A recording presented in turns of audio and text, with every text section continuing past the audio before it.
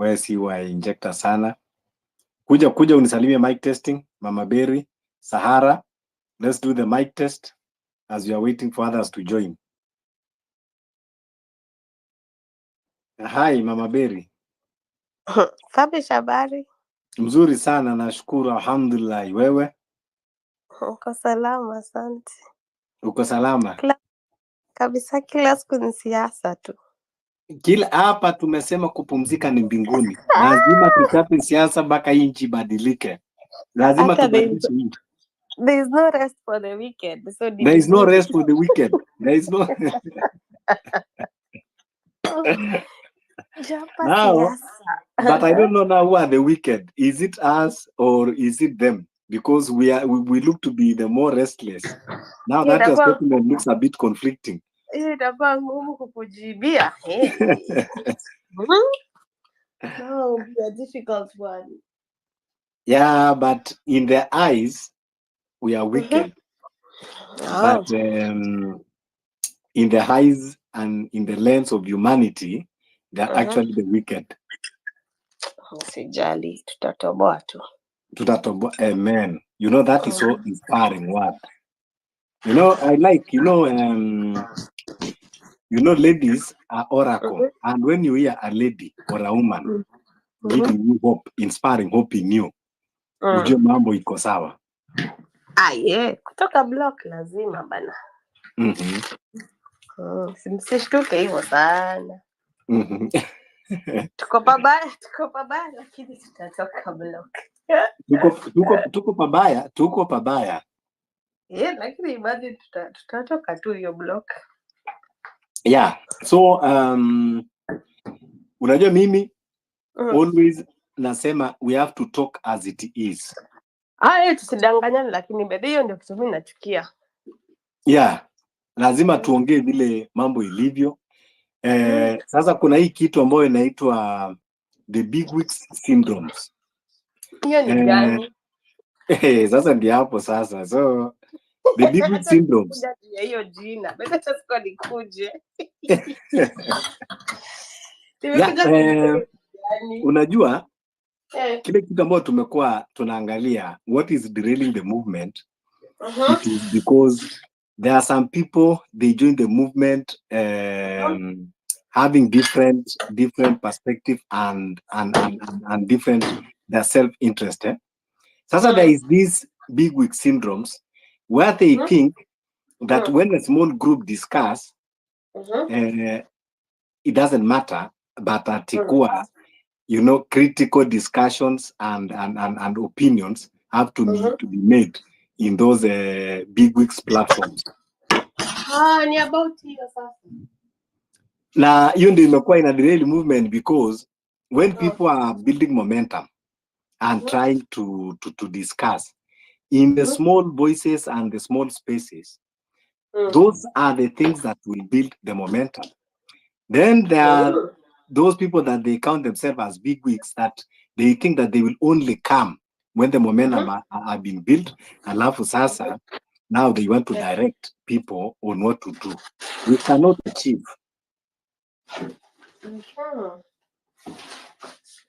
Ninawaona lakini. Yeah, it is going to be messy. And there will be casualties. Hiyo nayo si ni lazima. Hiyo inakuanga given. Yeah. Collateral damage lazima. And then there is now a political con games. Hizi mchezo za town. Well, give me your money and no accountability. Yeah, give me your money and don't ask me accountability. And even don't question me and don't give me advice. By the way, you're blocked. I just need your money. I don't need your advice. I need you to hire me security. Yes. I am in danger. Samba Mkenya. Samba unapenda kukuja kulala kwa space. Umeingia tu sasa umeshalala. Yes, Fabish. Ndugu yangu, my brother, first of all, I want to congratulate you for taking such a big and a huge responsibility of educating people na kuambia watu ukweli. And second of all, Mama Berry, Sahara Collins and Aguko. Hello, habari zenyu? Yes, Fabish, what were you saying? Yeah, Samba, Dankeshon. Natumai uko mzima mahali ulipo na asante kwa kujoin space. This is pure political space where we discuss state of the nation and things that are ailing us, because we have different things that are ailing us, either from the state itself or even those within ourselves. And these things cannot be left unattended or not being discussed, because if we don't tell ourselves the truth, if we don't face the realities, we will be stuck always, and we don't want to remain stagnant. So ile kitu ambacho tutafanya Samba, in the meanwhile tusaidiane to share the space, because tunahitaji the collective voices. We believe in these our spaces to have the collective voices of Kenyans. Every opinion counts. When we put our opinions, we bring our voices together, and from there we can gain a meaningful direction. So what we can just do is let us share the space in our DMs, in our TL, so that we can bring as many Kenyans as we can, and we can be able to discuss. In every given opportunity, let's have time to discuss. Hii idea uko nayo ambao unafikiria maybe doesn't matter. It might be that might be a trigger. That might be, you know, a key that we need for this country. Countries have been built just by people who came with very small ideas. And the idea, it brought change. There are some people that they believe that, you know, state of the nation or the affairs of a country have to be discussed in those high-end offices, boardrooms, you know, with big titles, the PhD holders, the professors, LLBs. But what they are forgetting is every Kenyan is concerned about the affairs of the country. And if you are in a boardroom, you cannot address the affair of someone who is hustling on the street. That affairs of someone who is hustling on the street can only be addressed by the person on the street. Sasa kuna watu wengine ambao wanafikiria because they are qualified in the disciplines ambao walisomea, they have the monopoly of ideas, and that is what has hailed this country for a long time. Sahara, Aguko, karibuni. So Samba, Yes, kuna vitu vingi ambao inaendelea tangu movement ianze. Najua zingine we have to retrieve back and decompress and try to do like we forget the stress that we have in our country, but it doesn't mean that those things are going away. Inazidi bado kutukula. Now we have abduction, kidnappings. For the past 1 week, there have been many abductions, there have been many kidnappings, and people are not addressing it. We have normalized it. Many killings going around, the femicide, name them. Children disappearance, and regime is busy doing other things. We have seen many things happening. People are fighting about the airport being sold. People are fighting. Kuna jamaa anaitwa Bill Gates amekuja na akapatiwa kitu inaitwa immunity, and I don't know, tax holiday, and Kenyans are suffering. And sasa watu wanasema tutafanyaje? Some people have their opinion kwamba we just sit down, alafu miraculously tutaenda kuchukua kitambulisho na kura, and we will use a pen and a paper, just a simple tick in a paper kumuondoa William Ruto. And some people are saying, no, this guy is a dictator. And some people also have opinion that even before we reach 2027, what of these current critical issues like abductions and the killings and the kidnappings, how are we going to address it? When NPS are approached, wanasema, no, it is not me. When you approach a DCI, anasema, it's not me. So who are we left with? That means you are left with criminals who are rampant on the street, doing kidnappings, abduction, and in a way, I don't know whether they have immunity from the investigative agencies or they operate in a space where it is, outreach from the investigative agencies. These are questions. People are not addressing it because someone is being abducted. It's not your child. It's not your son. It's not your relative. Then it is okay. I can just tweet and push a hashtag. But what if tomorrow it is on your doorstep? Become that your child, that person that you treasure, that person that you love. How will you feel? Will you be comfortable? Tag. We have seen many things happening. But people have forgotten that one. We have normalized the killings in this country. We have normalized abduction. And tunanyamaza tu. Tunasema kwamba si hata Uhuru alikuwa anafanya hivyo. Si hata Kibaki alikuwa anafanya hivyo. Kwanza hata mujesikia Moi aliua watu wengi. So tufanyeje? Hata mwingine akikuja tu aendelee hivyo, because that is a norm. That is our country. So what do you have to say about all these things, Samba? Nimekupatia zote kwa mkupuzi. Mimi, what I could have just first of all like to ask or to add is we should ask ourselves, when is it enough?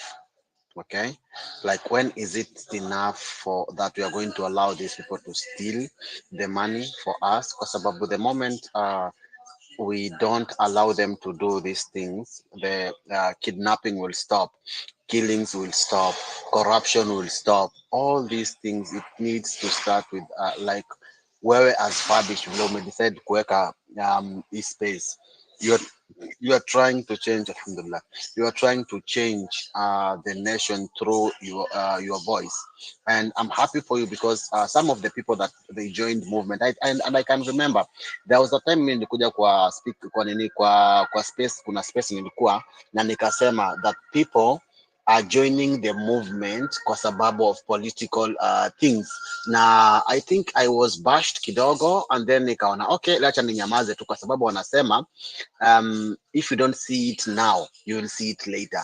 Na an old man can, penye mzee akiwa amekaa chini anaona, awe kijana hata akiwa juu ya miti hawezi ukaona. I foresaw these things coming, na nikawaambia that listen guys, if you want to go and change the country, it needs to start with you. Go enda ukaangalia watu kama akina Okia Mutata, huyu jamaa amepoteza meno zake, like I think the upper jaw of his ana. Why? Because of Kenyans. Okay, but hajawahi kaa chini akasema, for example, nitumieni 10,000 nataka kutoka Busia. Anaishi Busia, like he's from my constituency. Okia Mutata ni ana represent kwetu, unaona, ni Wabusia, mimi ni Wabusia, so you can imagine, na anakuja Nairobi, alikuwa anakuja Nairobi almost every weekend, unaona, but hajawahi tisha mtu pesa ya fare. Okay, but anyway, that's in the past. So what are we going to do? What's the next step? The next step is that first of all we have to stand up for ourselves and ask this politician, like, when is it enough? When are you going to allow this person to continue doing the way anafanya vitu? When are we going to continue living the way we are living? When are you going? When is it going to be enough? That's the first question. When is it going to be enough? Yeah, like hata kama ni wizi mtaiba mpaka when? Like when are you going to for how long will you continue stealing? Mtuambie tu ndo tujipange, unaona. But for these things about abductions, easy abductions, they became kwa sababu saa hizi they're applying to to create something that Gachagua atakuja nayo, aanze kujifanya sasa yeye ndo anatetea wananchi, aanze kusema oh, unajua mimi nilikuwa natetea wananchi, nasema wasiabductiwe, sijui shift ifanye kazi, sijui nini. All this is just political games. Okay, but believe you me, hata kama Gachagua atatolewa kwa hiyo kiti, atakuwa na manufaa yake, atalipwa. Okay, so anybody that wants to join this movement, this is what I can tell you: it's gonna be messy, it's gonna stink, it's gonna be hard, it is gonna be tough. Now the moment to get the popularity, sasa saizi wewe Fabish ndo unaanza hii kitu, and I can tell you for a fact, naweza kuambia saizi the moment you wataona you are having 1,000 people, 1,000, 100,000 people that are listening to you, Fabish, they will approach you na watakupatia pesa to mislead people. Okay, so that's the problem that we have been having with these people that have been having this movement. Wanakuja, they do it because they want to do it for money or for public stance, but nobody is doing this kwa sababu is doing it for the normal Kenyan, like the normal citizen. Okay, but the moment tutajitoa, we decide that we are fighting for this great country of us, Kenya. Yeah, forget about those people that are abroad. Out when you're abroad, of course, yeah, people like me to go abroad. I know, I think some of us here are go abroad, they are abroad, but the money that we send home, everything has been taxed. Kila kitu inakuwa, like, it's also hard for us to even invest in Kenya. Kwani watu wanafaa kwenda kuinvest wapi if not into our countries? So Fabish, I understand this movement. Actually, me, I'm with you 100%. I support you, and I support me anything. I will support in any way that I can. I will educate as much people as I can. Kwa sababu you can only do as much as you can. The rest is up for Kenyans. Mtu kuona penye inamfinya ndio afanye nini, I decide. But I'm gonna like to ask Kenyans. They should ask themselves, when is it going to be enough? Like, mtaibiwa mpaka siku gani? When are you going to be killed? Mtauliwa mpaka siku gani? When is it going to be enough?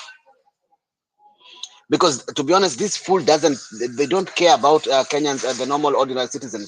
Aki hawajali the normal ordinary citizen. They don't care about you. The only thing they care about is for them to go into political seats, have the seats now that they even want to change the constitution so that they can stay more there hapo, ndo waendelee kuiba, ndo waendelee kuwa na pesa. Like, when was the last time uliona tu a normal citizen ambaye mwenye hana political background akatoka tu na akaenda campaign and he does his job, na after 5 years akasema, you know what, I did my 5 years, I don't want. People like, for example, this guy from South Africa, alikuwa anaitwa Mandela. He was a president for 5 years. Na he did a lot of change. People wanted him to go again. Na akasema, you know what, if for these 5 years I didn't do anything, hata mkinipatia another 5 years, I won't do it. Hata mkinipatia 15 years, there is nothing that I will do. So ask yourself, these people, do they want really political seats ama ni kusaidia Wakenya wanataka? No, they actually just want money. Hakuna mtu anaja kusaidia Kenyans. So it's up to Kenyans kuona penye kiatu imewafikia. They decide, we know what, this is what we are going to do. Let us go back to the street. Let us demonstrate for our right. Let us tuungane sisi pamoja, demonstrate peacefully. Like tuungane kwa like we demonstrate kwa amani. Mimi, I'm not in support of mambo na vurugu sijui nini. No, I don't like that. But I will support for a peacefully demonstration. People should request for their right. People should fight for their right. People should stand up for their government. What was stand up for their government? Okay, was stand up for their government, and believe you me, Kenya imetoka mbali na penye tunaenda ni karibu. Okay, it is just that some of these people wameingia kwa movement, wamepatiwa pesa kidogo, they have forgotten about Kenyans. Wamesahau kabisa kuhusu Kenyans. Yeah, and that's the biggest problem that we are having as Kenyans. Mtu akipatiwa hiyo opportunity ya ku lead Kenya ama ya kuongelea wa Kenya, I'm telling you, the first thing they think about is their family. The first thing they think about is their relative. The first thing they think about is how much are they going to steal? How much are they going to have? When is it going to be enough into your pocket? Yeah? If kama wewe mwenyewe utangangana hata utakuwa na mabilioni ya pesa ukikufa, how much money will you take to heaven? How much you will not even buy the gate to heaven? You know, you not buy anything. So at least if you have something to eat, look at for the people that are dying. Kuna watu wanakufa Mama Lucy because of education, because of medical cover. Kuna watu wanakufa Kenyatta, kuna watu wanakufa sijui wapi. Hospital bills, shifa hazifanyi kazi, sijui nini hazifanyi kazi. Nothing in Kenya is working. We thank God that we have been blessed to be in countries that are developed. The systems are working. In Kenya, nothing is working. Kuna watu Kenya, okay, I can say for the middle class, the people that have job, ambao kuna watu wanafanya makazi kama for example engineers nini, those people they have money that they can take care of themselves. But ask yourself, what about the people in the village? What about the people in the ghetto? What about the people that can only feed $1 a day? The real Kenyans that are suffering, kuhusu hao, how will they, watakimbilia nani? Which country will they go to have? Watakuwa na country gani apart from Kenya? So Kenya should be for all of us, and we should all stand together as Kenyans. Wale wenye wamejaliwa na Mwenyezi Mungu wako na at least kitu kidogo, na kwa wale ambao hawana. As for these politicians, I'm telling you, none of them thinks about Kenya. Hakuna mtu anajali Kenya yote. They only care about themselves. Okay, they only care about themselves. Kwa sababu mimi mtu akishola kaniambia ati sijui ukuje unipigie kura sijui, okay, I can vote for change. Yeah, if you tell me to vote for change, if you tell me to vote for somebody who is a young man that is going to go to the presidency, ataenda pale na make a change, I will be the first person to go and queue and to vote. Okay, but most of these people, they are just here because they want money, Fabish, because they just want money, nothing else. Ni pesa tu wanataka tu. They go and they go and take care of their families and their wives, and I don't know how many people they care about. But anyway, Fabish, I don't want to preach too much. I hope you've gotten my point. So let us rise as Kenyans, sisi pamoja. Let us think about our nation. Let us fight for our nation. Not necessarily that tukifikiria because you are fighting for this nation, you are going to be paid. People like Dedan Kimathi, they fight for Kenya, but they were never paid. Okay, Dedan Kimathi hakukula pesa ya Kenya like akasema ati okay, kama Kenyatta. No, he did not. Hakulipwa. People like Kenyatta, they did not even fight for Kenya. But look, they own the 3/4 of Kenya. Mtu mwenye alikuwa England wakati watu wako kwa msitu huko wanapigania Maumau, he was never in Kenya. Go and read the history. He was not there. Alikuwa anasomeshwa na Catholics. When people were fighting in Kenya, people were being chopped their hands. Wazungu walikuwa wanakata watu mikono, walikuwa wanakata watu sehemu zao za siri, so to make fear, to send a message. Well, Kenyatta was studying abroad, but when wakati alikuja, because he was the only person that could speak English, wakaamua, you know what, this should be our leader. The biggest mistake Kenyans did. Instead of kuweka mtu kama Dedan Kimathi mwenye amefaitia Kenya, they decided to put a puppet that alifanya nini, alikuwa kwa wazungu wakati wa Kenya walikuwa wanapigana. It's the same thing that is happening even to these spaces. Mtu anakuja like for example, you Fabish, you have a genuine motive, una educate watu. Now when they see that you have a big amount of like a big number of people that are following you, mtu mwingine anakuja and then anachukua hiyo kiti, na wewe the moment unamuinvite anachukua hiyo kiti and then he goes and starts shining. So guys, let us as Kenyans stand up for our country, fight for our country, fight for our democracy. Now, please let us fight peacefully. These politicians, they don't care about us. Fabish, back to you. Yeah, thank you so much. Kwanza, there is something I want to tell you here. Unanisikia Samba? Yes, nakusikia Fabish, nakusikia. Yeah, I want to give you some quotes from people who vote for revolution. Kwanza nitakuanza na John F. Kennedy. John F. Kennedy alisema, those who make peaceful revolution impossible will make violent revolution inevitable. Okay? Then, it did not stop there. Tuna mtu mmoja alikuwa anaitwa Franz Fanon. Alisema, violence is man recreating himself. Okay? We want now to hear mtu ambao is actually one of the inspiration of this our movement, anaitwa Che Guevara. Alisema, at the risk of seeming ridiculous, let me say that the true revolutionary is guided by great feelings of love. Although not directly advocating violence, revolution, even violent, stems from a deep desire to end suffering and injustice. Malcolm X, this is what he said. I don't even call it violence when it is in self-defense. I call it intelligence.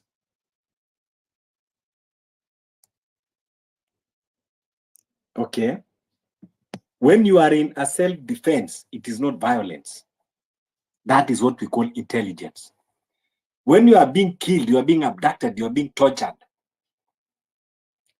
and you are keeping quiet, where is your intelligence?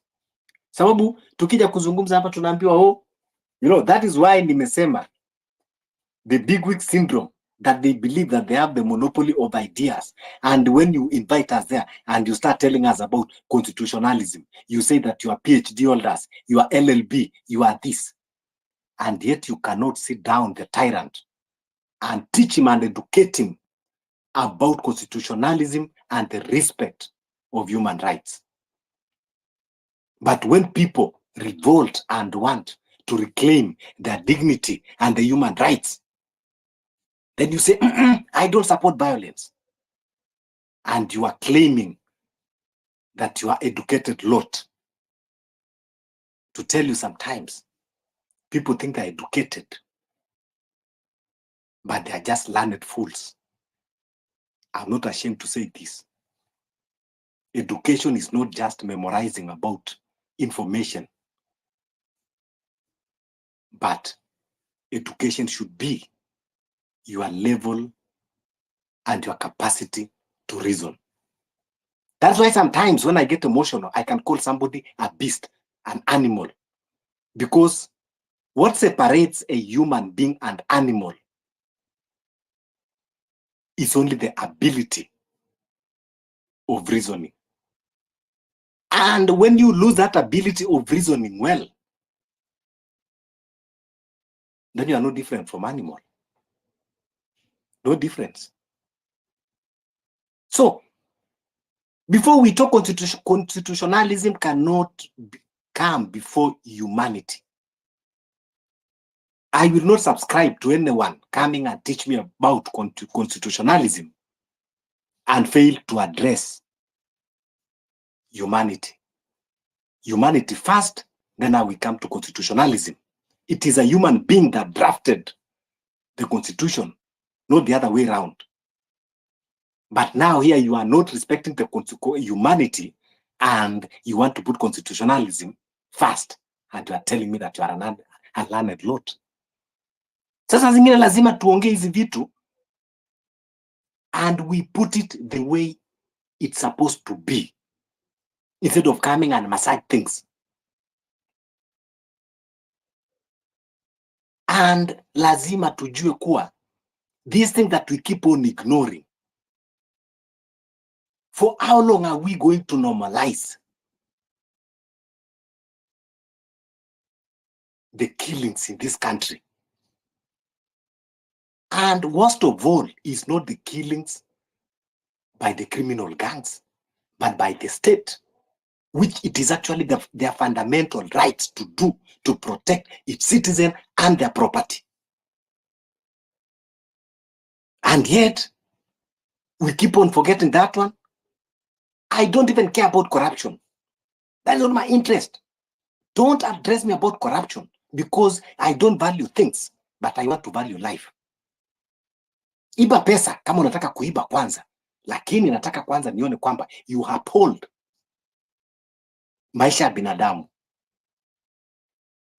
Tell me a country ambao tunaenda tunapata 60 bodies at the same time. 60 of them wameuawa, wametupwa Kware.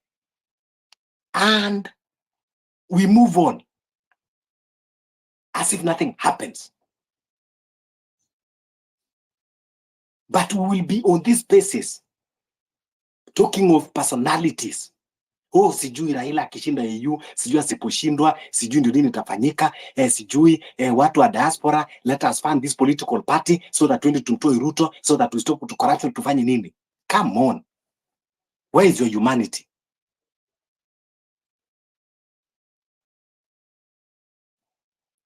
For how long does this one need civic education? All of us in this country, we are parents. Does this one need civic education kuambiwa kwamba to be taught about the sanctity of life? Sababu zingine tukisema tunaambiwa, oh, you know, bako lazima tufanye a proper civic education. Man, what are you telling us?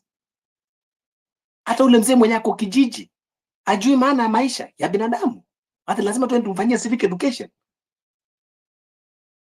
Sasa zingine, this civic education of a thing, it is becoming a distraction and it is a scam. Let us tell ourselves the truth. We need action. Tuache kudanganywa ati civic education. Lazima kwanza tuende tuelimisha watu. Kuelimisha watu kwamba mtu afai kuuawa kinyama na kutupwa katika mto, hiyo inahitaji civic education. Hata nyanyangu mwenyewe, hiyo inamhitaji civic education. These things are being broadcast everywhere, kwa TV, kwa maredio, wakati hizi mili zinapatikana. Alafu hiyo unatuambia kwamba pia hiyo inahitaji civic education. And these are the people ukijaribu kuongea na kuambia, yo, you know, we are learned in our disciplines, we are PhD holder, LLB. We don't advocate for violence. We don't. Come on. Be a human first before telling me about the constitution of a thing. For once. Is it because it is not in your doorstep? Is it because that people who are being abducted are not your class?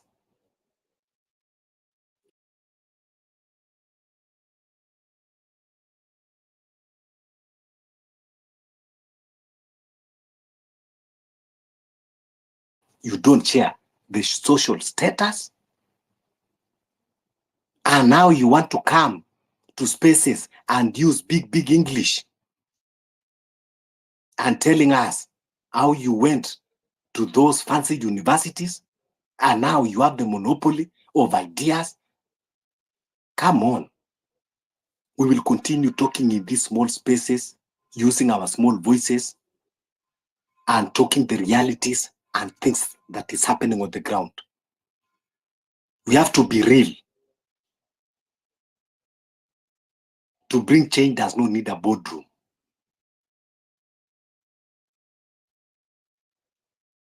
People who are meted with violence are not professors, are not doctors. The PhD holders. The irony of it even is somebody that is doing all this thing is a PhD holder. That is why I said we have to know the distinction between being educated and being a learned fool, where you just memorize and absorb information, but you are detached with the realities of life. Yes, Xavier, go ahead. How are you? Good morning. Chill, Fabish. How are you doing? I'm not doing good. I'm not doing good. Know. Go ahead. I know. I came to the space when somebody there was talking that, I don't support violence. I don't support. No. That is a friend fire. Don't shoot that. I understand. I know. Hold on. And then I do understand that, but then on the other hand, I just wanted to say that this big wig syndrome you have put here is really big on Twitter, and also even in spaces, but also in the governance. You see, you remember what the Gashoka team told me yesterday, that we cannot have somebody in this forum who is supporting a military or violent intervention in Kenya, blah blah blah blah, kind of that. Anyway, my comment was before I don't know what was going on between that debate, whoever was speaking, but I know that's what you are addressing by saying we are now past that stage where we are saying we do peaceful demonstrations. Kenyans went on, just before June 25th and after, and even recently on Mashujaa Day, Kenyans went peacefully, having the flag of Kenya and a bottle of water. And then somebody says, no, these were uh, the elite of the youth. They go with Uber and then go to KFC and eat chicken, some kind of nonsense like that from the so-called Kimani Shungwa or something like that nature. I don't know who this person is. He's just a crazy guy. Just going to Alliance doesn't mean that you're smart. Having a PhD, that's where I was coming to Fabish. In fact, you are just an educated fool, as you said. We have a lot of educated fool. The president himself is a PhD, although we doubt, the butcher himself is a PhD in botany. Actually, he was supposed to have done his PhD near my home in Cherangani, where he did. It's a place called the Saiwa Swamp. So he was looking at the level of, I don't know, siltation. I don't think he even stepped that place for a day. He paid people to do the research. So these guys are just foolish PhDs. And anyway, what does a PhD in botany have to do with governance? That is why the government is mismatched from the top to the bottom. The president himself has no competence in politics, no regular training. He only went to the Moy School of Politics, where they were taught about supremacy and suppressing the people. He's acting like we are in the old constitution. He doesn't even respect the new constitution. So who is this here coming to tell us that, oh, we go civic education? Civic education, a class 3 pupil today will tell you the problem. You can talk so much, but they'll tell you, shida ni Ruto. Shida ya Kenya is Ruto, not Gachagua, not Minister Duale, not, I don't know, whatever minister. The buck stops at the presidency. Anybody who has basic knowledge, a child in grade 3 is about 9-year-old, will tell you where the problem is. Let me give you a small scenario, Fabish. When in 1992, when the first clashes came up, I had just finished university and I was back home, and there was a lot of issues. I neighbor Raymond Moy in Kitale, he has a farm there. He's our neighbor. So when there were rumors that there's going to be clashes or stuff like that, Raymond Moy brought some trucks of policemen, GSU, to protect his place. And our village interpreted that we are going to be attacked that night. So my father, among other leaders in the village, went around to check out what it is. And they actually found out that there's no big issue. This guy was just protecting his land. So some GSU had come around. And so my father was sent to the village to say, no, there's no attack happening. This is just GSU coming in case of people from Pokot attacking or things like that. Anyway, I was with my nephew who is now 34. So I think he was 2 years old at that time. And my nephew, I had taken them out of the home and put them in the maize shamba, in the middle of the maize shamba, in case they come and burn the store and stuff like that and the house. So after we left there, my nephew from that day used to ask me, what does Moi do? I tell him, no, Moi is the president of Kenya. What does president mean? Does it mean killing people? Or uncle, where were we hiding in the maze? 2-year-old. So going forward, that boy always used to ask me in that election, did you vote for that man who wanted to burn our houses? In 97, same story. This boy was slightly older. Uncle, make sure you guys don't vote that man who almost burned our store. You get? So civic education. Anybody lying to you that civic education is what is missing is just being, I don't know how I can describe it, with a PhD, it's just sugarcoating the truth. The thing is, everybody knows where the problem is, and it is one, Ruto. Problem number 2, Ruto. Problem number 3, Ruto. Channel them all the way to 100. Ruto will come there. And do you think Ruto, as we have been arguing here, respect the Constitution? He doesn't respect the Constitution. So why should we be asked by anybody in these spaces that, oh, I don't support anybody who is suggesting military or armed a revolution. I don't support things like that going on the street. I don't know, rampaging. That did not stop people being killed with a bottle of water and Kenyan flag. So we cannot be naive enough to go back there on the street thinking that, oh, this time the butcher has changed.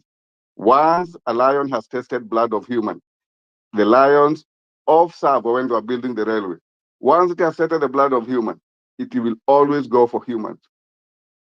That is what it is. So once Ruto killed the first person, he's bloodthirsty now. And the Illuminati, which he has joined, and I can show you how. I know that Ruto is in Illuminati. So for you to get those honors in State House, in White House in America, they have already identified you for the potential you can be to them. And now Ruto is a puppet of the Western hegemony. I don't want to continue too much because I may be asked here to verify those information. But it's common knowledge. You just have to have a high school level education and be looking at the issues, go to Wikipedia and read about it. Final point. Somebody talked about, I think the same guy was talking about, oh, Kenyatta took the government. That's why the government is still in the hand of the corrupt and stuff. Very true. But let's know the history well enough. I know the Kenyatta history. Even if you just Google, go to Wikipedia, it will tell you that Kenyatta went to Legicor, but Kenyatta did not just come back at that time. Kenyatta came back to Kenya after the Second World War, 1946. And he was involved in, he established a school in Githunguri, where he was teaching African boys. And actually, that is when he met Ngena. He had met Ngena before and married, I think, in 1952. So Kenyatta has been involved in the Kenya politics all the way from 1939, when he had gone to UK, came back in 46, and all that. But that is not what makes Kenyatta that was not a good leader. What made Kenyatta not a good leader is that, of course, as he said, he took the mantle from the Mau Mau generals. But this was a British conspiracy. That's the point I was heading to. The British captured Kenya through Kenyatta because he was UK educated. That is a real thing. Ruto is only Kenyan educated and a big fool who knows nothing. This guy has never lived a single day outside the country, always never done any job except Youth for Kanu, and that is not job for the public, it's job for Moi. So Ruto knows nothing. This is a naive president, very stupid, thinking that, oh, you know, now I clamp down on these people. Anyway, people of Kenya, it is your time. Don't be cheated by anybody that, oh, let us go demonstrate. We have seen the effect of demonstrating on the street. Even Mashujadi, this guy comes there and the people are tear gas on Mashujadi. And then you go to Mombasa and speak some nonsense. You don't even recognize Dedan Kimathi. Is that the person you're talking about? That did not. Ruto is 10 times worse than Kenyatta. Kenyatta 1. And even 5 times worse than Kenyatta 2. Don't come here telling us that, oh, I don't know, civic education. We are way past civic education. That's my final submission for this morning. And I wish everybody a happy morning. It's a good morning for me. It's 10:11. And I'm feeling much, much better, Mr. Fabish. Now I can speak like the general himself, the El Jefe Che Guevara. I'm ready for this movement. Thank you. Thank you so much, the general himself. Kindly, let's continue sharing the space. This is just a simple assignment that we can do for this country. Let's invite as many Kenyans as possible so that we can have collective voices. Every opinion, every voice matters in this movement, and we would like to hear even that small opinion that you have. It counts a lot, because for revolution we need collective voices. It is not about the big wigs contest. It is not about the educational background contest. It is not about the social status that you hold in a society that matters. What matters is the number, is the voices, is the opinion, is the zeal and will to fight for this country. Revolution, it needs people who are willing to sacrifice for the country. Let's stop massaging the egos of the tyrants. Let's stop this, kind of boardrooms engagement. We have to know that we are faced with a regime who are out to kill, to destroy. The only solution that we have is to revolt. That is the only option. It is something that is very hard, very difficult to imagine, very difficult to talk about, very uncomfortable, but that is the only option that is available. It is not two way about it. It is only one way, through revolution. Let us not lie to ourselves. Mostly when I hold these spaces, I usually talk my mind. I know sometimes maybe some people find difficult to understand, but I know it is good to speak to your mind. You might not understand today, but with time, you'll come and say, oh, that guy, Fabish, there's a time that he talked this. I don't like, like doing like I'm fighting with other people, voices, but I have to say this. Jana, I was in a certain space who they believe that they are big wigs. And as usually, I went and give my mind. I will call out the names. If we are calling out Ruto, so hata wewe pia usifikiri kwamba hatuta kusema kama unapotea njia. There is one guy that was co-hosting that space, anaitwa Agneto Ndeto. Agneto Ndeto, for those who don't know, he was the MP from Bita after the tragic accident of Orwa Ojode. He became a one-time member of parliament and he formed a political party and people rejected him. Now, he's there. I don't know whether he's working for the regime. Now, holding the spaces of big wigs and telling us that he have a solution for this country, and even doing Kenyans in diaspora to contribute for his political party that is going to topple the government. The problem that we are facing today, those old politicians are part of this problem that we are facing today. When he was in the parliament, abduction and killings have been going on. We know politicians, Kenyans in diaspora, take lessons. Don't just be used in funding the oppressors. We have said we don't want to take opportunity. There are people that they are in this movement for their different reasons. Some wamekuja kufanya content creation. Some they just want to have that number, waonekane. Some they will use that number to bargain for their selfish gains. And that's why I said it is not about the big wigs, but it is about the collective voices, even in these small groups that we discuss. What we are faced with is something that needs a street actions. Ndio sababu nikasema tusijidanganye ati wacha tuchangiwe tufanye civic education. Things that are happening in this country, kuna vitu zingine ambao hata hitaji civic education. Ndio sababu nimesema nataka tuambiane ukweli. Watu waliuawa, mwili zikaenda zikatupwa Kware, wamama na wasichana, innocent. They were not criminals, they were not terrorists. Alafu hiyo unatuambia pia inahitaji civic education. Nyanyangu anahitaji kuambiwa civic education about mtu ameuawa kinyama na akaenda akatupwa kama jibwa. Hiyo pia inahitaji civic education. People are being abducted daily, killed, tortured. That one also unatuambia kwamba inahitaji you to be funded to go and do civic education. Come on, let's talk the truth. We have normalized atrocities in this country. Mtu akiwawa, even one life, that is supposed to be an alarm. If there is no accountability for that life. Juzi tunatangaziwa from I think Kenyatta mortuary kuwa kuna mwili zimefika 600 bodies unclaimed. These are Kenyans. They are not bodies that fall from the sky. Ni watu ambao waliuawa kinyama na wakaenda wakatupa kwa hiyo mortuary mpaka imejaa. Lakini tuko hapa Jana nilipozungumza Agnes that Ndeto ananiambia, oh, you know, we don't advocate for violence, we stand for constitutionalism. You know, in this place we have doctors, we have the professors, LLB, you know.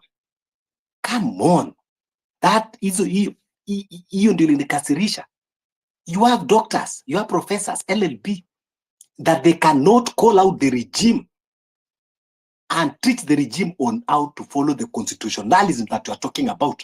But when we teach our people that it is time to defend yourself, it is time to defend your community, defend your brothers and sisters, now then you say that you don't support violence. But when violence are being done by the state, you don't call it a violence. Is that what you call constitutionalism? If that is what is constitutionalism, let us stay without constitution. Tuambiane ukweli bana. Is it because kwamba si ndugu yako, si mtoto wako? Is that what we call constitutionalism? Mili zilimepatikana Kware mpaka leo, there is no accountability. Hizo mili zimejaa mochari 600 bodies, watu ambao wameuawa, they have bullet wounds. Is that what you call constitutionalism? People are being abducted daily. Maverick Aoko, we don't know whereabouts. Maverick Aoko is not a terrorist. Her only crime is because she's tweeting and calling out the atrocities that is being done by government. And then now when we say kwamba enough is enough, we don't want to be killed again, we want to protect ourselves, then you come and say that that is violence. Now you come and teach us about constitutionalism. What is constitutionalism? What comes first? Is it humanity or constitutionalism that comes first? Constitution iliandikwa na binadamu, not the other way around. Let us first value life before uje uniambie mambo ya constitution. And if we cannot have humanity, no need for us to have constitution. Constitution is meant to protect the humanity. And when it reaches a point that that constitution cannot protect humanity, that constitution has lost value and it just remains to be a mere paper. So let us face the truth. Na tusidanganyane na kumassage egos za boardroom na kwanza kutuambia ati kwamba, you know, in this place we have doctors, we have lawyers, we have professors, LLBs, doctors, but you cannot call out the atrocity that is happening. We don't need those kind of doctorate. Kwendeni uko na hizo doctorate. What is the value of doctorate when you are losing lives? Kwa hivyo tunasema, and that is why kwa hii space, maybe sometimes people don't understand or they just decide to ignore because they want their egos to be massaged. When we say enough is enough, we have to form our own army to protect ourselves, not to go and attack other civilians, but to protect ourselves. And I don't know how that is against the constitution when you stand to protect your life. I don't know how it is constitution when someone comes and kills you. I don't understand. If that is what you call doctorate, if that is what you call LLB, if that is what you call professor, that you cannot stand and defend yourself. Fabish. Yes. I like your rant, but if there is somebody on the space, you can cool down, take a glass of water. Yeah. I know you are mad. I want to welcome. Yeah, and thank you. I want to welcome. Yeah, we have to charge. We have to charge first the space, and then charging. You have to do the charging. Yeah, I have. But I think you have enough charge now, so that it doesn't burn. Thank you. I have a co-host. I have a John Seremani. So, ile kitu ambayo, you know, nataka kuweka this space aligned, because the reason why nimechukua time poleni, it is because sometimes people misunderstand us when we talk and say we need to protect ourselves, and then they come and translate otherwise and telling us that we don't support violence, we don't support this. But I want to know, how is that rational? Rolji najua ako kwa safari, kwanza nitakuacha. Wacha kwanza nimsikie John Seremani. John Seremani, welcome. Asante sana Fabrice. At times you become too serious until for me you become a bit, I don't know, funny in the way you're carried away, but I like the passion. Let me agree with you because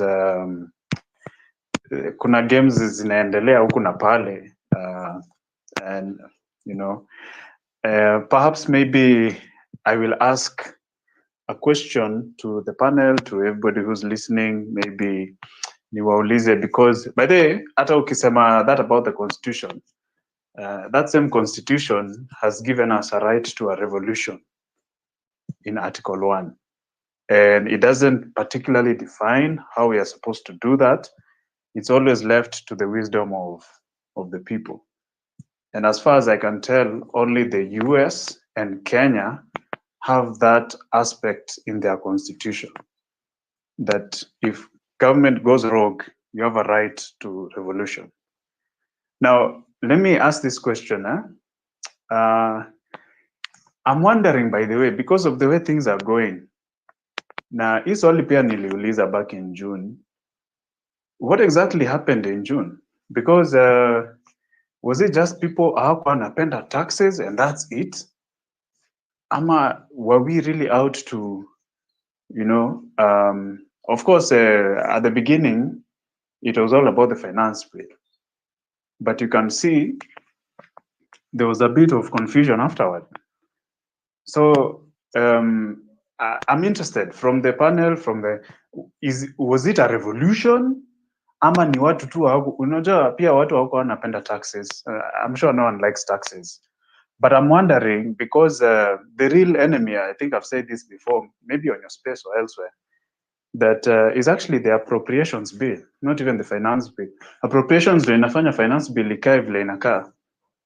So again, if we were to be really angry about what's going on, tungeanzia na hiyo appropriations. And yeah, so but anyway, I'm wondering, by the way, because with the way people are operating, the other day, Boni Mwangi, or whatever you may think about it, he had suggested that, you know, he had amplified the idea that we can occupy Stanchart Marathon. Now, even something like that, kuna watu bado kuna watu bado walikuwa wanasema ati sijui kutakuwa na watoto, and I'm like, oh my goodness, what did these people want? Like, honestly, that's even a low hanging fruit. It can even be a very good way of advertising to the country, to the nation, our dissatisfaction, as low of a hanging fruit as that is. You know, it can be a way of translating numbers into CBD, and suddenly tutokeze, and we occupy just CBD just like that continuously from then on. But people are not alive to tactics, and people also, I think, people are comfortable. I think everybody wants to go back to normalcy. And yet again, vile naangalia, I keep on warning this, that next year there's a finance bill coming up, and there's an appropriations bill in the month of April. Na zitaturamba bado if hizi vitu za Adani na nini, if they don't if those things don't really wake up the consciences of people, yeah, whatever is happening in next year's budget making season, itakuwa even more tighter than this year's. So will we be ready even for that if hizi vitu za JKA wanaweza kutuchapa nazo? If easy vitu za abductions, by the way, which is something very, in fact, it should be, how can I say this? It's up to the people to hold the government accountable and to even protect the constitution, if I can say it like that. So what I don't know. My question still is there, like, what exactly happened in June? Jumi siradi, nikiangalia vile watu wanayumba yumba, sielewi kabisa. And then finally, my second and final question to the panel and anyone who wants to answer is, how exactly can we get the numbers out? Because unajua sahi, kuna uoga, kuna nini, there are things going on. There's a crisis management from State House going on, a mixture of threats, and wanalipapa, influencers, things are going on to try and keep the lead on the kettle. But so how exactly can we, because hata kesho Fabish akisema tunafanya hivi na hivi, for example, let's just say for example, I don't know how many people live in Tanam. So yeah, those are my two questions. What exactly happened in June? And how exactly can we translate the numbers for this thing to actually really take place? It has to take place either now or for certain it will take place next year. So ni hayo tu. Asante. All right, John. Asante. Oh yeah, Fabish. go ahead, Rolji. Yeah. Okay, thank you. Let me start by saying hi to everybody. I wish I could say good morning, but I don't think it is good morning. We're still, this war is still raging. Fabish, hello. Good morning, John, Xavier. Good morning, Xavier. Yes, Xavier. Good morning. I don't want to say good morning, but I hope you're getting better. I said it's good morning for me. It's 10 o'clock in the morning. I'm getting much better. Okay, that's good. Samba, Grace, ma'am, all other listeners, hello. Please feel free to grab a mic, talk. John is asking good questions, refreshing questions that we look back and see what happened in June. Okay, so one thing that I can say on my own experience is I think what happened in June is I think maybe about 60% of people that were in CB did not plan to go to Mandamano. Okay, it's only we have Gen Zs that went on the street and said enough is enough, and then other people joined, got excited, and the synergy just pulled the people onto the street. So when it comes to like making something similar in the future, if you're looking to get like 100% of Kenyans to go on the street, I don't think it's going to be possible. We need a group of people on the ground to say, okay, like if they do something, just lay down or something, and then people will start paying attention to what is happening, and they will join. But if you look into like to go in a roll call, a list of people saying, oh, we need like 1 million people, maybe like 10,000 people to go on the street, I think we are. I don't know if it is possible for that to happen. Okay, so just an attempt to answer your question, and maybe somebody else can take over. I do have other submissions. Maybe make later on. Grace, I see you're on there. Samba, anybody else? Please grab a mic and talk. Let's talk about this. Thank you.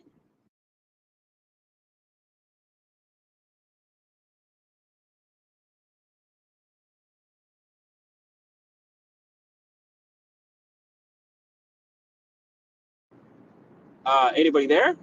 Did I lose you guys? Yeah, we can hear you. We can hear you. The problem is I'm at work now, and it's a little bit loud here, so it's very very difficult for me to talk. But if John and somebody else, John Seramani, can speak, or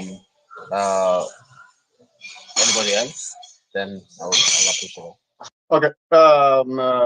Roji, Yes. Go ahead, Xavier. I think I can say something, although I've spoken this morning, but I joined Fabish on the rant about people telling us about, oh, we need to go constitutional, blah, blah, blah, like that. But now on this question that, who asked that question? That was John. Yes, that was John. But I can tell John that actually that's the elephant in the room. The June 25th event at Parliament should have actually triggered more people pouring in the streets. Same evening, people should not have left Parliament. That is a big mistake that we did, because at this point we gave the butcher of Sugoi a chance to reconsolidate himself, go give that rash statement where he said that, oh, these were criminals, I don't know, this is treasoners and stuff like this. And then there was an interview from Citizen, KTN, and I think Nation, Joe Ageo and company. And there the president said, oh, that one is still alive, the one who had 12 bullets. You remember that? In reality, that is where the movement kind of stalled. And by the time Nane Nane was supposed to be happening at a Sabasaba, of course, people had become afraid. There was this engagement. So I think it was a state intervention because people did not seize the moment. But an answer to that is that it always happens a lot of times because people went out there spontaneous. They were not prepared for that, what the government did. Nobody expected actually for killings to happen. So people are afraid genuinely. Yeah, if 60 people were killed the previous day, you will be crazy not to feel that, hey, although I'm passionate about this thing again, I didn't mean it in this way. Nobody means that he wants to go and die. But it's only that sometimes it becomes that there's no choice. You are at such a level in the movement that it's death of you or death of your person. Who kills who first, of your enemy? So that is where we are, in my opinion. We cannot go back now in the same format. That will not work, and nobody even will come out. We have, as we discussed the other day, have to have a kind of, somebody called it our own goons, or rather, I would rather call it our own militia. And if you call it militia, then it gives the government reason to say, oh, these guys say they're coming with a militia, so we're going to track them down. So really, we are not saying it's a militia. We are just saying secret protection force. And that's where we discuss that. We can go to the villages, to the Mashambani. We can go even to Kibera and other slums and talk to these people, not civic education. Everybody knows where the problem is, but come with a strategy that as we go out, we need a ring of people. I had suggested border borders. If you can get border borders on your side, because you remember, like I think in Nane Nane or Sabasaba, the border borders were used to scuttle. They were paid between 300 and 500 shillings to scatter the movement. So that's why the border borders were going opposite, while the people are going town. These guys from Kawangware are trying to go, I don't know, towards Ngong. So what I'm saying is this: we can get in this movement similar people. And I said this in another space recently, and I got some frack for it because I said we can recruit these people. But having participated in politics in Kenya, I know the Buddha people are very influential. But there's no way they will come to your function if they cannot earn equivalent to what they earn daily. Because this is what they use to feed their families. So the guy cannot spend the whole day out there in Mandamano and go home with nothing. So if somebody is offering 300, he'll take it. Yeah. So what I'm trying to say is this: we need to identify our own people, a kind of militia, and I'm using this term very, very selectively and carefully.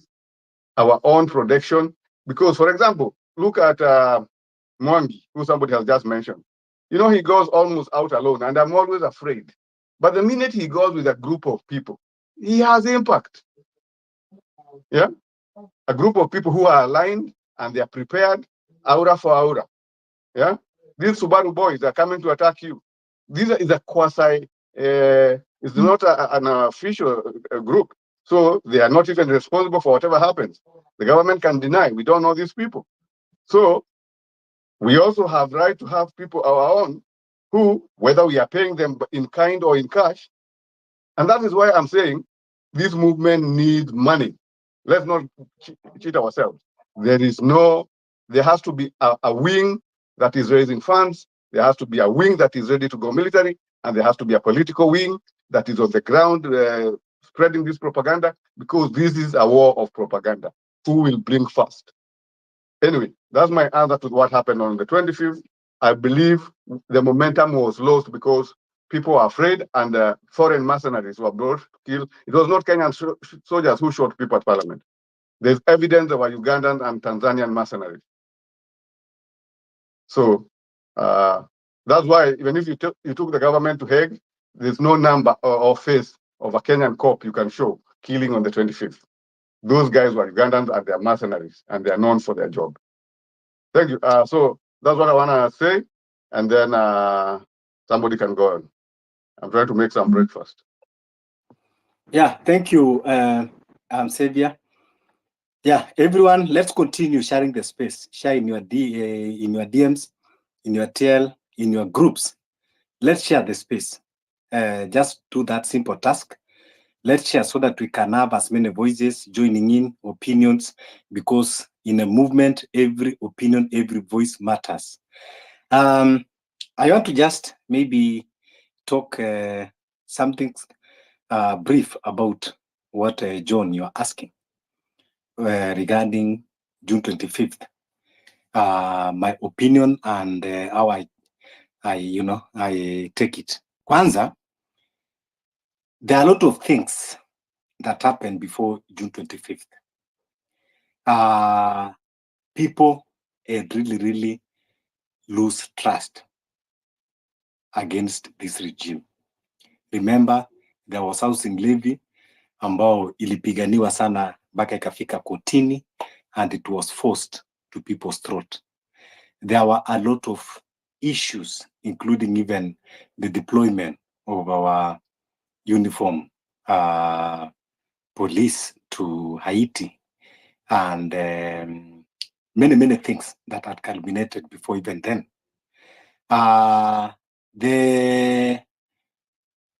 The finance bill 2020, that was, I think, 2022, 2023, Pia, it did not settle well with the people, but okay, it reached a point, people akasema, okay, wacha tuvumilie. Then now, this one, 2023, 2024 came as a bomb blast. So tayari, if you could see how the things, the sequence, first, watu wakasema, there were those things ambao walikuwa wataki, kama ile ilikuwa ya kutax magari, I think ulikuwa na ingine ya kutax mashamba, and zingine zilikuweko hapo, and it reached a point, ule MP wa Molo akakuja akasema, if you don't want to pay the car tax, then don't drive. And he elicit some anger. And it reached a point when President Ruto, I think in parliament, wakajaribu kufanya amendment of the bill, but people say no, now we don't want amendment. We just don't want the old shit. Just, throw everything into dustbin. So, wakati mambo ilienda ikaboil, akatupilia bill yote kwa dustbin. But people again say no, that one is not enough. We want the whole cabinet out. And he did that. And even as he was doing that, the demand keep on growing that, hey, see, even you are not supposed to be there. Get out of there. So to tell you that people are not comfortable anymore with this regime. So yes, people wanted that revolution to happen. And that is why when Ruto had lost breath, he had to go and borrow oxygen from Raila. Akapatiwa that temporary oxygen that is using to breathe it now. So, in my opinion, yes, that was a revolution looming. So, what happened in parliament, it is because there was a difference between Occupy and Storm. So, there was kind of miscommunication between the revolutionaries. They stormed the parliament. But it did be that they occupy the parliament. That was the end of this regime. That was the end game. Tungekuwa tumescore. William Ruto angekuwa hapa saizi akitusumbua. But now, the point pia nataka kusema hapa is, when we talk of the triggers, kuwa ati because of the financial bill or the appropriation bill can be the trigger. We are talking of material things. Why should I be nikasirishwe wakati unani tax? And then, siwezi kukasirika when you are killing me. Me, I would just want to pinpoint first the sanctity of life and the value of humanity. Kwanza, to me, even we don't need even to discuss about the, oppressive, punitive taxation. But even let's see on that one. People are being killed every day and we see it is okay. And now tunataka kukasirika wakati ati tumetaxiwa. You know, this is what I don't get it. Ni lini tunaweza kukasirika na tusimamishe nchi wakati tumepoteza maisha hata moja? Let's learn that fast. And this government, they have always get away ya kutufanya we normalize the killings. Just because he's not your son, he's not your brother, he's not one of your family member, then it just become numbers. Statistics. Statistics shows that 1 in every 100 people in Kenya is being killed. When will we stop these statistics and let the regime know that they are there to protect? That is a fundamental thing to do. That is their core mandate. Their core mandate of government is not to go and do business. Hata si kutujengea barabara. Unajengea barabara maiti. Unajengea hospitali maiti. Unajengea shule maiti. Shule tunaweza kujijengea tukiwa hai. But now, tukiongea mambo ya kuua watu, you are using gun to kill people. You are depriving us drugs in our hospitals so that we can die there. Now, umekuja pia on our food. Unaanza kutupatia GMO, cancer zitumalize polepole. We don't need to talk a lot of things about this government, sijui about Ndindi airport, sijui nini. All these are just cosmetics. We need first, we pinpoint about the losses of lives. Wale watu walipatikana pale Kware peke yake, that was enough to remove this government. And not it is still, if they cannot account. Wale watu wako city mortuary, those 600 bodies. In international criminal court, that is genocide. Mahali level limefikia Kenya, it is genocide that is happening. Ikiwa in 3 months, in 4 months, unasikia watu wamefika 1,000, if that is not genocide, tell me hiyo ni nini? Then genocide itakuwa nini? So, tukijua kwanza kuvalue ourselves, na tujue kwamba the loss of life mean a lot. Today, if you kill one American, if you kill just one American, hata kama si indigene wa America, those people in America, they can attest this. They will track you down mpaka wakupate. Lakini ya Kenya, polisi anakuja, anachukuliwa na kamera, akishoot watu, na bado atarudi kwenda kufanya kazi, kuvaa uniform ambao tumenunua, kubeba bunduki ambao tumenunua, na risasi ambao tumenunua, na kuchukua mshahara na pesa zetu. Man. Alafu ndio tunasema kwamba tusiongee. Tunasema kwamba that is constitutionalism. Tunasema we should not propagate anarchy. I don't get it. I don't get it. Yes, John, for rebuttal, then tukuje kwa new speaker, Daniel. Yeah, it's not really a rebuttal. It's actually an extension of the thought. Kwa sababu, you see, kusema tu ukweli, judging by our own history, some of you people mmeishi majuu. You know the differences you've experienced in how people think, how people, even how they think about government is completely different. And this is why for me here, like, honestly, it's even puzzling because, but at least it's inaonyesha vile tumekuwa tukifikiria serikali from independence time, that the government is this omniscient, omnipotent, and omnipresent, some amorphous creature that that inaweza fanya makosa ikuje ikufanyia makosa, and you'll just survive, you'll just move on, you know, without a peep.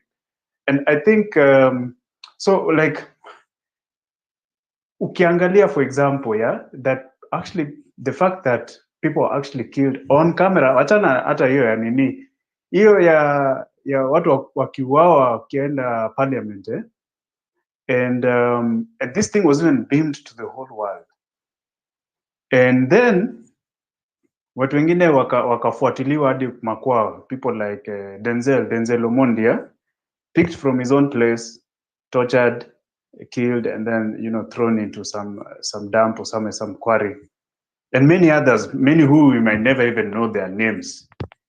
So, like, the question is this: what will it take for Kenyans to realize that government is not supposed to be doing this? Now, because you think about it, if a similar thing happened, huko US, Canada, wherever you are, I don't know where people who are outside, I don't know where you are, but let's talk about a place where systems work, like in Europe, in the US, or wherever. Technically, they work better than here. If something similar like this would have happened, do you really think whoever is president, prime minister, whatever, would have stayed in power even for more than 1 day or 2 days? And so, like, hiyo aspect here, and it's ni kama tumezoeshwa mediocrity, and we've been taught to expect heavy-handedness with government. So, like, hiyo kubadilisha akili ya Wakenya, because I'll tell you guys this: you might have that conviction that and a very deep one and a very correct one, that you know, we have to do something, or even we have to get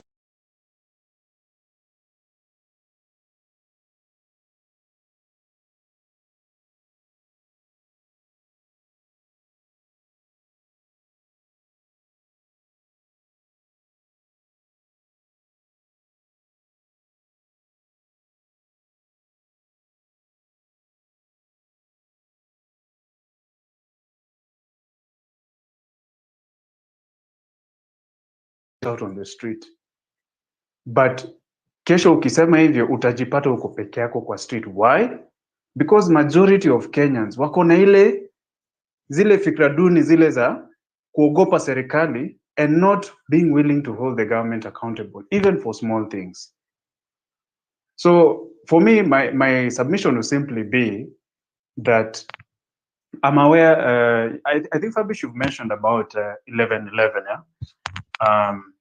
And I'm thinking, what exactly are we doing to awaken the conscience of the nation? Let's say if we're heading towards 1111. So what exactly are we doing to awaken the conscience of the nation? Because sisi wenye tuko na hiyo conviction, let's say, you know, tukitokezea for anything, it's going to be a massacre, because the majority of the population does not have that level of conviction. Perhaps they have information, labda wanajua huku na pale things are bad, huku na pale barabara nini, the hospital doesn't have medicine, all these things happening, and maybe they even heard about the deaths and the abductions have always been there, etc., even with previous regimes. But how do you get them to a point? Unajua ni kama kuhubiri. Some of you have been in crusades. Let me just finish on this. You've been in crusades, mmeona, like a minister can come and preach for a whole week, but what they teach you in evangelism is you have to get the person to a point of decision making. Okay, you yourself, you might actually believe that gospel wholeheartedly, 150%.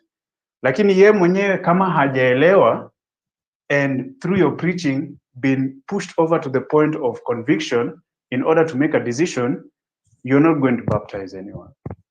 So that's my question to you guys. What exactly can we do to awaken that national conscience, so that in case whatever trigger will be, whatever trigger will come. Yeah, so that I'm just finishing. Whatever trigger will come, whether it is 1111, whether it is some other strange bill, because finance bill was just one of the bills, whether it is anything that happens, because you can never tell, whatever happens that becomes a trigger, that it can actually recreate and even surpass the energy for June and June 25th. So what are we doing to awaken the conscience?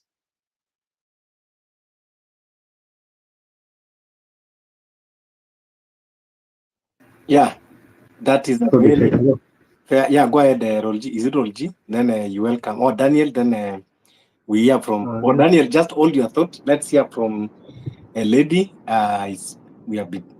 Let's hear a lady voice, then to you. Yeah, Maggie, go ahead. Hello. Good afternoon, everybody. Hello, Fabish. Hope you can hear me. Loud and clear. Maggie, we can hear you loud and clear. Oh, good. Yes, I was just listening. I like your spaces. I haven't been able to join for yesterday, but I was just listening in, and I just wanted to. It's a quick one. Just what John was saying. Hello, John. But what I really second what he was saying. I think like the systems here, like I talk. I'm in the UK, so we. I think there's a mindset with all UK citizens here. They know their rights. They know what they're entitled to from the government.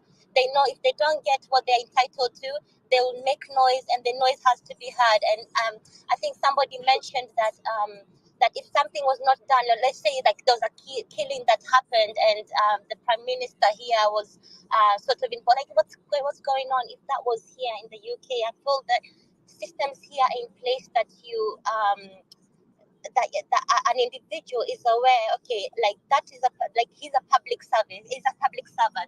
Ruto is a public servant. He's not there for his own gain. He's there to serve me as a person. So you need to know he's there to give you healthcare. He's there to give you transport, everything that you need to survive. According to the constitution and everything. So I feel like there's a need in Kenya to educate people on what their rights is. From basic human rights to their rights as what they're entitled to from the government. And I feel it's just about empowering people to understand that if somebody is in government, they're not there as Meshimiwa, they're there as somebody who's there to serve you and to make sure that you have security and that you're comfortable in your country, that you have the opportunities in your country. And I feel that once this is once this gets into people's mentality, and I'd say even the people like my grandma, like back in the village, if they know that MC or whoever is here is meant to be making sure that I have healthcare, I have good transport, I have everything that according to the constitution. So I just feel I just wanted to put in and just second what John was saying, that I think we really need system empowerment in our understanding that we have rights as people, we have rights as citizens in a country. So that's just what I wanted to add in. And thank you for your time, guys. And I'll just listen in. I'm driving, but I'll keep listening. Thank you.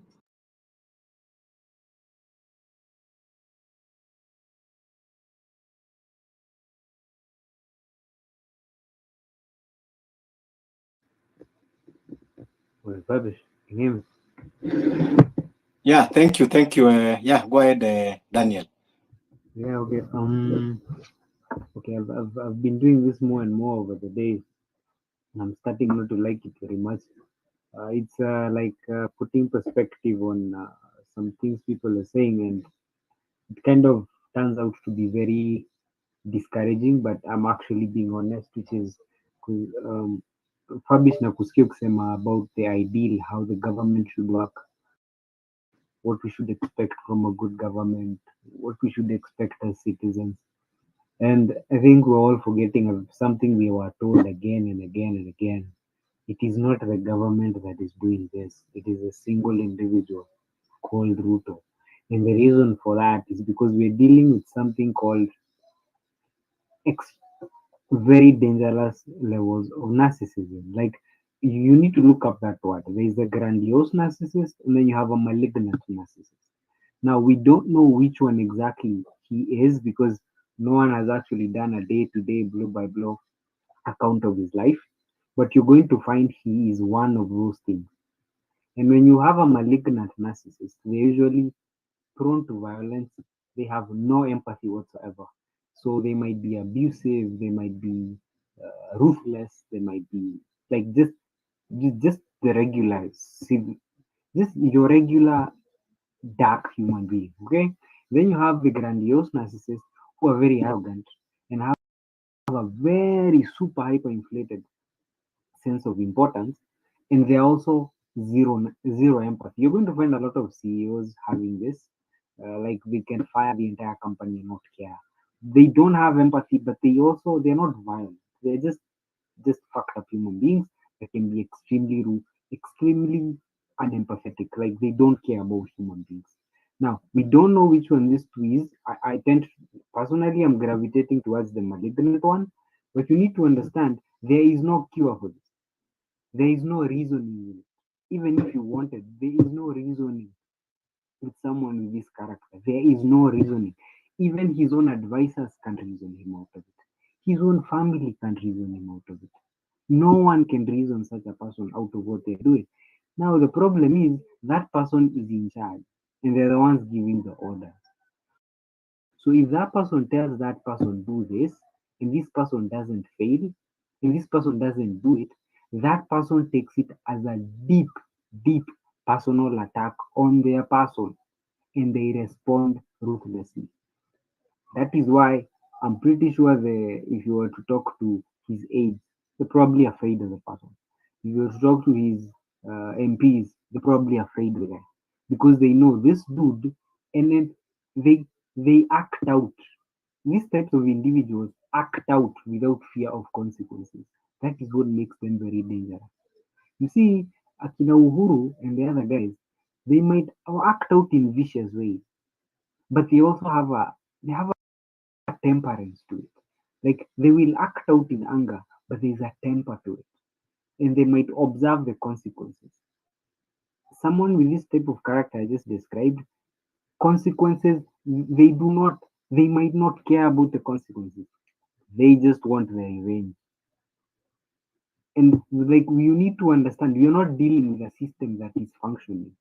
You're dealing with a system that is entirely captured by the personality of a single individual. And that single individual is incredibly dangerous. So talking about constitutional laws, they don't matter to a narcissistic human being. Talking about rights of citizens, they do not even feature in his head. Talking about the government should serve its people, they do not feature in his brain. He cannot even understand it, even if you explained it to the guy. And when you say about 2027, there is nothing that is more frightening than when you want to take the power that a narcissist has won, especially if they are malignant, the power that they have won, and then you dare try and take it away. You become the biggest threat to that human being. And they are ruthlessly unforgiving of such action.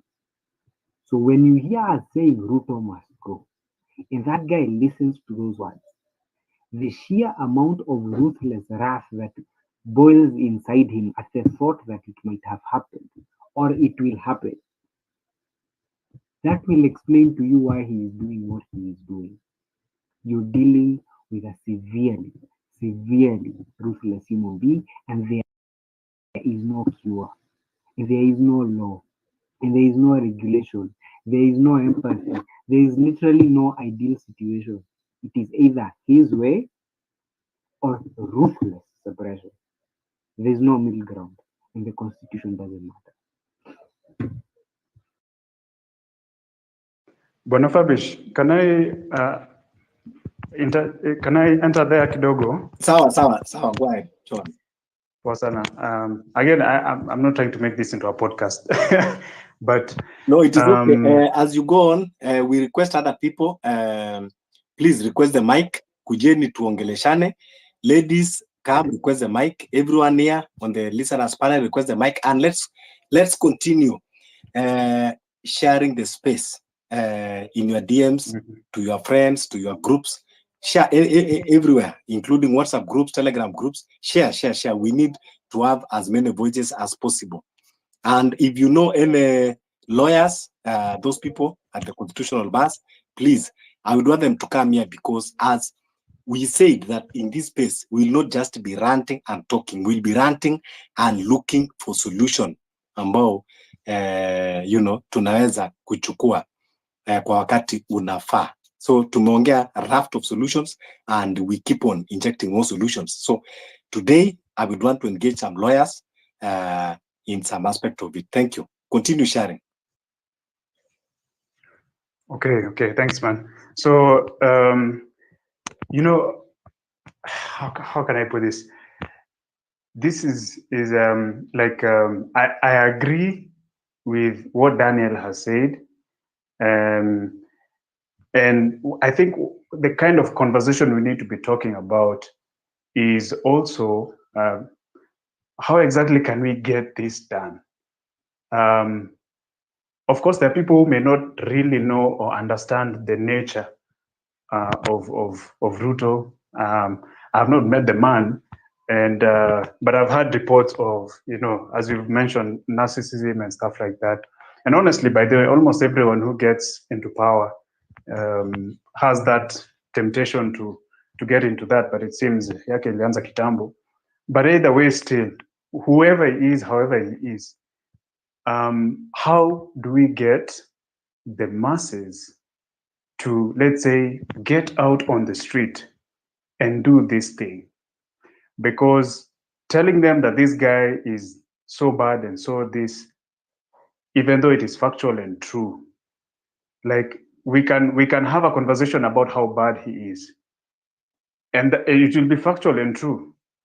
But the question is, because unajua, the thing we are battling against is not that Ruto is not the first person to try this in history, by the way. This attempt at absolute power. He's not the first one. And in fact, he's just following a script, by the way, of all so-called total leaders from before him. So like the question is, how do we get the country, the people, to see things the way we see them?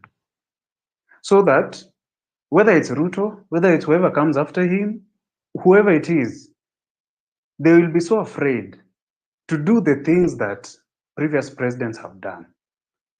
Watabaki hapo tu on that straight and narrow, okay? Because they're afraid, like Maggie mentioned about UK and these other places.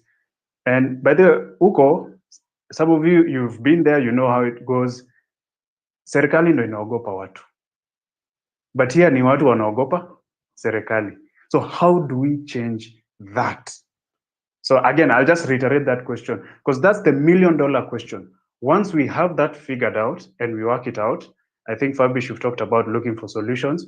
Once we have that figured out and we work it out, I can assure you, even if a single person is abducted tomorrow, but we have that mindset that has been changed, nothing in this country will move until that person is released. Things will just stop and the whole country will be up in arms. So that's the $1 million question. How do we change the mindset of the people? And do we have enough time? Is it something we can pursue? Or just let me know about that. It's a question on tactics. What exactly can we do to get out the numbers? I will drop and then let me hear the rest. Can I answer? All right, John. Fabish, let me attempt that question. So how do we do this? So one of the things that I think is we sing a song that one of the basic stuff, like to the general population. I know people ask on here online, they give you that, know that we have a threat, the government is a threat, and we know when it's doing wrong, what is doing wrong. Especially for those people in diaspora, they know that, it doesn't take too long for you to notice that something is not right here. So one of the things is for general population is to sing a song, and then it becomes like, like, hey, Subaru boys, they're breaking the law. They cannot pick you up when they have cars, vehicles, government vehicles that do not have registration plate. That is wrong. In the United States, you can never, all these cars that you see around, even FBI, when they show up at your doorsteps, yes, some of them may have masks, but they do have vests showing that they are from the government. They are FBI. So they will have to identify themselves. At least there's a leader who identifies themselves that says, okay, like we have a warranty. Well, we need you to come with us. So I think one of the things is, Mr. John, is to sing a song to the general population, have these flyers, kuambia kwamba not anybody from the government has to, lazima jitambulishe, to normalize that. Like, hey, if you have a car that is moving around, Subaru boys that are moving around the neighborhood with nothing for them, like to identify themselves, it is illegal. It's not right. Okay. And then the other thing, go ahead, Daniel. It's okay, you can finish. I just wanted to answer Sir Emma's question. Yeah. And then when I finish this, and a few things that I would like to highlight. First of all, we have kids that are missing. We don't even know where these kids are. Okay. People have been killed, and then we have abductions taking place.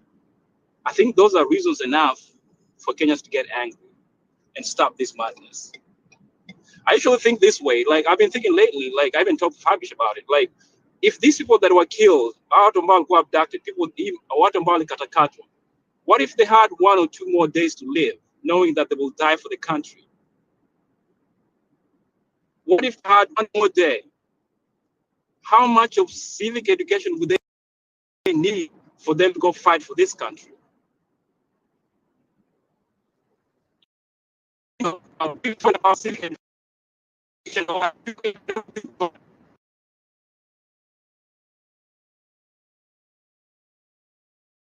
The elders, respect for them, but the last moment they will freak out.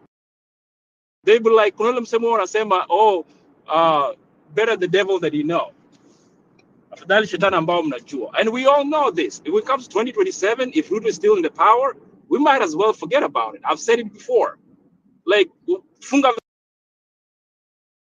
borders mefunguka.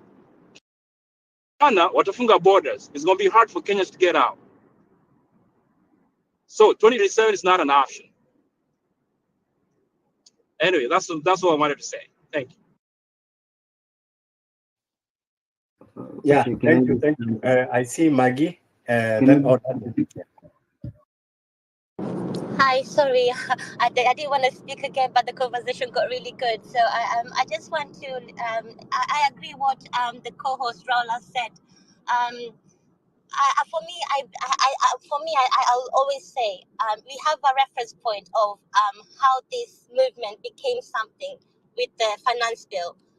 The only thing I feel like for this movement to work now for us, it has to go internationally, the same way the finance bill went internationally. Like I had people here talking about the finance bill. Nigerians were talking about the finance bill, and some of them didn't know, but because it had international recognition, it actually weakened Ruto, and I feel like that's what we need. So even this, like we're talking about educating people about their rights. I think Raul has mentioned something that really needs to be emphasized. People need to have a lack of fear. Like if you have a policeman come in and abduct, like I've seen abductions happening on the streets. Like we should have up and arms. People should not allow that happening. Like the people around there should be making causing noise. So even like in those police cars, there should be an uproar of like understanding that this is wrong. You can't do this. If you have no ID, like Raul was saying, if you got no ID to identify yourself to say you're a policeman, then why would I need to do anything? Why would I need to react to whatever you're telling me? So I think there really needs to be like an education also, like as I said before, of people's rights, and also like everybody up in arms, everyone, Fabish, wherever you are on the streets. If you see somebody being kidnapped, if you see somebody being taken by a so-called policeman, and we don't know if they're not identified, we need to be shouting about it. We can't be just sitting there and just say, "Oh, this got nothing to do with me. I don't need." No, because I think that's how we are making the movement quiet down is because we are not becoming a collective force. And I feel like I feel a bit bad because I'm all the way here, but I have that drive. I wish I was there on ground, but I feel like people need empowerment in the sense that you know like you don't need to bow down to police. You know your rights and all this, but I also feel like if you want this movement to go forward, we have to go internationally. So making noise, this Ruto must go. I don't know how we can do it. I'd like to hear everybody's sort of ideas, but I feel like we need something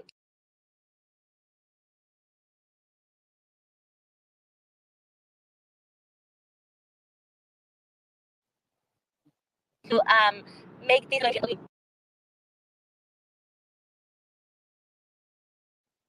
Yeah, thank you, Maggie. Daniel, go ahead. Yeah, I wanted to answer John Saram. I understand that, yeah, I was not speaking Hey, to. Fabish, can we make sure that Maggie amemaliza ameland kwanza? Because I think she was still speaking. Naona alizima mic. Is she land? No, nimeland. Sorry, I'll have after. All right, so. Okay, can I speak? Okay, I was saying, what I was saying was meant to put something into context, which is number one, the ideals do not exist for us. They used to, maybe in the days of Uhuru Kenyatta, where you are like, we are appealing to the government to stop kidnapping. That might have worked because you were dealing with a human being who, at least with all of his flaws, to an extent the person had a human heart. But that does not apply. So wondering, like, speaking about laws, the fact that the people who are kidnapping people don't have number plates, that should tell you everything. And let me tell you something else. Every single day, every day, the president receives an intelligence report. I don't know whether it's 5 o'clock or 4 o'clock, every single day. There is nothing we are saying here that he does not know. There is nothing about the people getting killed that he does not know. He knows. He just doesn't care.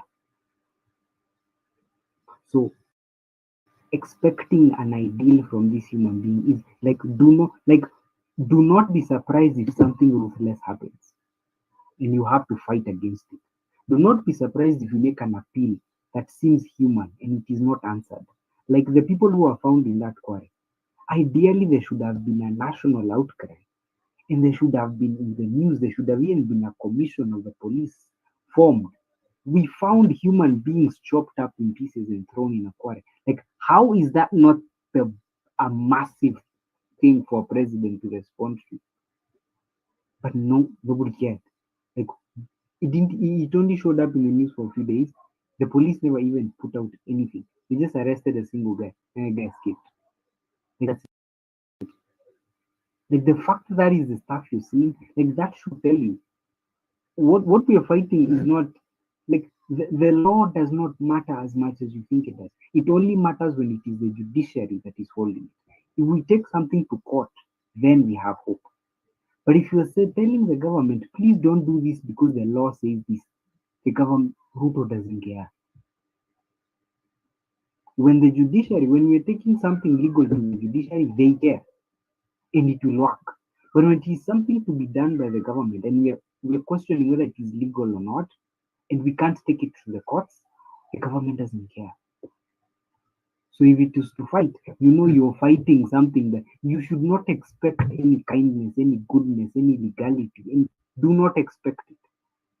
So when those people are getting kidnapped, know with 100% certainty, telling those people this is illegal doesn't matter. If they come to kidnap someone, you jump on those people as if you're looking at a thug. You're fighting for your life from actual thugs. You're not fighting from your life from police, saying that which police station am I going to be taken to? That does not even apply here. If you see them coming, you're talking, it's the same as being found by the Sinaloa cartel, where these are killers, they're going to kill me, and they have no law. That's what I was trying to put across. There is no expectation of legality or goodness or ideals or the spirit of the constitution here. That only lies with the judiciary and maybe a few government officials that still have a human. But from the center of government, which is the president, there will be none.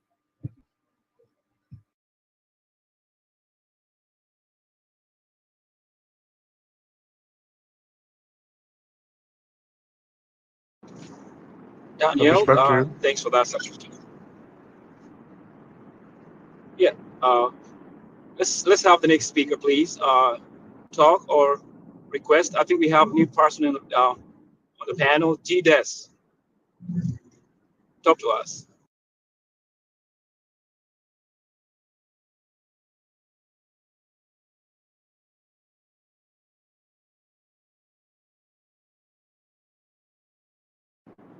G-Des, Uko. All right, so kama network ni mbaya. Are you guys able to hear me? I'm scared. Yes, we can hear you, Roger. Maybe I can chime in while you're looking for a speaker to come in. Yes, I can chime in on something that Maggie said. Very, very important message she said. It's like she was listening to Fabish all this time. And Fabish has been preaching this, that don't let anybody pick up somebody on the ground. And I think the other speaker also said the same, that don't expect legality from these thugs. So don't treat them as if they are police.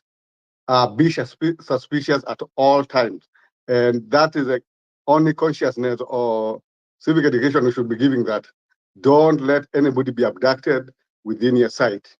As long as they're not identifying themselves, they are in a unmarked car, those are really actual, worse than even regular thugs.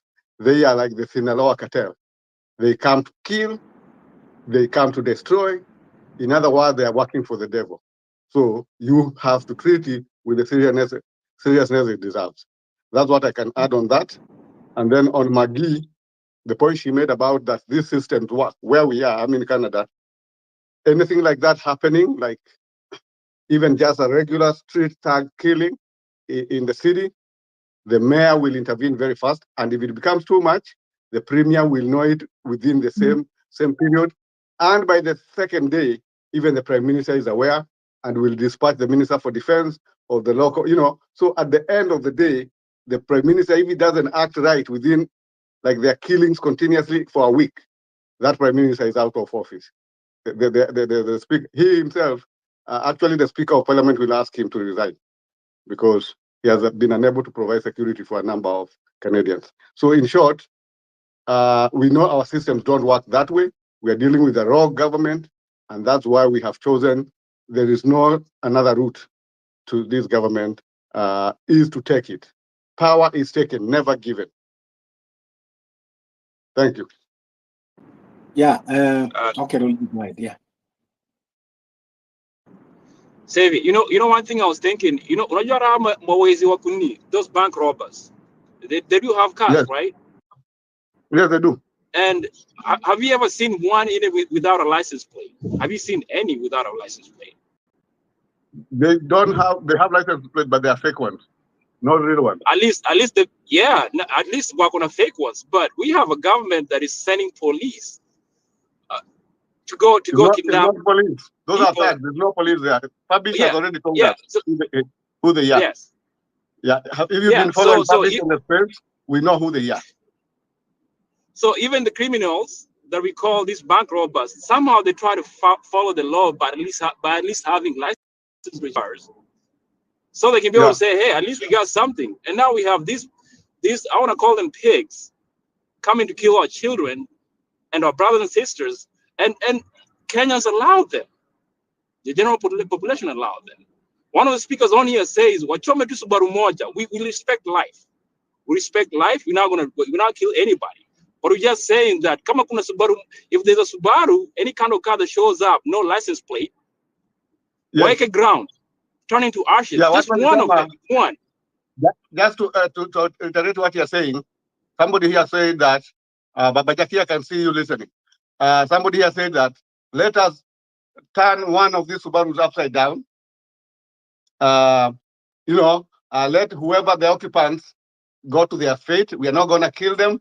they can run for their life, but we have saved this person, and the Subaru, we can make a statement by turning one of the Subarus upside down. And then they will know that we are serious. That is public. That is our tax anyway. You should about Nalipa. So it's just us trying to communicate because they can't listen to our dialogue. The other thing, Saver and all other listeners, I think one thing I realized about this movement is like it's a movement. You know, it's already an ideology. Like we look at the other countries like Nigeria. So home. But for us, like, you know, they kill us, and there's always somebody. One thing I like about these spaces, there's always one or two people, even three people. They will keep on saying, no, this is not right. This is wrong. Stop killing our kids. Stop killing our brothers and sisters. We just want good governance, you know. So the good thing I like about this movement is we are talking about it, even though maybe talking about it too much, but at least it's going. It's snowballing. It's going. So one day we'll get there. Yes, true. And I just want to add before the next speaker comes in, is that this movement, you said about ideology. I read to people about Che Guevara's revolution with Fidel Castro in Cuba. First, you have to have integrity, but you have also to be self-sacrificial, and you have to have an ideology. It is not about any individual. It is about the ideology. What are we looking for? We want an end to these killings. First point. Two, we want the responsibility of the government or it steps out. It is not be able to protect people. It is not providing medicine. It's not providing education. It's not doing shit for nobody. So this government time is up and gone. That's all we are saying. And we are not expecting to be received with kid gloves. No, we know they'll come out fighting. And that's why me and Fabish have said here, we cannot go the same way we went in the previous, my phone gas went off, I don't know. In the previous June 25th, the way people just walked out and then the military was brought down. We were supposed to have said, occupy parliament, not only rampage parliament, occupy. All Kenyans should have been called. Immediately the wall was breached, they can keep shooting as much as they want, because my last point, once a lion has killed a human, it will always kill. Don't expect mercy. Once Ruto killed the first person using those mercenaries from Uganda, then that was the time for the revolution. Everybody, the mothers, the children, everybody should have poured into the city. And Ruto would not be present today. But that was not the ideology at that point. We were just making a point with the flags and water bottles. Little did we know that we will be met by marksmen from KCC shooting at the parliament. So once that happened, it should have triggered an immediate run on parliament. We should have kicked those guys out, follow them into those trenches where they went hiding. At least now we know where they go. Next time we go to parliament, it's nothing like no, you don't go to take selfies there. You go to get these guys out properly. Thank you.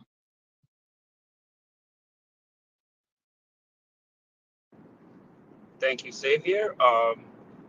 Next speaker. Please feel free to grab the mic. Yeah, kindly request the mic. Request the mic, share the space. We want to have as many participants as we can. We have said that now this movement is going to be results oriented. We are not continue being a movement of content creation and a lot of drama. And, you know, people who are opportunists just want to take advantage of other Kenyans that they are yearning for change. Kwanza, when it comes to abduction, this is what we have said in this movement. We have to harm ourselves. We have to create a security group, it's our security system, because the government have already shown us unwillingness to protect us. Even as they're using our taxpayers' money with the guns that we buy, the uniform, we are paying them salary, but blatantly they have just ignored and don't care about our lives. It is very good Perfect. NPS, DCI, they have distanced themselves about the kidnappings and the killings. Perfect. But now, they have also shown us that they don't have interest in investigating and that they don't have interest in pursuing those quote-unquote goons. Perfect. So who are we left with? We are left with Kenyans and the goons who are on the loose. So tunasema we are going for those goons. Sababu si nyinyi mmesema, si nyinyi. Please, if you are here, any moment ambao watu wanakuja wanataka kukidnap, don't take it easy. Don't just surrender. Create commotion. Piga nduru, shika mtu, kama unaweza kuuma koo kabisa, usiachilie. Shika the balls, usiendelee kufinya while you are screaming. Kama uko mahali karibu na duka, ingia kwa hiyo duka, shika counter, wacha wangane kukuvuruta pamoja na hiyo counter, vitu ziharibike dukani, then unakuwa na create commotion. Kama uko kwa street, kuna gari imepakiwa, shikilia mlango moja ya gari, ng'ang'ana mpaka hata hiyo mlango uivunje hiyo handle, then the owner of the car pia atakuwa yeye pia anakuwa involved because kuna damage ambayo imefanyika. Na if you are any Kenyan, ukiwa unapita mahali ambapo kuna commotion, please spare your 5 minutes. Get involved, scream, throw some objects kwa hiyo gari, any object around you. Chupa ya maji, mawe, nini, rushia hiyo gari. Make sure kwamba you create commotion until those abductors are able now to identify themselves. That is action number 1. Let us stop these abductions. These are not constitutional way of arresting someone. These are goons. And we have to deal with goons the way we are supposed to deal with the goons. There is no other term, there is no other terminology, there is no other language of how to deal with goons. They say impunity begets impunity. That is 1. 2, tunasema kwamba we will start now identifying those masked men doing these atrocities. We want to unmask their faces. We know. Then now we will go and reveal their identities, and we start visiting one by one. I thank God some lawyers are here. They will agree with me kwamba citizen arrest is allowed in this country. And in even a worse scenario, tumeona a lot of mob justice, na polisi wanakuja wanachukua tumwili wanasema it was a mob justice case na hakuna mtu atashikwa. So if in a worse scenario those abductors are subjected to mob justice, that is okay. Now I see there is I want another thing about tunataka sasa kufanya, because tunasema kwamba tunatafuta solutions. We want to pinpoint all our problems. Tuachana hata na mambo ya sijui punitive taxes, sijui mambo ya dani, mambo ya nini. Tuseme about the kidnapping, abduction na lives ambao imepotea. Tuongee hata Kware. We don't need to leave that thing. We have to hold this government responsible. Now, I would want any lawyer here. Tuje tulizane maswali. When government fail to protect people, how do we measure? 50 people, 100 people, because saizi tuko na more than 2,000 cases. When you go to the records of these human rights defenders, they will tell you, is this not enough? What should we do as Kenyans, hata kama tunasema tuna IBC? My opinion is, we now want to petition, tutume kwanza, to parliament. Parliament wanajua kuimpeach. So wanajua kuimpeach. Now we want to impeach Ruto based on fail to protect the lives of Kenyans. Kware cases, the bodies that are lying 600 in the mortuary, and all other cases we put together and we table. We don't need to ambia mambo ya corruption, mambo nini, wacha hata kwanza hiyo tuachane nayo.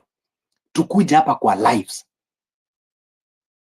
Because I believe that the mandate, the core mandate of every government first is to protect the life and the citizen. And whereas they have failed, that should be declared a failed state. I don't know whether I'm wrong.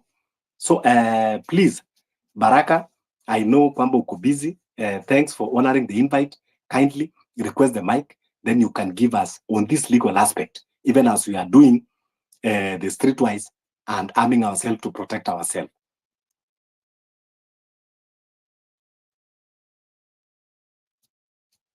Because now we need to start working on things that is giving us solutions. We have to go to the streets, lakini we have to protect ourselves. We are talking of Maverick Aoko, who is still missing. Some information about tunapata, tunaambiwa because at some point she attacked Sapatuya. Oh yes, welcome Baraka. Yeah, you could make the question a bit more clear for me to answer properly. Okay, thank you. My question is, can Kenyans impeach the president on the failure to protect Kenyans? We have seen a lot of abduction, killings. Many Kenyans are being killed. And the president, we have almost 2,000, 3,000 cases. Maybe they can be more. If these things are compiled and put together, is that not enough to either impeach the president or even declare a failed state? Is it not the core mandate of government to protect the citizen and their property? And when they fail, is that not enough to say it is a failed state? I'll answer it. Constitutionally, it's only the National Assembly which can begin the process of removing the president by impeachment. So the process is similar, and I might actually say it's what happened to Rigiji is what will happen if you wanted to remove the president. So only a member of parliament supported by a third of the members of parliament, that is the National Assembly, can move for the motion to impeach the president. And yes, the grounds that you have listed are valid, because if Rigiji was impeached for those flimsy charges, Ruto is worse, and there's more evidence in regards to him violating provisions of the constitution and statutory laws. And also there is also gross misconduct in the way that he has conducted himself, especially on June 25th. That speech was, I'll term, serious gross misconduct from a sitting president, calling his citizens criminals and also promising to clamp down on them. And I think there are so many other things that we can actually use in removing the president by impeachment. If we were seated in parliament, I believe if somebody can go to my pinned tweet, you'll see I talk about recalling MPs and how a mass recall of MPs can actually pave the way for a removal of the president by impeachment, President Ruto specifically. Because if you recall enough MPs, you can actually remove the president if the MPs now you've put in are in agreement. But that requires a lot of mobilization, that requires a lot of organization, and also it requires a lot of education within ourselves and within the mass, within ourselves in the spaces of those who are convicted, and also outside there to those who are not necessarily against the idea of recalling MPs, but who make them understand that this is something, the impeachment of the MP, it's something that is good for us, it's something that's good for them, it's something that's good for our country. And I think that's the problem we are facing even here on this app, where, for example, our friends are abducted, but instead of, for some of us, we'll be there in the police stations, we'll be trying to make pushes online, but you find some people are like, that is not something that they're interested in, quote unquote, because it's somebody they do not like, or it's somebody that they do not know. Like, for example, in the institution of RAS, where you find that some people are sort of like, they're not interested, they're disinterested. So it becomes a situation where my struggle in my local constituency could help us impeach our president, because if we have the mood in my local constituency at home, in Bomacho Gachagua constituency, which is in Kisii County, and also in my locale where I stay currently in Langata constituency. And we recall all these MPs and also make sure that we have MPs who in the next few months, when and if IEBC is formed, which is also an area of contention that we also are apprehensive about, and we have actually been thinking, should we start pushing for it in the streets? Should we start, because the court process is ongoing to facilitate the same, but that pressure on the ground can also be helpful to realize the same. So yes, we can remove the president by impeachment, but only the members of parliament can help us. But we know the members of parliament are an extension of the presidency. So we have to remove this extension of the presidency of Ruto and his tyranny. And by removing that tyranny, we might actually save ourselves from a lot of things. And it can actually be a way of doing the civic education we keep talking about and the political education. Because if you're going out to your constituency, wherever you are, in Nakuru, in Laikipia, in Isiolo, in Mandera, in Kimilili, wherever constituency you are in, it becomes a situation where you're actually informing the masses of the bills that we are fighting against, the abductions that our MPs, most of them, at least I would say 99% of them, don't talk against these issues unless it's convenient for them.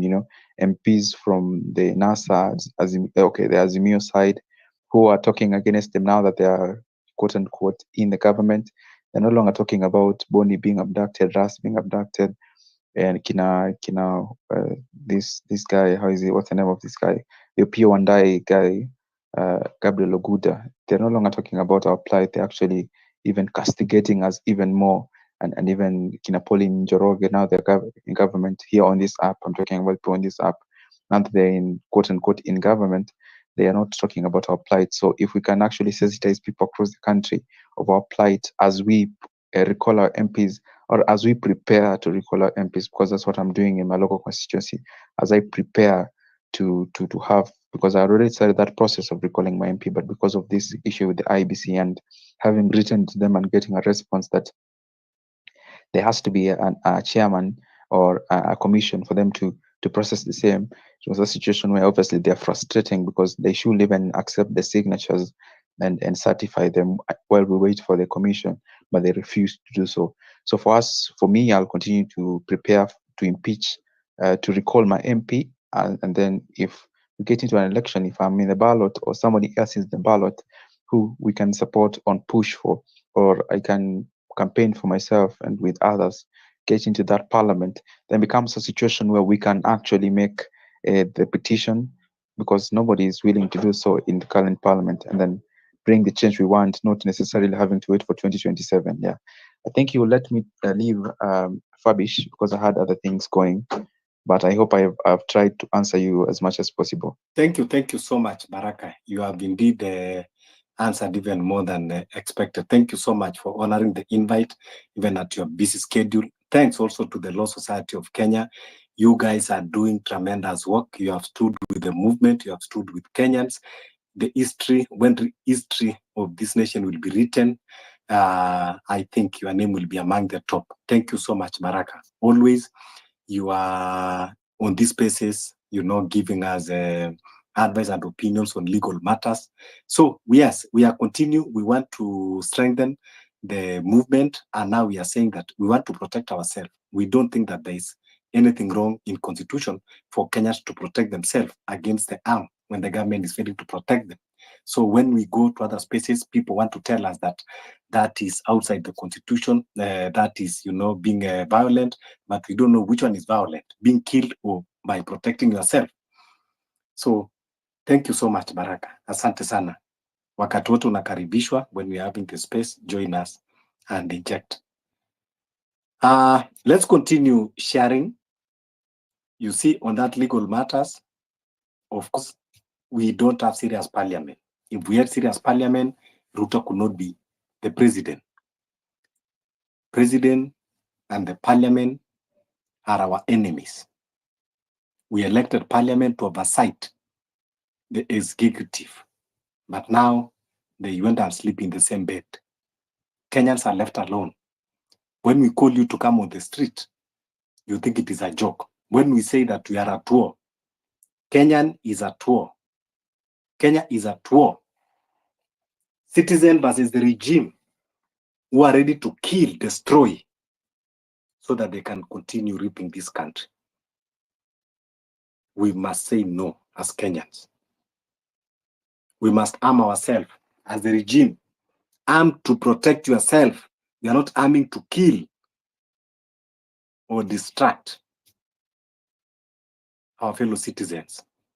But we want to protect ourselves and our fellow citizens. So today, we continue strengthening the movement. Tuendelee na civic education. We want members to join. Tutaanza kufanya recruitment. Tujue wale ambao wanafanya civic education. Wale ambao like Baraka, our constitutional lawyers, watakuwa na deal na matters constitution, and then the political wing and the military wing. Yes, I say the military wing. I know some people, they don't want to hear when we say revolution need military. Of course, they need military to protect. We cannot be going to the street and then we end up being killed like chickens. So we will need a military wing. We need to make statement to tell this government that we are conscious now. You cannot continue killing us. Before we finish with 5 Subarus, it is when they understand the magnitude of the movement. 11/11 is looming, and we are prepared. Let's continue engaging. Share the space, retweet, wacha tukue na Wakenya, tukae tuzungumze. Tuache mambo ya kudanganyana, mambo ya kuhold big wigs, spaces, and come and give cosmetic, in a polished languages. That is not a revolution. Tumetoka huko. Parliament was supposed kuendelea with those Spanish language, but they have failed. The regime has failed to honor the constitution. So Kenyans are left to struggle to fight for their survival. Yes, Daniel. Yeah, I'm saying, I think I don't think even the guys that Ruto was putting together, Kina Farouk, I don't think they ever anticipated people saying tutachoma hizo gari zao. Like I think they thought itakuwa kama the days of Moi where kila mtu atakimbia kwa nyumba waanze kuongea in hushed tones. Oh my God. I don't think they anticipate the generation they're dealing with. Like what watachoma hizo gari? Like even I know hizo gari zitachoma. Like I think somewhere deep down, I don't think the same way Ruto never anticipated June 25th. At some point watu watakuwa like watu watachisha ujinga, because I don't think they really, I don't think Ruto really genuinely understands that he is not dealing with our parents. I don't think he understands. I think deep down he thinks he's still dealing with our parents. Like those guys who nilikuwa nasikia zilikuwa zinaitangwa period, ilikuwa inaitwa nini, special branch or something. I used to hear my uncles speaking harsh tones about those guys. And I think genuinely this guy, because he lived in that age and he thrived in that age, I think he genuinely believes tutatoroka na tuogope na tuko tu huku tumeshtuka hata tuwezi ongelesha watu kwa barabara. Mimi naona hizo gari zikichomwa. Kwanza mimi naona hizo gari zikichomwa.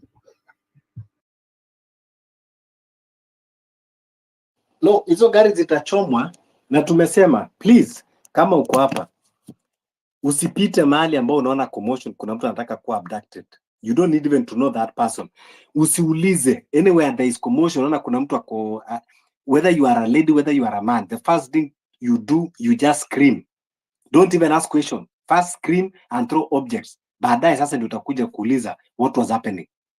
Hivyo ukipita tu mahali kwa street, kwa boma ya mtu, uone kuna commotion na unaona kuna Subaru hapo, first thing you do, start screaming, start throwing objects. Baadaye sasa ndio uulize what was happening by the way. This is how to deal with this rogue regime. Na wakati kuna hiyo commotion, vijana wale mko karibu, uko na pocket knife, uko na wembe, uko na nini, jaribu kata hiyo tire, deflate the tires hapo hapo kwanza, ikuje chini. Kukiendelea commotion, jaribu fungue hiyo tank, tupa kiberiti ndani, tupa kiberiti ndani.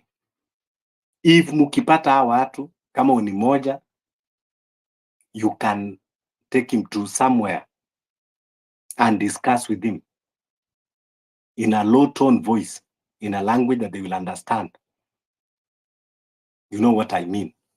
Discuss with them in a low tone voices, somewhere in a corner. The information that you will squeeze out of them, you bring, we amplify. That should be the norm. Maverick Aoko, whereabout until now, is not known. Soipan Tuya, CS in charge of security. Maverick Aoko tweeted a controversial tweet. And from that tweet, ikamleta hizi shida. That's why she's missing.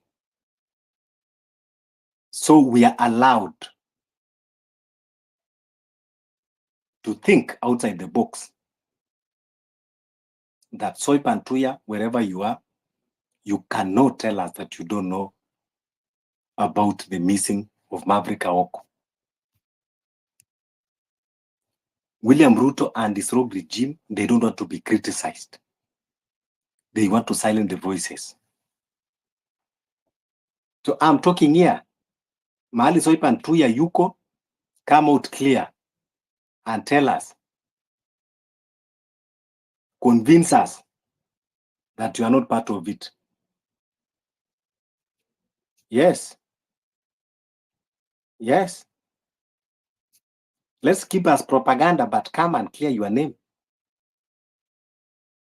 It is out on the public. The Twitter Maverick Aoko made against Soipan Tuya some few days before abduction raised a lot of suspicion about Soipan Tuya. We will be calling out as it is. Hakuna cha kubembelezana. Maverick Aoko is not a terrorist. An armed woman, just with her fingers tweeting on the space, and you feel her as a threat. Na unamwendea with Subaru, with guns, armed to the teeth, men, just for a lady who is not armed herself even with a knife. What a shame. So let's continue also. This is the best thing that we can do. Watu wote ambao tuko hapa, take 30 seconds, please. I beg you. I beg you. Maverick Aoko, she has a family, she has kids. Can you be in the shoes of her kids? Please, take 30 seconds. Just tweet. Hashtag for Maverick Aoko. Everybody here, tuanzie hapo. Let's advocate for that fact, even as we are planning other things. Just take 30 seconds. You can use this page.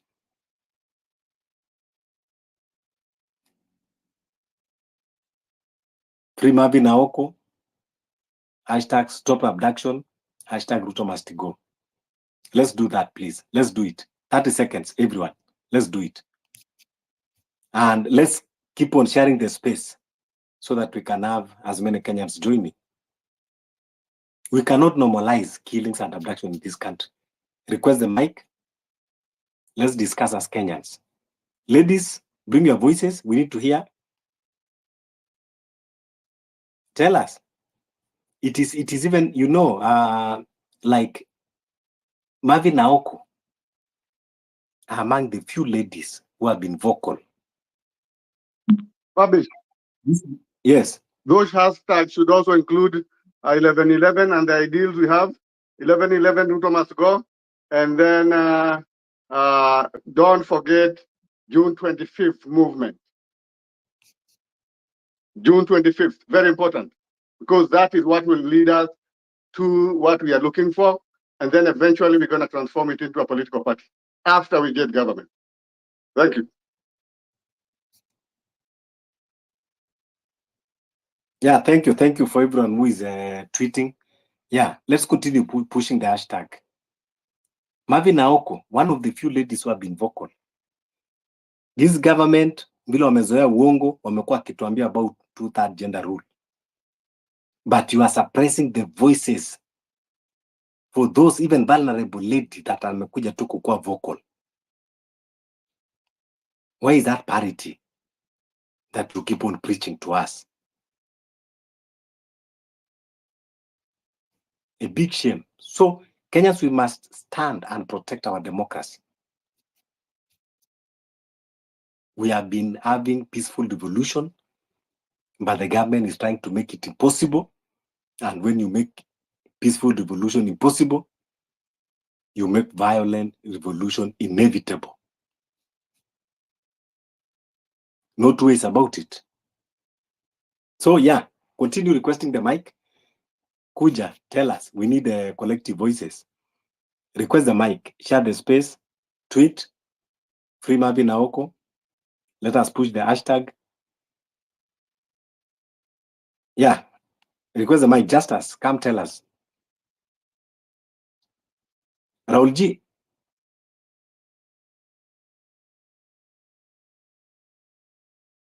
Daniel, do you need to add anything?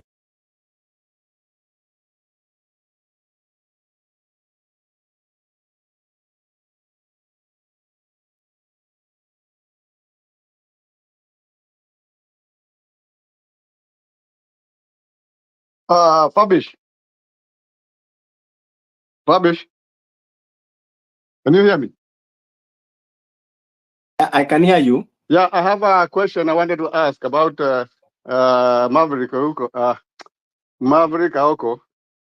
There was this exposure she was doing about the ODM parliamentarians who have kind of paid her to be with her, including Bandi. Now you're Minister for Finance. Could they be involved in this thing? Because I'm not just seeing the recent events. There's some exposure she was doing before about Bandi, about whoever, which was very personal. So I think once these guys got into power, now is their time to reiterate, among other reasons. Even the one that she made for 2 years was too personal. Let's hear from a very reason. Let's hear from our lady first. A lead away. Welcome. A leader.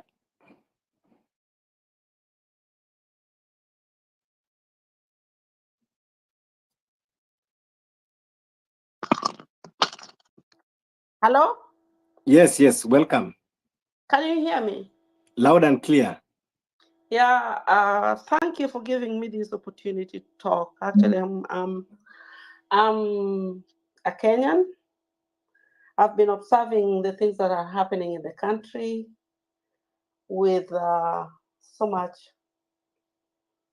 sadness and just perplexity. I mean, this is not what Kenya fought for. I mean, Ruto is taking us back to dark times. And the tragedy is that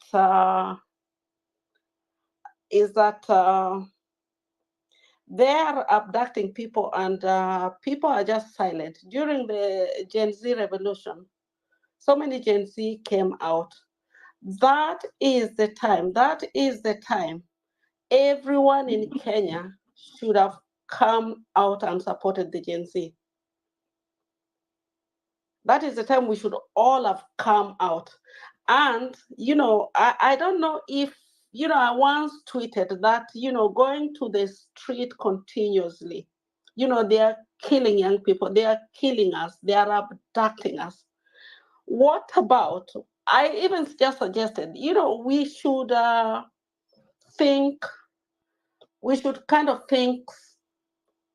we should be strategic.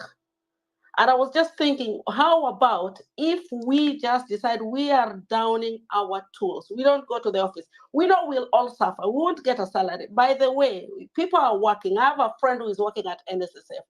She is paying, she's taking nothing home.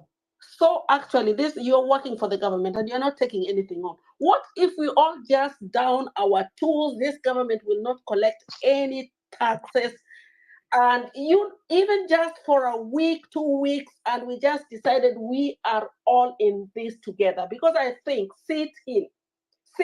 We don't go out to the street, we're sitting in. I think that would work, instead of because we have people who are ruthless. We don't know who is. Apparently, Ruto is even working with Museveni. He's hired people from Uganda, or even during the last Gen Z demo, there were even people who were spotted, Americans who were spotted on the street. So this killing. What do you think? What is your opinion? If we Kenyans, we just educate people, we all decide we are not going to work because there's even no point of working. What are people working for? What are we actually working for? To sustain this regime, this rogue regime that has no respect for human life. Kidnapping people. What have they done to this young lady? What have they done to Maverick? Where is she? And people are just quiet. They will keep on kidnapping people. And next time,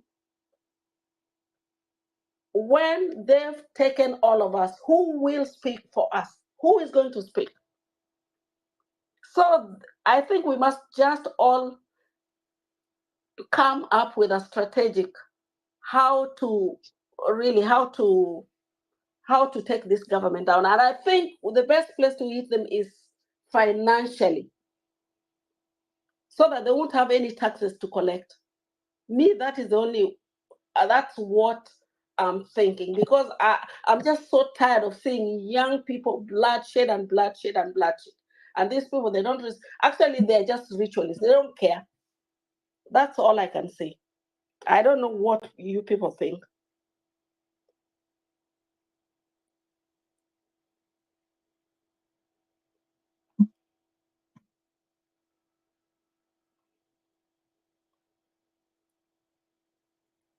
Fabish, I can hazard that thought about from a leader. Wait. Yeah. I think it's a very good thought. Sitting in. Meanwhile, before we go the military, or I don't want to call it military. It is not violent. Is what? From civil revolution, you go to what? Now, before we go there, a sitting would be better than going out on the street. I'm in 100% agreement with Ways. But as we continue with this hashtag also, let's remember everybody. For example, even Mwangi Boniface has done a lot for the movement. In his own way, he may have been funded by a different organization, but Mwangi always comes out. So Boniface is also, has he been found yet?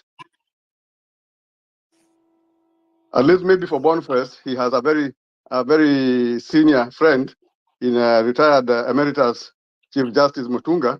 So Mutunga kind of helps him on legal matters. But Maverick, I don't know if she has anybody. So, but let's put hashtag everybody. Let's not revision history like Ruto did the other day during Maandamano. Revision history and said that, oh, Mekatilili wa Menza, sijui akafanya nini, sijui nani from Kisumu, sijui from Busia, and forgot Kimathi. Of all people, everybody in this world knows who the British feared most was Kimathi. And when they arrested him, they killed him. But you go there waxing really about how a lot of heroes fought for independence. This is like we in Twitter here, just talking, but not taking action. Kimathi did take the action. The Land and Freedom Party, Land and Freedom Movement. That is what was nicknamed Mau Mau. Actually, we people of Murima want to refuse that Mau Mau term. We were a Land and Freedom Army. Thank you.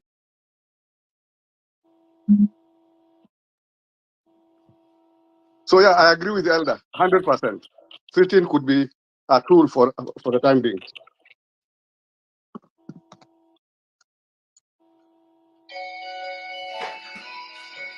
Yeah, as Kenyans now, this is the time to stand and say no to impunity and have action.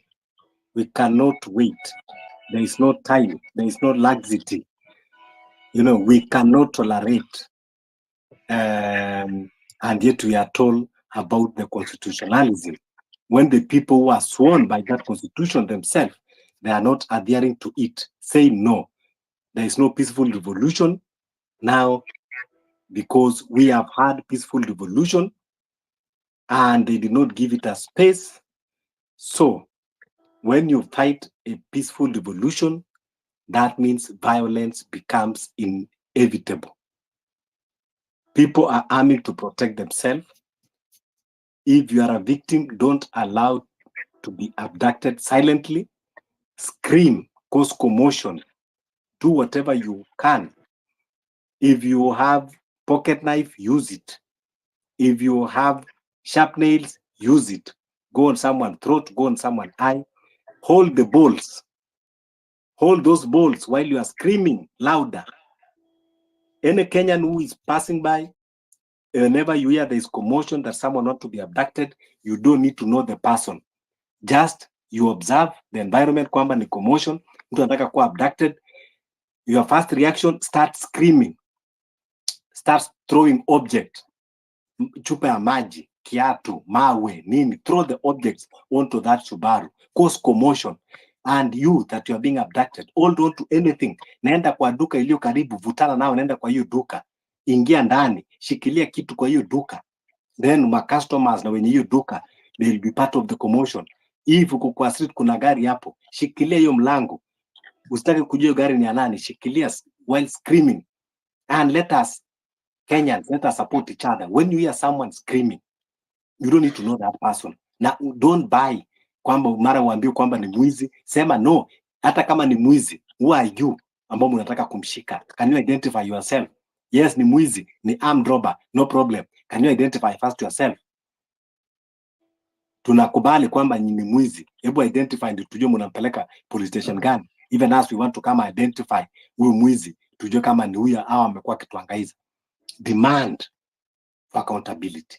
Don't allow, don't normalize abduction, that someone is being abducted while you are watching and videoing it. Ndio kuja hapa tuanze kupush hashtag. Say no to that. Cause commotion. And when commotion is going on, vijana ambao mko karibu, throw stones kwa hiyo gari, vunjeni madirisha, vunjeni.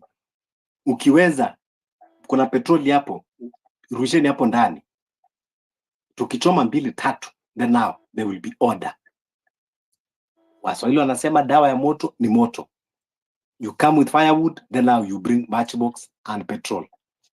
Yeah, thank you. Yeah, let's continue sharing the space in your DMs, in your TL, in your groups, WhatsApp group, Telegram.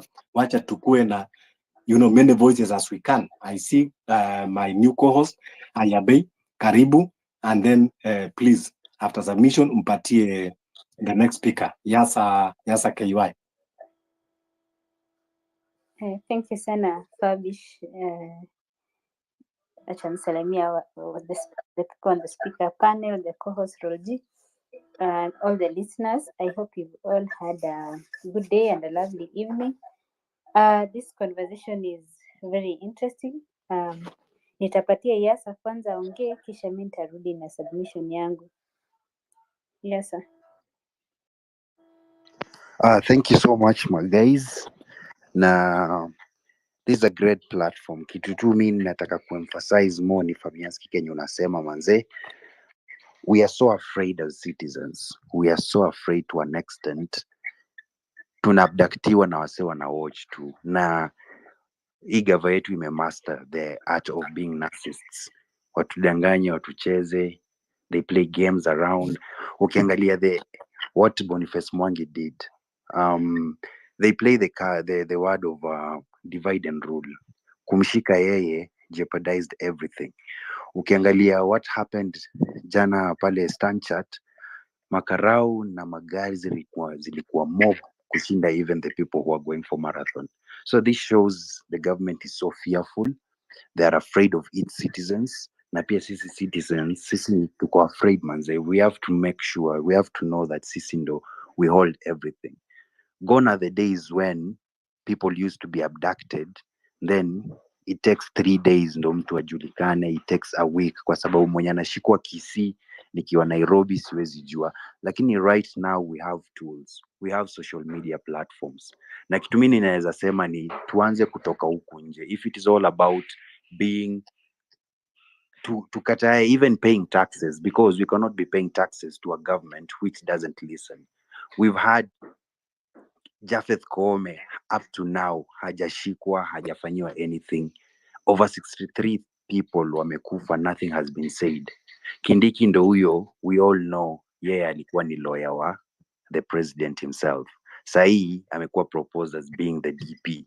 Mnafikiria watu wanaweza fanya vitu aina gani? If Kindiki can go to the ICC and defend President Ruto kwa kusema this guy does not kill over 2,000 people, what do you think anaweza fanya now sahii venye wako pamoja, they walk hand in hand?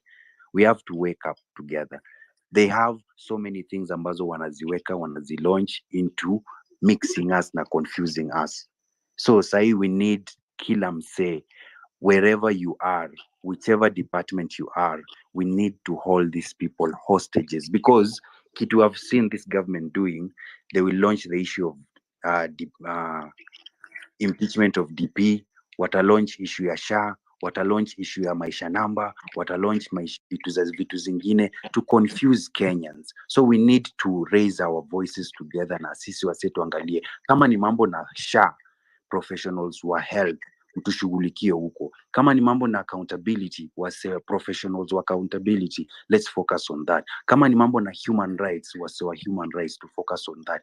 Every department inafaa ikuwe na wase, so that these people can see sisi tuko pamoja. Lakini they launch all these things, they come washike Boniface Mwangi, wakuje walete Morara anatokea tu out of the blue, sijui amepigwa, sijui what is happening. We need to join hands together na tuache hizi vitu zote zenye gava inafanya, because if we don't, then Farouk Kibet atakuwa na abduct kila msee venye inasemekana hapa hivi, and all this is instilling fear, because the more fear is instilled to Kenyans, the more we are fucked up, the more we don't even know how to do.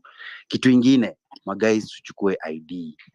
We cannot be speaking about the issue of removing Ruto into power and we don't have IDs. Kuna digital ID yenye nakuja nayo in terms of controlling people. These are the platforms zenye tunafaa kuzikataa. Digital ID itatusaidia nini? Digital ID ukiangalia Kenya nzima, access ya internet iko at 27%. So if we are going to do things digital, hakuna kitu yote itatusaidia. Only 27% of Kenyans will benefit. So tuchukue ID. Let's empower Kenyans. Let's do civic educations. Let's understand the right of a voter. Manake mkiangalia Kenyan government ama Kenya venye tumekuanga, mambo na civic education about who to employ or who to vote for ina happeningi 6 months to elections. And down 6 months to elections, hapo ndo time yenye corruption inaanza, maboys wanapewa mapesa, watu wanakuwa mobilized, people get confused because you only have 3 to 6 months to decide who is a good person and who is not a good person. We need to be doing civic education from the start. Msana ingia hivi tu kwa nini, kwa power, we start harvesting manifesto yake anafanya nini. Those 100 days haifai kuwa tu ni vitu zinasemekana tu. Then we need to drive our own narratives. Tukiangalia most of the narratives inadriviwanga na politicians, most of the narrative inadriviwa na media houses. Si tunabaki hapo kama wa Kenya. They're the ones who control. They're the ones who control what we see on Citizen. They're the ones who control what we see on KTN. Hizi narratives zote ziko controlled by them. We need to control our own narratives. We need to plan our own selves, and we need to call out these people. Japheth Koome mwenye amemada wase anafaa kuholiwa accountable. History ya sijui people came from Uganda, people came from other countries to come as soldiers. It's real. Hisi kitu ya uongo. People came from these other places. That's why umeona msa anashutiwa. We are looking, tunaenda kwa database, hawase wapatikani. These people were foreigners and they've been working. If you all don't know, Museveni funded Ruto kwa previous government, but previous election. na hiyo funds inatoka kwa nani? Kwa Museveni. So they have to work together. Lastly, you've seen the political bigwigs joining hands together, not only in Kenya. Mnakumbuka Samia alikuja Kenya, mnakumbuka Museveni alikuja Kenya, mnakumbuka Kagame. All these people, East Africa is joining hands. Manake they realize wa Kenya tunasimama, and East Africa we are uprising. If we don't wake up, if we fear to die, then tutamalizwa hivyo hivyo. Because at the end of the day, the only thing that you don't know is when your death will come. You'd rather death yako ikuje kuokoa country than having a death which is being a coward. We need to speak. Aoko amepotea now 1 week. Who is speaking about it? Who is handling these issues?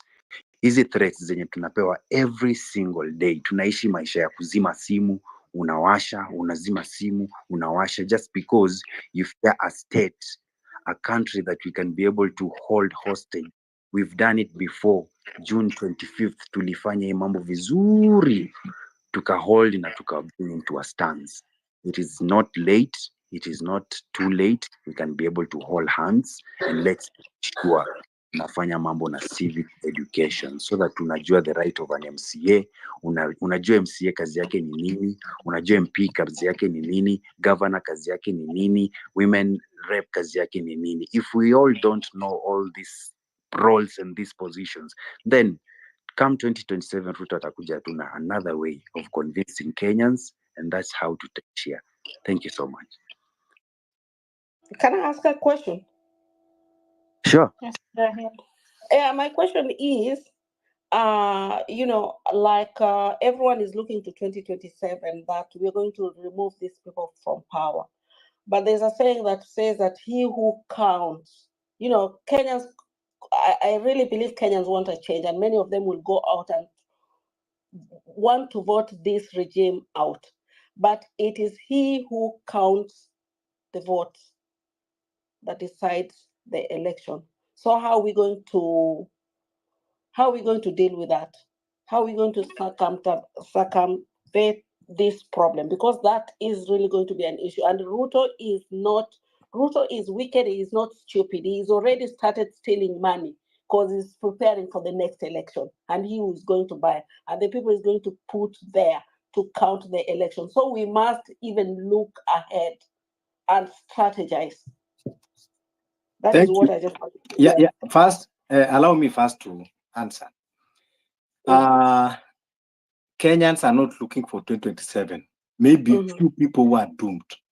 We cannot, and it can never happen that we will go with William Ruto to election in 2027. William Ruto is a tyrant. A tyrant cannot be defeated in a constitutional contest. That is why what we are saying now, we want to strengthen the movement. We want to arm the movement. We want to militarize this movement now. That first we start by protecting ourselves and protecting Kenyans, so that when we start pressurizing William Ruto, he cannot try to kill anyone again when we are telling him that he must go. So 2027 is not even a card. And that is why, hata juzi nilikuwa tumeongea tukasema, don't even mind about sijui lazima uchukue ID, lazima uchukue nini. Tutafanya election can be before 2027. Lakini Ruto tunajua kwamba tunamuondoa kwa streets. It's just a matter of time. But William Ruto is an imposter, that is a tyrant, that we cannot participate with him in a constitutional election. We know his theatrics, we know his games, we know his scheming. He will use all his means. Saizi amelete kina Bill Gates. Saizi amelete kina JB Morgan. Saizi anajaribu kufanya kazi na oppressors. We know the kind of things that he's doing. Now I give you even a good example. It is only 2.5 years before the next election. We don't have IEBC in place. Before IEBC is constituted, labda inaweza kufika January, February. Ikisha kwa constituted, utapata kuna mtu hapo ana play with our psychology, ati anaenda kotini because there is this clause or that clause. Before you realize, tumefika next year, maybe August or September. Now remaining like 2 years. Before IEBC sasa wakuje waanze kusema oh, they need funding, they need this, parliament wakae, wavutane, nini, imebaki 1.5 year. Now before kuja ofisi, waanze kusema oh, we have to clean the register and we have to do mass registration of voters. The time is not enough. Those are the kind of tactics. Before we realize, we will have the deads coming back to life to vote. Belio Kipsang is there strategically to create imaginary schools, imaginary polling stations that will not exist, lakini ambayo itakuwa imepatia Ruto kura. So this guy, we cannot even think of 2027. Any Kenyan that you are sitting down na kufikiria kwamba ati utangojea upige kura 2027, you are doomed. And even don't talk that thing because you are disgraced. Ile kitu iko lazima, well, let us put all our energy together kujua kwamba it is a difficult thing to do. It is an uncomfortable thing to discuss, but it is the only option available. Revolution way. Stop the NIS agenda kwamba ati oh, yesterday I was in one, let me call this out. Kama mumeangalia on my post, there is a guy anaitwa Agneto Neto. Agneto Neto alikuwa MP uko sehemu za Mbita after Oro Ojoda amekufa, then akakuja akachukua MP one time. Sasa alikuwa kwa space ya Hillary Ngondo, the people they claim to be bigwigs and other few individuals wana claim this one is Professor Ogola, this one is a PhD holder, Dr. Nani. And when you want to talk of revolution, anakuambia no, we cannot use unconstitutional means. We cannot drive this country to anarchy. We cannot. Can you imagine those kind of reasoning? And then you are calling yourself a doctor, or you are just a learned fool. William Ruto himself does not respect the constitution. And you are telling us that we cannot use. And what is unconstitutional? By us evoking Article 1 of the Constitution.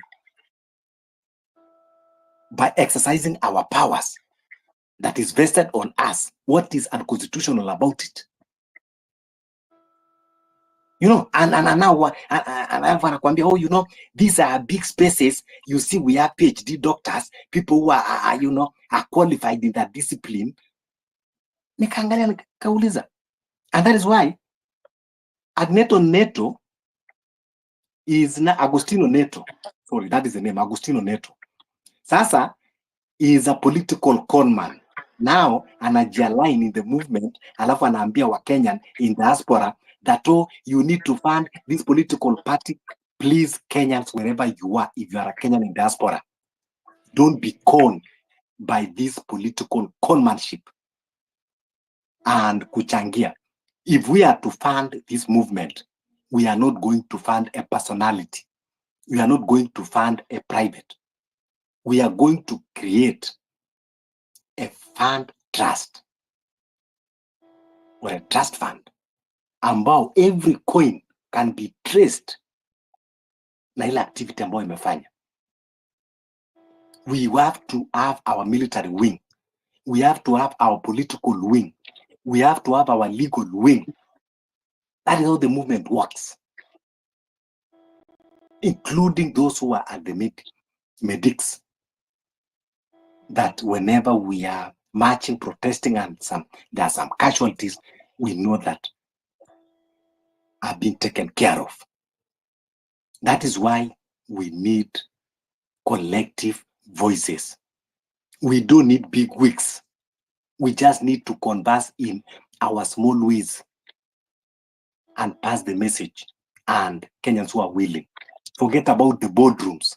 Forget about the furnished languages. We don't need that.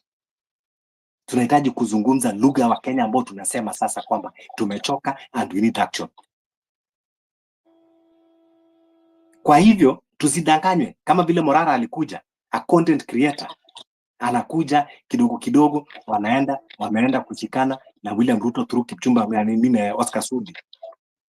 Anafandiwa kule, anatumia pesa zetu kusafisha ile pesa ambao wamempatia. The political conmanship It is not about political party. It is a movement, a revolution movement. Inatoa Ruto. So a leader, that is the way to go. To also respond, I think you've mentioned David Morara. Morara was my classmate. Nimesoma naye in high school. And honestly, I've tried looking out for him so that we can work together on this movement. Imagine if I'm a classmate and I've struggled looking for him. What about normal Kenyans? And when you look at his achievements and the way he's moving things, it's not the way we want. Inviting him in forums, he's not coming. Inviting him in socials, he's not coming. So this person is a red zone. I don't want to speak more about him because he's my classmate. But to just add more points is issues your political parties, guys. I really don't think this thing works. When we read the history of 1992, I don't know, the one party stage, and now we have multipartism. When you look at multipartism, look at what ODM has done. ODM, everybody has fallen into the trap. Why? Because it's a party thing. People respect parties more than our country. People respect the ruler. People respect what the chairman and how the political parties will see them more than how we Kenyans respond. So these are some of the things we need to really sit down and picture. Are these people really assisting us? Are political parties the way to go? Because at the end of the day, if you don't speak what the political party wants you to speak, you're going home. Isn't it vitu tumeona? The Gen Z, we started this situation, this work, we started very, very well. But Raila Amolo Odinga ndo huyo amekuja confused. I personally come from Kibra. Kibra is a constituency baba ameiita ni bedroom yake, but come to Kibera, hata mse wa taxi ukimwambia manzemi naenda Kibera, anaogopa kukuja huko, hawezi kukudrop because it's something that it's seen as a criminal area. And then that is a place where Amolo Odinga is so proud kusema hapa ndo nyumbani, hapa, this is where I come from. Guys, we need to really wake up. That guy has never even built a toilet.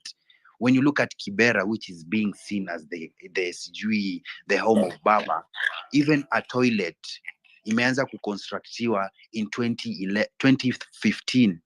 The Kazimtan or the NYS saga which came into place, it was a saga, but we can say the people of Kibra, they benefited from it because that's the first time they saw a toilet. As someone who has been in power, has been a member of parliament for 24 years in Kibra, when you look at Raila doesn't like development. Raila doesn't like anyone who does development. I will give you example. A member of parliament who was called Imran Okoth. Amejaribu tu kutengeneza shule tu, a secondary school. The first secondary school we have in Kibera, the whole of Kibera, has been constructed like 3 years ago. What happened? The guy was removed to replacewa with someone called Orero. That someone is not literally doing nothing. Anything close to development, wekeni Raila kando. Anything that comes to power, wekeni umse kando. So we need to make sure that we hold ourselves responsible, and civic education will give us the way. Understanding how we can vote, keeping people kwa ground, having this conversation, not only today, having a monthly to develop a work plan, my guys. For those people who can support, let's develop a work plan. Let's have to know what will happen in November, what's going to happen in December. In the next 4 months, what are we going to do? In the next 1 year, where will the movement be? If we don't have all these structures, then we will have Morara coming with his idea, speaking and luring people to follow him, people sending money. We'll have another person who will come and tell us, this is the idea, this is the agenda, and then I end up potele. We need a structure that helps us to move on, helps us to continue, helps us to hold this government accountable. Because if we don't hold this government accountable and we don't teach our citizens, then we will have the cold situation when you took off. Now, tribalism is being used to divide us for all. It's all about mtoto wetu. It's all about sijui sisi sasa ni time yetu kukula. This is not the right time. We are so much educated. We have internet, but this internet, my guys, it doesn't reach to everybody. So if we need to do advocacy, we need to find out how do we move away from online? How do we come on the ground? How do we empower people in Korogosho, empower people in Vera, empower people in Magare? Because when you look at informal settlements, these are the same places where people come from Ushago. Mtu akitoka Embu, Ushago, anakuja anatafuta Githurai. Mtu akitoka Bungoma, akitoka Kakamega, akitoka Kisumu, anakuja anatafuta Kibera ama Kawangware. So these people need to be educated, because these people, ikifika December, they go back home. That civic education and that information that we will have given them for 1 year in Nairobi, when they go back to Ushago kwao, they get the same information and they get to the people. And lastly, mwisho, civic education, my guys, is working. The ground, vitu kwa ground are hot. No one is interested with what Ruto is saying. No one is interested with what he's doing. The only thing now he's doing is using money, and you can never use money forever until. That is what I can say. Thank you, guys.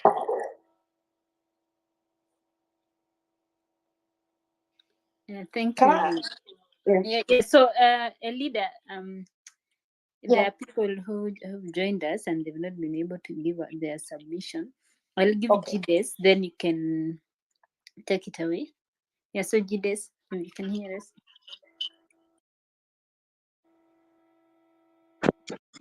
Thank you for the mic and thank you, comrades.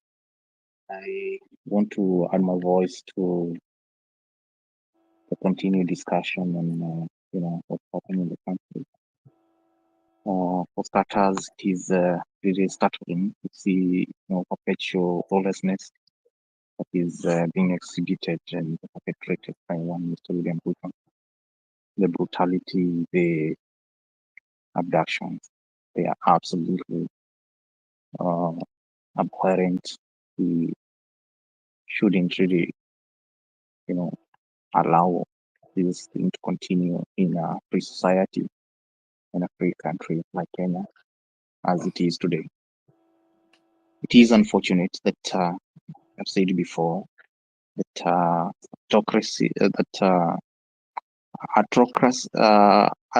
autocratic governments are elected democratically, then they metamorphosize into a monster that becomes so dangerous to its own people. And Mr. William Ruto is no exemption. I believe his time is over.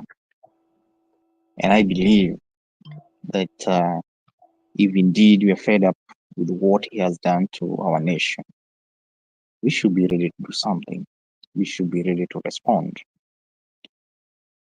Now, if you look at this movement, the journey where it came from and where it is today, I am convinced that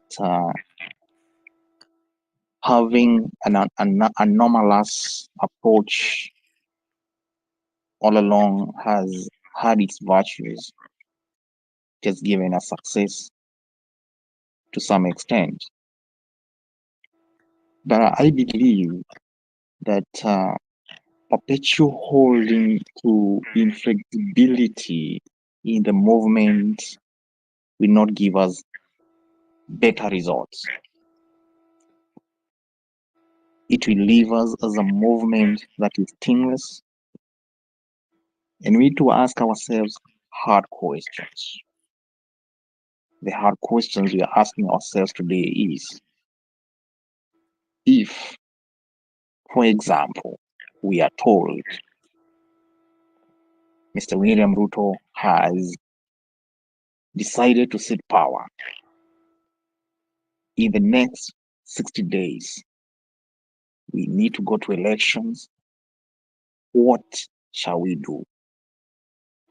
But in the same sense, we are told also that Mr. William Ruto has decided to seek fresh mandate, has sought to reaffirm his popularity or his support, like it happens in other countries, where, for example, a government in power believe it has been embattled, believe its policies have become unpopular, but they want to call safe for snap elections. They want to reaffirm their popularity. They want to seek fresh mandates. So what shall we do as a move? What shall we do as a movement? What do we have in place as responses, as tool to respond? And I want to pose this challenge to Fabish, to every person who believes they are able to command some kind of audience. I have said before that the solutions of this movement and the solutions of this nation are held within the movement. They are held by the people, we the people. But there are no solutions that can be discussed in space because strategies are decided somewhere else. So I ask Fabish, with all fairness and humility, can you form a group? Then people will decide to come together and hold closed door meetings. I mean, we float ideas, we come up with the strategies to respond to William Ruto. Because, like I say for example, fresh elections are called today. What shall we do? Do we have a candidate? Do we have the responses? What kind of shall we resort to knee-jerk reaction? These are hard questions, and everybody is asking the same. Otherwise, tomorrow we'll have the same discussion. We shall say, I don't think. I mean, when you say we militarize ourselves, what exactly is it that you're talking about? Are these ideas that you want us to discuss in open? Think about this. And not only to Fabish, I mean, to everybody in the movement who believes that we need to change this nation. Secondly, I mean, not secondly, I think I've said a couple of things. Just want to say one last thing that I've said it before. The revolution or the second liberation of this nation, the struggle that was put up, fierce fight by a lot of people in the 1990s, 1992. Remember Kenneth Matiba, for example. When I said Kenneth Matiba paid the most precious price because he gave his own life, he gave his own health. He died in 1992 and remained dead until his actual death because of what he went through in the hands of Moi. And so what I say is, there's so many people who will fight for this movement. These people will be in the limelight. Unfortunately, these are not the ultimate people who will lead this nation. And if anything, going by the events of 1992, where we saw people like, who is this? People like Kibaki, for example, who disapproved the fight against Kanu, came back and formed the succession of Moi. So what I'm saying is, let's not put our eyes on certain individuals and let not our opinions or our position be swayed by people like Morara, for example. Morara is not the hope of this nation. Morara is just an individual who has either come up and capitalized on the situation as it is. But I believe there's a stone somewhere that has been rejected by the builder that will end up being the cornerstone. And these are the stones we need to identify right now by holding closed door meetings in the background and then come and tell ourselves we are ready for election, for example, to call today. But if we call for elections today, I don't think we're prepared. We're not prepared. Thank you, guys.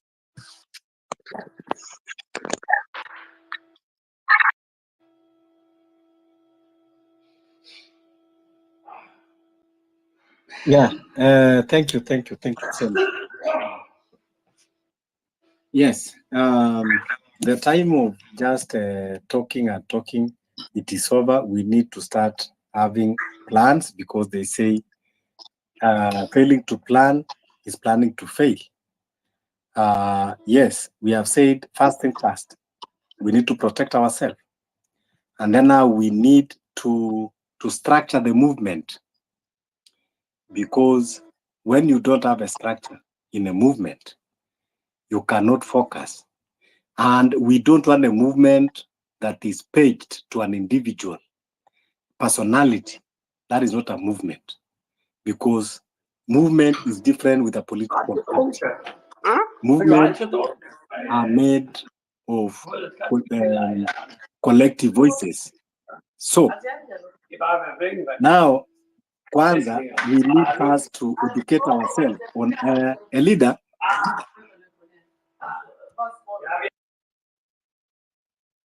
Yeah, thank you. First, we need to educate ourselves. There are a lot of civic education ambazo hatuhitaji. You know, William Ruto anatuma watu wake anatusikiza kwa spaces, and I like that. Then akasikia kwamba tunasema kwamba we need to do civic education. He went na akaanza sasa kutengeneza vipindi na kina Dennis Tumbi. Okay, it is civic education. You will do civic education until you get tired. That is why he keeps on injecting bill after bill, bill after bill. Leo ni andani, kesho ni agriculture, kesho ingine ni water, kesho ingine I don't know ni impeachment, kesho ingine ni what do you call it? Critical infrastructure protection. I don't know, kesho ingine ni gani? Every day, so that it can divide us and distract us. So now, people like us who are this movement, we are conscious, tumejua the game that is playing. We don't need. The civic education that Kenyans need for now is about to protect themselves from being silenced by this regime. And that's what we are saying. We cannot continue being abducted by government goons that they are operating outside the constitution. So if you operate outside the constitution, we will meet you outside the constitution. Then you come inside the constitution, we will have our legal team that they will deal with you inside the constitution. But tukisema aura for aura, watu understand. Tukisema aura for aura, people don't understand. Aura for aura means the way you come is the way I receive you. Ukikuja na dirisha, ninakukaribisha na hapo kwa dirisha. Ukikuja na mlango, nitakukaribisha kwa mlango. Hivyo ndio iko, that is a language. So revolution haitaki a lot of Polish language. Sijui kumassage nini. Revolution, we have to. And that's why even people who have been taking advantage of this revolution will be calling you out instantly. Watu kama kina Morara Kebaso, the jokers, the content creators, will call you instantly. Those people that are creating spaces and calling themselves big wigs just to make content are now following. Please, it is over. That honeymoon is over. You already have enough following. Do whatever you wanted to achieve. Wacha sasa wa Kenya watafute solutions. Please, ulikuja kutafuta followers, umepata, wamefika 100,000, wamefika 500,000.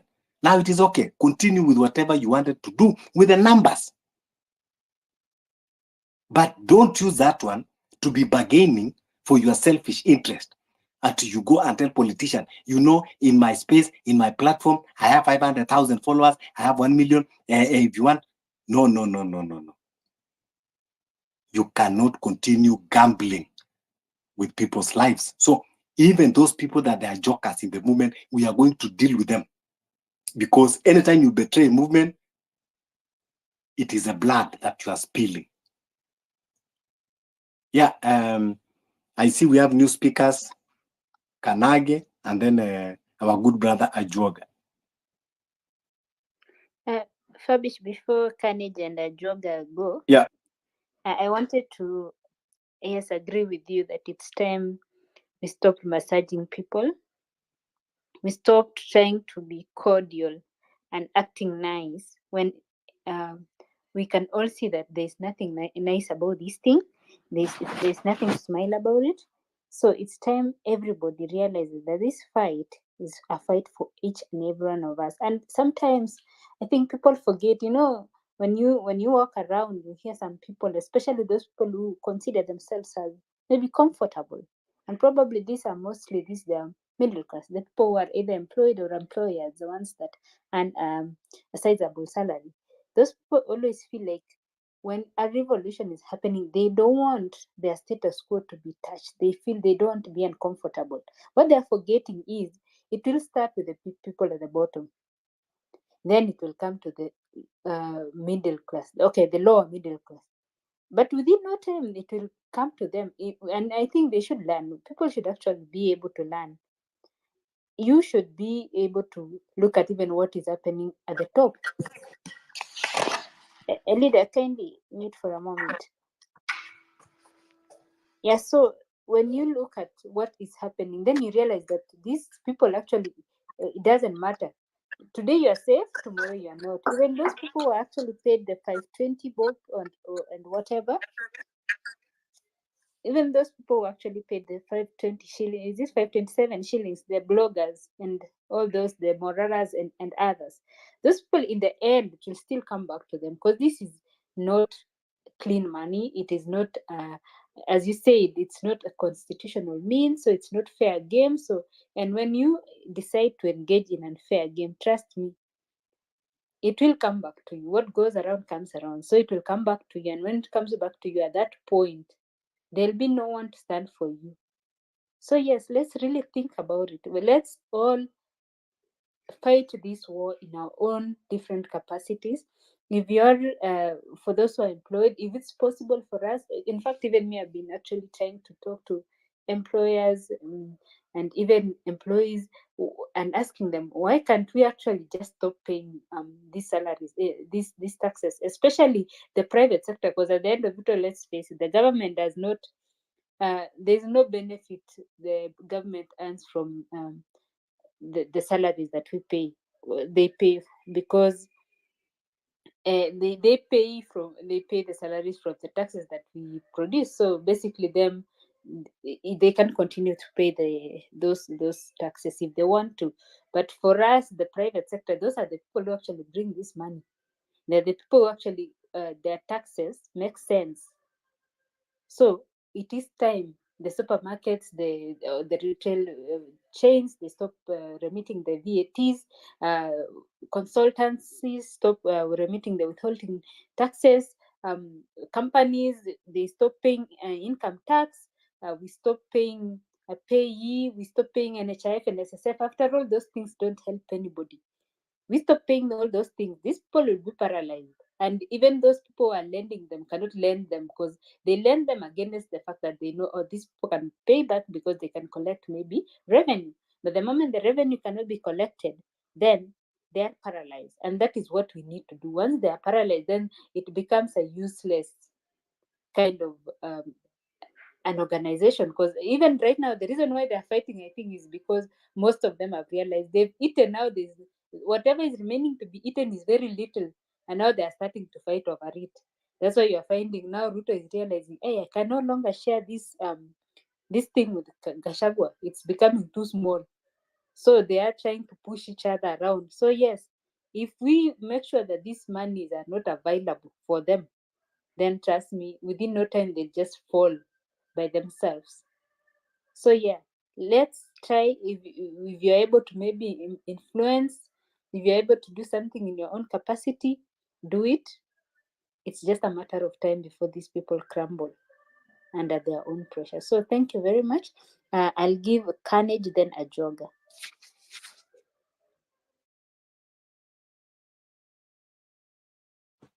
Thank you very much. Carnage here.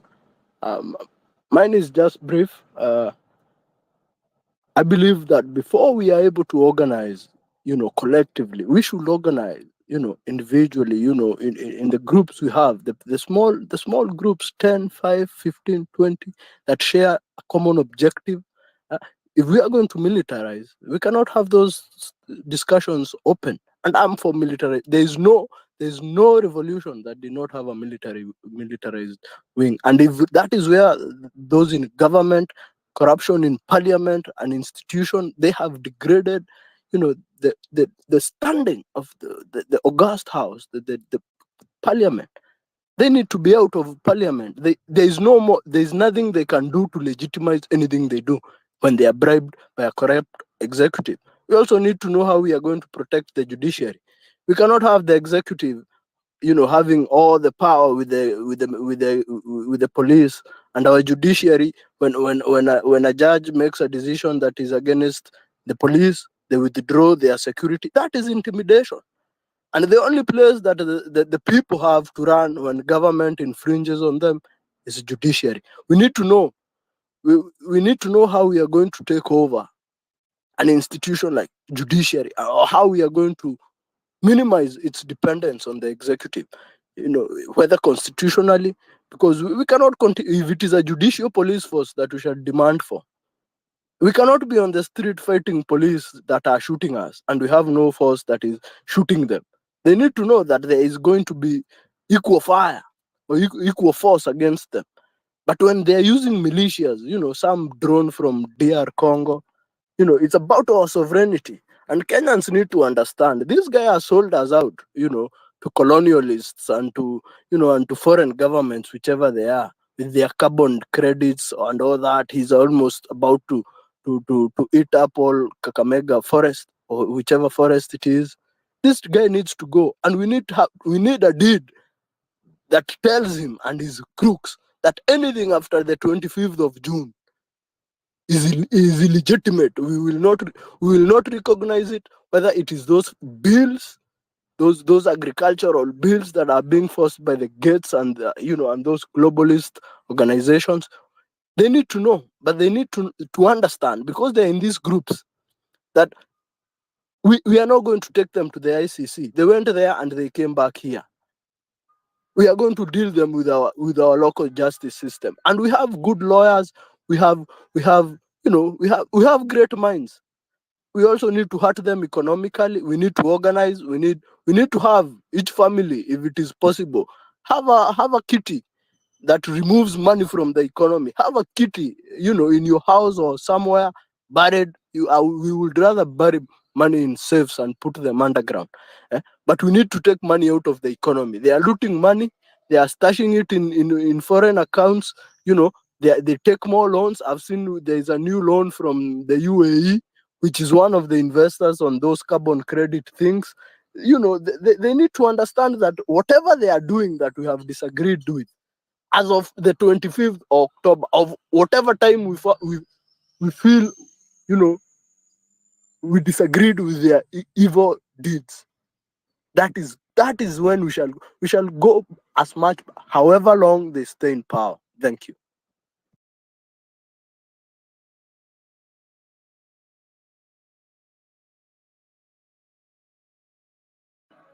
Thank you, Carnage. Ajoga, you can hear us.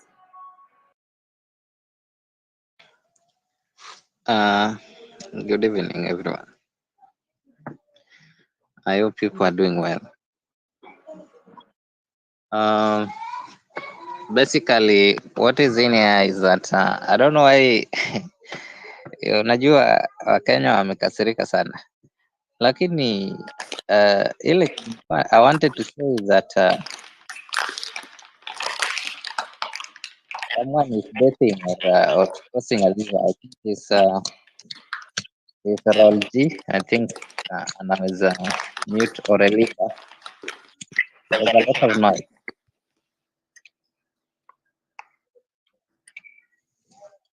You can get me? Hello? Yes, you can get me. Yeah, I can get you. No, I just wanted to chip in some Yeah. and how.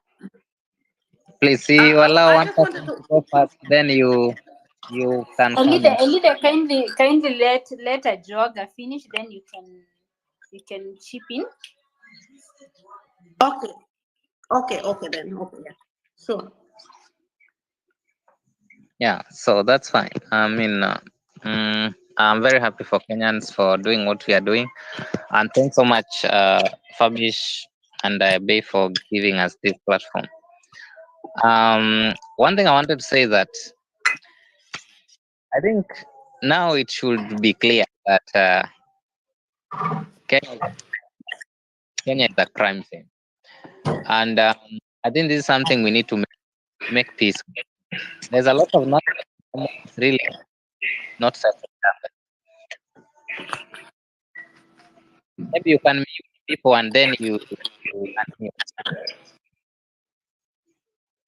Yeah. So what I was saying is that let's make it openly clear, because every single day a new thing comes up, not in bad form, but not in good form, but we keep on experiencing new versions, new new genes, of atrocities. And we have been kept so busy to the extent that now you don't know gani ni gani. Ujui hata sasa, do we talk about protests? Do we talk about abductions? Do we talk about Adani? Do we talk about, hey, there is nothing going on in our country. Our country is a total crime scene. I think that is the best version we can give it. Our country is a total crime scene. And I think when we are tweeting, we need to tweet it as such. Kenya is a crime scene. We just put a hashtag, because anyway, Kenya is now a crime scene. There is nothing going on in this country. There is nothing absolutely going on. There is no development going on in this country. Completely. There is, from where Kibaki left it, it has always been theft. But now, where Uhuru left it was much better with all the debts. But even now, these debts are being borrowed again. They are being stolen. Yani hakuna kitu inaendelea. And then now the bills are being, the constitution is getting manipulated. In 5 years, we will have no constitution to make reference to. We will be making reference to, we put atrocities over atrocities, because the bills are not making sense. Some of the policies that are being used now are totally criminal. There is nothing going on. You talk of the SHA now, patients are dying in the hospital. This SHA shift thing is not working at all. You come back to Adani, another hell. Yeah, you go to, I don't know where, hells everywhere, hells everywhere. There's nothing going on. And we just put a hashtag that we are in a crime scene as a country. And once we put it as a crime scene, it becomes very easy to, someone can mute, please. Someone can mute. When we put it as a crime scene, it becomes very easy to now look at way forward in whatever capacity someone can be able to do. I think there is just a need to trigger Kenyans to just come out and in numbers and just make turn out this country, because it is totally, things are not making sense. I can sit here and mention for you all the atrocities in this country the whole night. There is nothing going on. There is no development going on. We are here, and everything is just, kila kitu iko tu upside down. There is completely nothing going on. We have not seen any employment being created. Now our brothers and sisters wamekusanyika huko Kabete ati wanafanyiwa interview ya kwenda Qatar.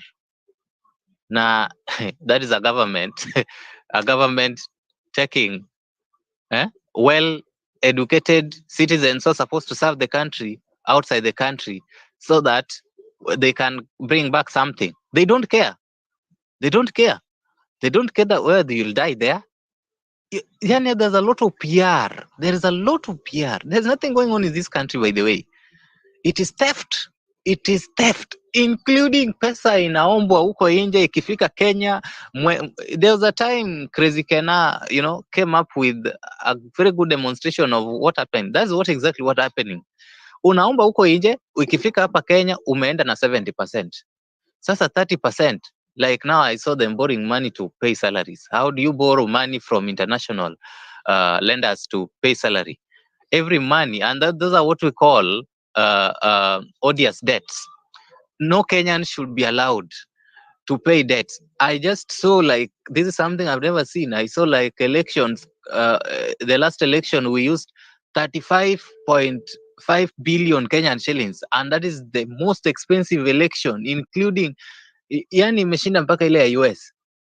It is US with all the states in US imeshinda mpaka ile ya US, na kulikuwa na tena kulikuwa na another debt ilikuwa imebaki hapo, balance ya 2 billion Kenya kulipa.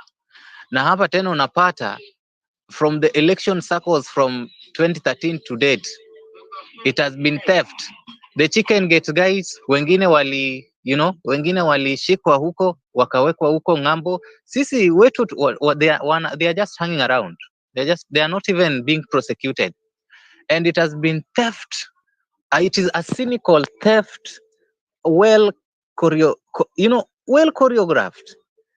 Kenya, I always tell people, if there is any country that is rich in Africa, is Kenya. We are by the way, we are way far with several, a lot of surplus. But now tell me, if money can be stored in outside the country, now they want to print a new currencies. Why? We are in a situation where the old political class is not interested in Kenyans anymore. Let's make peace with this. Until we make peace with some of the problems we have, we will always have no solution. The old political class have made it that our country is a business entity, and this one I keep on repeating. There is nothing going on. So long as Cherargei amesponsor bill, ujui amewekewa yake. That is all. Yeah. So long as someone has taken a bill in parliament that is not making sense to Kenya, amewekewa yake, hiyo imepita. So long as umetable bill Rigathi Gachagua umepewa yako, kesho yake unanunua ndege, hiyo imeenda. Yani it is a business for the few, and very many Kenyans are actually suffering. Currently, cost, things are not working. Watu wanateseka, ukiangalia venye watu wanateseka Bamba,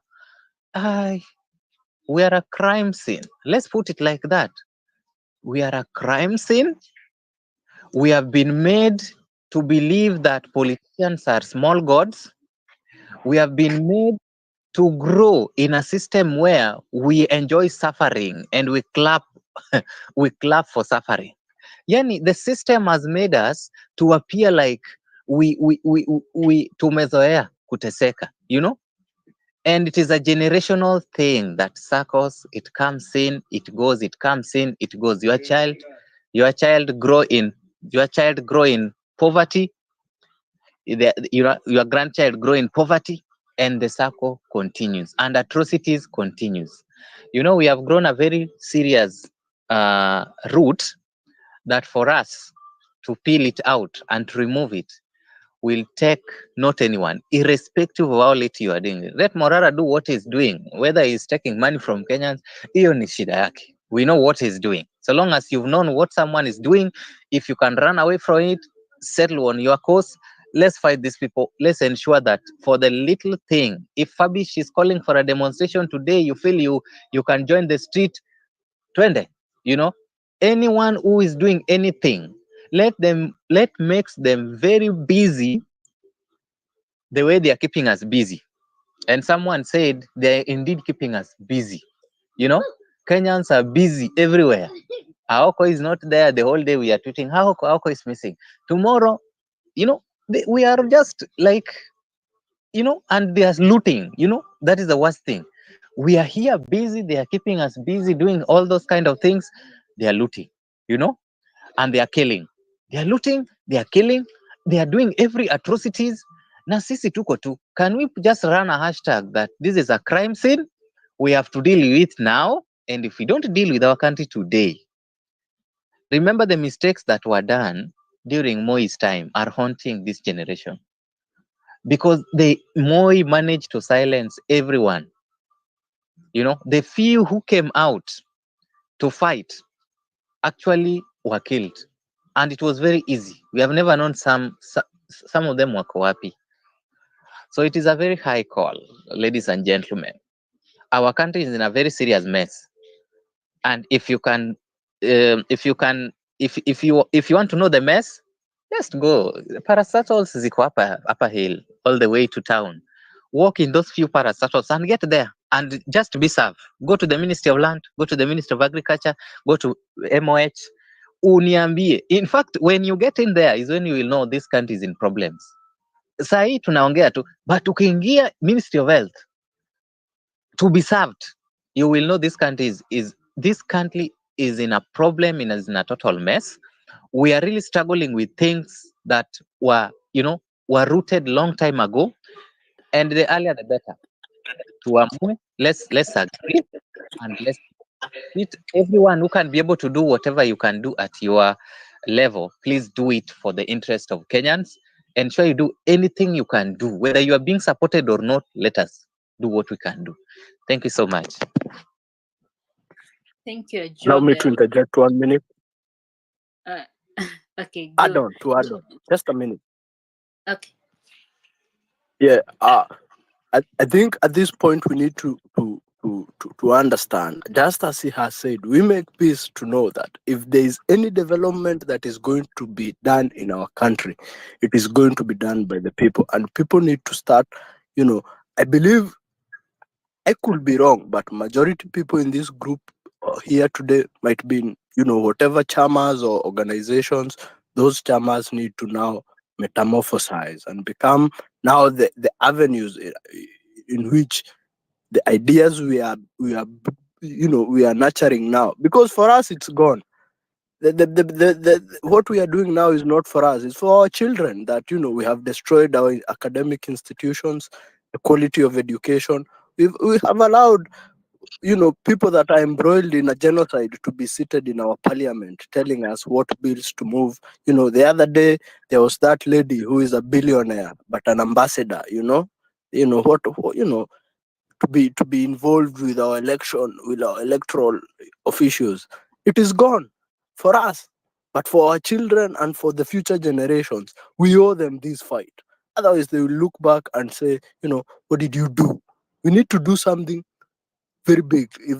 We need to know what direction in terms of development, because if it is employment, how do we create employment? Because government is not going to do it. I think that is where we need also to put aside some space of our mind and figure out how can we come together and come up with the structures that we need. If that SHA is not working, are we all going to die when we need medical care? Those are the questions that I have. Kenyans we have great minds in our country, and this movement will be successful. And I believe in everyone in this space. Whatever little you do, the synergy it brings when we are brought together, it will undo, and we shall put them to shame. Those MPs that are bribed, those guys thinking they can have, goons abducting young men. We are young men. It could be any one of us. What do we do when anyone here is abducted? Those are the questions. And with that, I thank you for that extra minute or two. Thank you. Yeah, thank you, Carnage. Yeah, actually, we might, if we don't do something, those children might not have anything even to look back to. So yeah, I think that's the clarion call. It's a wake up call, and all of us should be pushing towards that. Mambo ya side shows tuachane nazo, tukue tuna focus ya mahali pamoja, tunaenda na hiyo mahali na ku make sure change is happening. Tuachane kusikia propaganda. Kumbukeni, you go, then Abdullahi. Kumbukeni. Asante sana Ayabe. Kuna mtu alikuwa akizungumza juu ya Raila, akisema ati Raila hapendi maendeleo, he doesn't like to do development. Sio Raila, ndio ni Raila, but Raila amepewa mandate na imperialists. Ameambiwa, and there's an African leader, I was trying to remember his name, who said, the day you see the colonialists loving me, inviting me and all that, you should be worried about me. Kwa hivyo hawa watu unaona wakiinvitiwa na wazungu, those are the people who are betraying you. Juu kama mtu angekuwa akisimamia Kumbukeni, wananchi au it was you don't hear me? Thomas Sankara. Yeah, I was telling you the leader was No, Thomas it Sankara. wasn't Sankara. It was either Mozambique or Guinea. It wasn't Sankara. Oh, It it wasn't was him? either yes. No, it was either Oh, Samora then. Machel or someone else. Yeah, but not Sankara. But anyway, Oh, okay. the warning still stands that the minute you see me being invited by white people and colonialists and the oppressors to dine and wine, and they're smiling and they're saying I'm the best president ever, I am the problem. You should be worried, because there's only one way those people will like me, if I am accommodating what they want to get done. So Raila, si ati ni Raila hapendi maendeleo. Raila ameambiwa, if you want this check to keep coming, you will not support maendeleo because we are against maendeleo. So just understanding global politics, and then also understanding that shida zetu za Kenya haziko Kenya peke yake. We will need to have a global fight. We will need to partner with people in Uganda, Tanzania, everywhere. Kwa sababu ukiwa mnauliwa Kenya, lazima muwe na mahali mnaweza kukimbia. When the revolutionaries in South Africa were being killed, walikimbia Tanzania, walikimbia Mozambique. They were being helped by other revolutionaries. One of the spaces, I think KOT space, I read a passage from one of the letters from the Mau Mau warriors, actually from Dedan Kimathi to the Ugandan people. When the Ugandan Kabakas were killed, he sends a letter to them and says, hey, I have a team that can come and help. Let us know when. We'll start the work now and come and help you all. It is not right, because what happens in Uganda under the British is bound to happen in Kenya. So also another caution, as we, and I agree with Fabish, because I was in the space yesterday with you, admitting and saying that we do need to start thinking differently, and we cannot use the oppressors tools to find or to liberate ourselves. So we have to actually go against the oppressors' ways of doing things. But the other thing, we need to think beyond the borders of Kenya to find a solution, to join with our brothers and sisters elsewhere. Asante.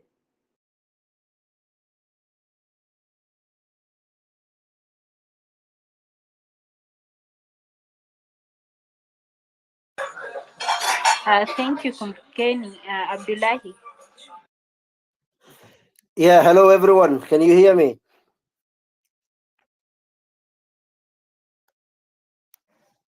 Hello, can I be heard?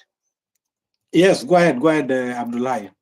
Thank you very much for the platform, and thank you for everyone who is also participating. Our problem is 60 years old, but the new constitution is 12 years old, but we still experience the problem we were experiencing in 1963. Why? Because this state, when it was formed, and the people who were in charge then created a very powerful state with, elite-led mentality. When the white man left, they started accumulating wealth. From then, we had a very clique of people always controlling our resources. But if you look at from 19th century, the state's power and the liberty of people must be balancing. And it's not good to have a very rogue, despotic state. It is equally not good to have a weak state. So in societies that the people have developed in the sense that they have what to eat, they have choices of what to buy, they have access to clean air, they have access to clean water, they have access to very good infrastructure and education system. Majority of those are in the European countries and some countries in Asia. You will realize that there is a respect and a working relation between the state and the people, intermediated by the institutions. Like in Kenya, we have parliament, we have judiciary, we have the executive, then we have other institutions that are running other, social, access to people, like education, roads and this and that. Now, our architecture as a state is only meant to feed the president and the cohorts, those who clap for him, those who sing his tunes, the so-called bootlickers. Today, in my own page in Mandera, Wajir Garissa, I posted that the idea of building classes, empty dispensaries, maram roads, That is not development. Development means people have access to food, have access to clean water, have access to timely healthcare systems that are functional. Look at what Shah and Schiff are doing.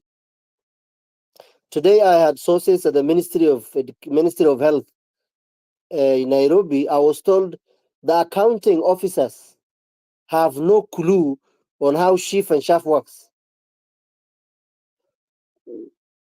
If anyone has taken some time to study how we implement our policies, we rush, because in policy implementation, from the program, problem identification, to the setting the agenda, to the design, to the implementation, to the formulation, implementation, monitoring and evaluation. So anyone who was in charge of NHIF will have asked, if this thing is working and people have money in their NHIF accounts, how do we just transfer that? Why don't we create, why don't we sensitize the community? Why don't we do advocacy and public education? Then slowly we can shift by testing the systems, the softwares, the access to software in internet in the country, and then we do it slowly. So when you look at this country, and I was telling the people of northern Kenya, Wajir, Mandera, Garissa, development is not going to come when the budget itemization of the budget items or activities is seen from the tenderpreneur aspect of how much am I going to make.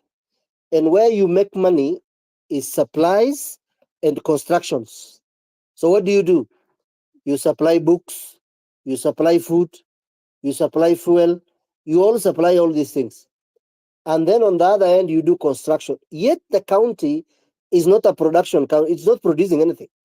Like if you go to Mandera, Mira comes, money comes back to Nyeri and Maua. And then the labor in terms of services, majority of the people who are offering skilled services either in the construction sector or plumbing or electricity, engineering, electrical engineering, all these things are people from other parts.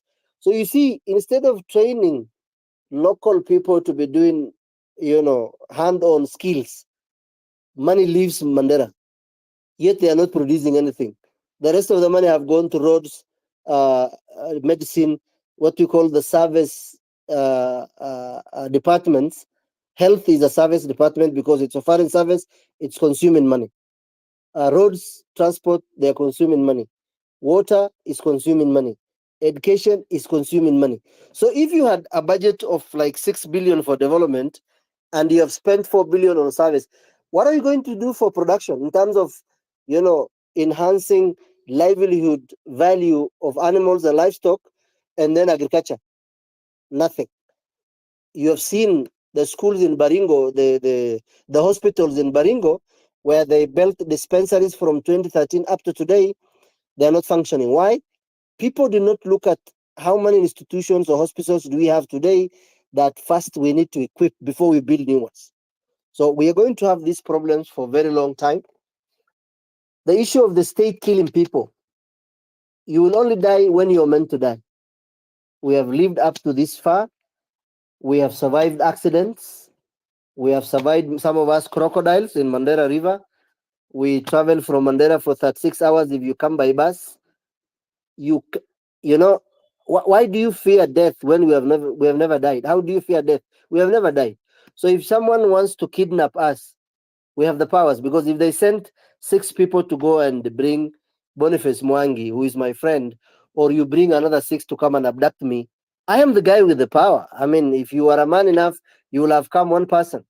But when you come 6, the power belongs to the people. You have seen what happened in Parliament. You have seen how they ran away.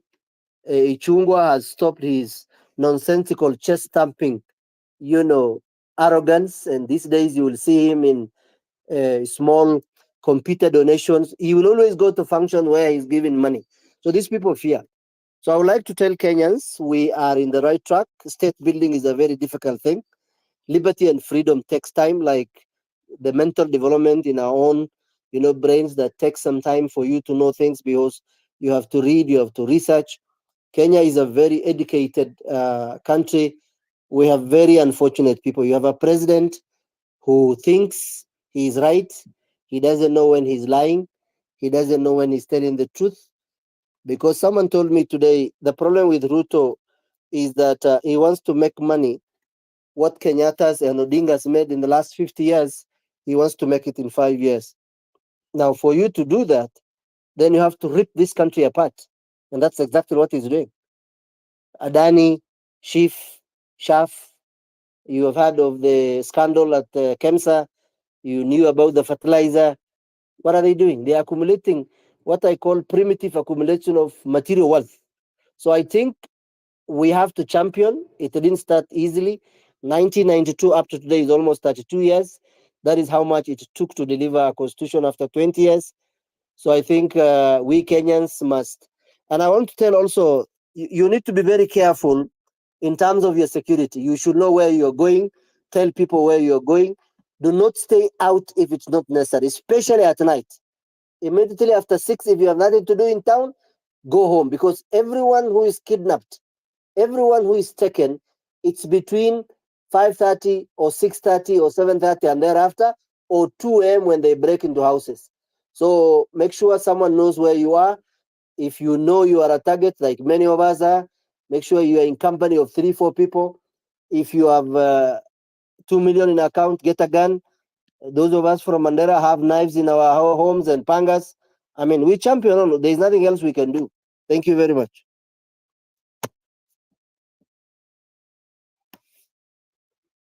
Thank you, Abdullahi. Wonderful, wonderful submission. Yes, this is the time to call for action. We have talked a lot.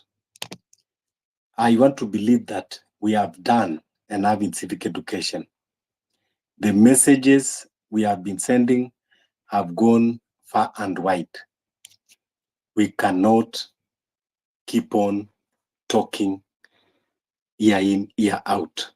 This is the time to call for action. We need now, we are working on strategies. We need to be disciplined. We need to focus now. First thing first is to protect ourselves. I will keep on reminding everyone, the regime is now on a panic mode. That is why they are trying to silence every voice, thinking that by silencing, they will continue with their tyranny. Leo naona William Ruto, he was hosting the director of CIA and our own director of NIS. Whatever they are planning, I don't know. You are hosting a CIA director while we have a lot of cases in Kenya that investigations are never concluded. What a fallacy. What a hypocrisy. Just show off and PR gimmicks. How many cases just go unconcluded here in Kenya? But now you want to tell us that, oh, the director of CIA is your friend. And now you are hosting. But whatever you are planning, umetuletea Bill Gates na ukatuambia umempatia immunity. We don't know what you are anticipating that is going to commit. That is why you start by giving immunity. We don't understand. Is it because of the vaccine? Is going to trial and error in vaccine, so that when people dies, we cannot prosecute you? Is it because of the genetic modification you want to do with our seeds, so that when it starts the effect, we cannot prosecute you? These are the questions that we don't understand. We have had a lot of investors in our country in the past regime, different investors. Hatujawahi kusikia mwenye lazima apatiwe immunity. Even our constitution is very clear that everybody is subject to the law. including the president himself. Why all of a sudden an investor that just pumped in and you want to give him immunity? Immunity for what? So, but there are a lot of things there is nothing, even one, atokambiwa good against this regime and William Ruto. So we have every reason. That's what tunasema kwamba civic education tushafanya kutosha. Hakuna kitu hata moja you can single out good about William Ruto. So now we are saying revolution, we must have a military wing, we must have the constitutional wing, we must have the administrative wing, we need to have IT. So please, because tunaanza sasa kuformulate, we have set up a telegram that tunaanza kutengeneza the foundation. So if uko katika IT, you are good in IT, please, and you are part of the movement, we need you, we need your expertise on that so that you can help us. And if you are also have knowledge about security, cyber security, and also security sector, if you have military knowledge, anything about security, and you support the movement, tutakuwa tunafanya as we continue verification so that we can have that knowledge, you know, because we need to impact. When we talk of security knowledge, we need to impact our society to know how to guard themselves against illegal abduction, torture, and killing. So tunahitaji that security knowledge to impact, and pia tunahitaji equip our military wing katika revolution. There is no peaceful revolution in a tyranny. Yes, kumbukeni, nimeona mkono wako ulikuwa umeinua. Nimesema nitakutumia message personally. Okay, sawa. Umenisikia? Yeah, mengine pia kuzungumzia hapa. I just sawa. Yes, thank you. Okay. Yeah, so lazima we must make impact. We have to bring change. Si lazima tuanze tukiwa 1 million, 10 million. We can start 1,000, 2,000. Manake sababu inaitwa vuguvugu. But time for talking is enough. Those who want to continue with civic education, we encourage, because yes, the society still needs civic education. There are a lot of knowledge that they need to ongea, hata mambo ya Bill Gates, mambo ya you know, Bill Gates, vaccine, about agriculture bill, very punitive and oppressive. Yeah, society needs to hear this so that hata wakati we are revolting, everyone knows. And another thing also that I want to call out, if when into a media, and maybe you are not working in a current media, because we need our information to be going out. We cannot rely on some of these Githeri medias that they are compromised. So we need someone that can compile when we are making statement as a movement and can be able to document it nicely and push it through either online media or any other source of available media. So we need all the experts in the movement. As we continue, let's engage, let's talk, let's bring solution. Let's say enough. Fabish, unajua, you're 100% welcome to use Kumbukeni if you need to broadcast stuff. 100%. Okay. Yeah, Ajuaga, go ahead.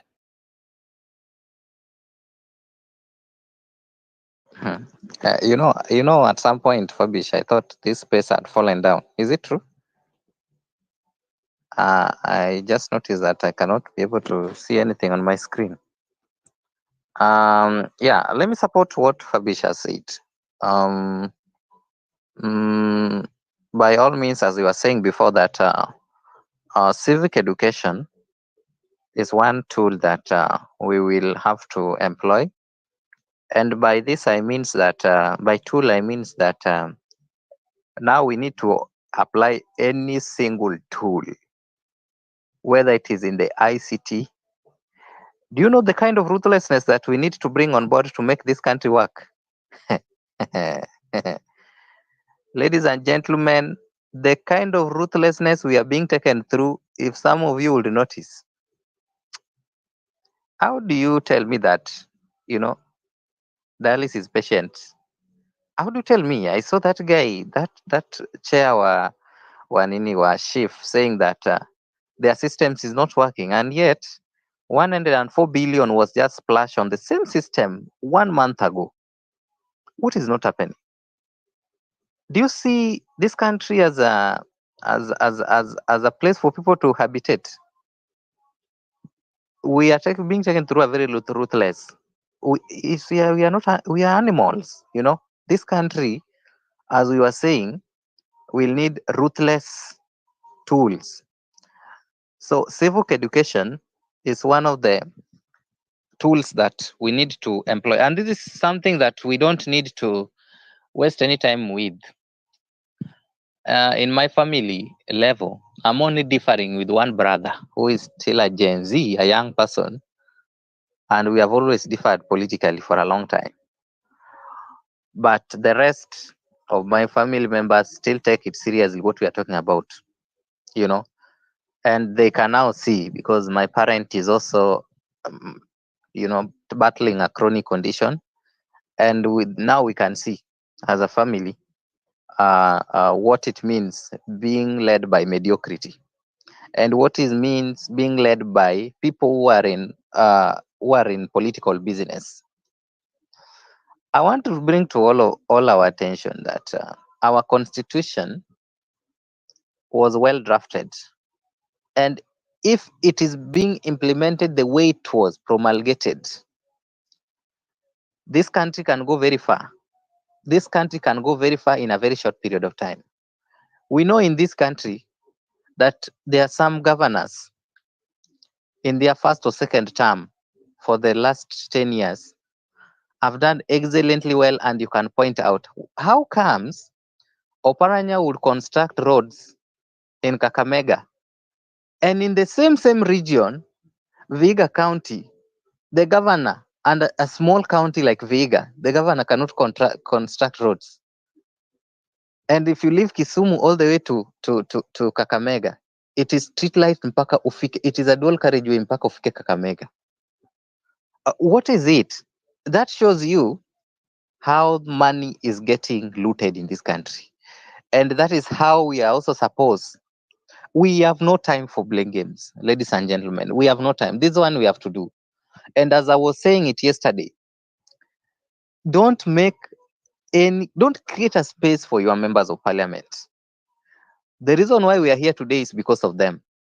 The reason why we are being abducted is because, and they are not talking. That shows you these are people who are eating with very big spoons, and they don't care what you and your family are going through.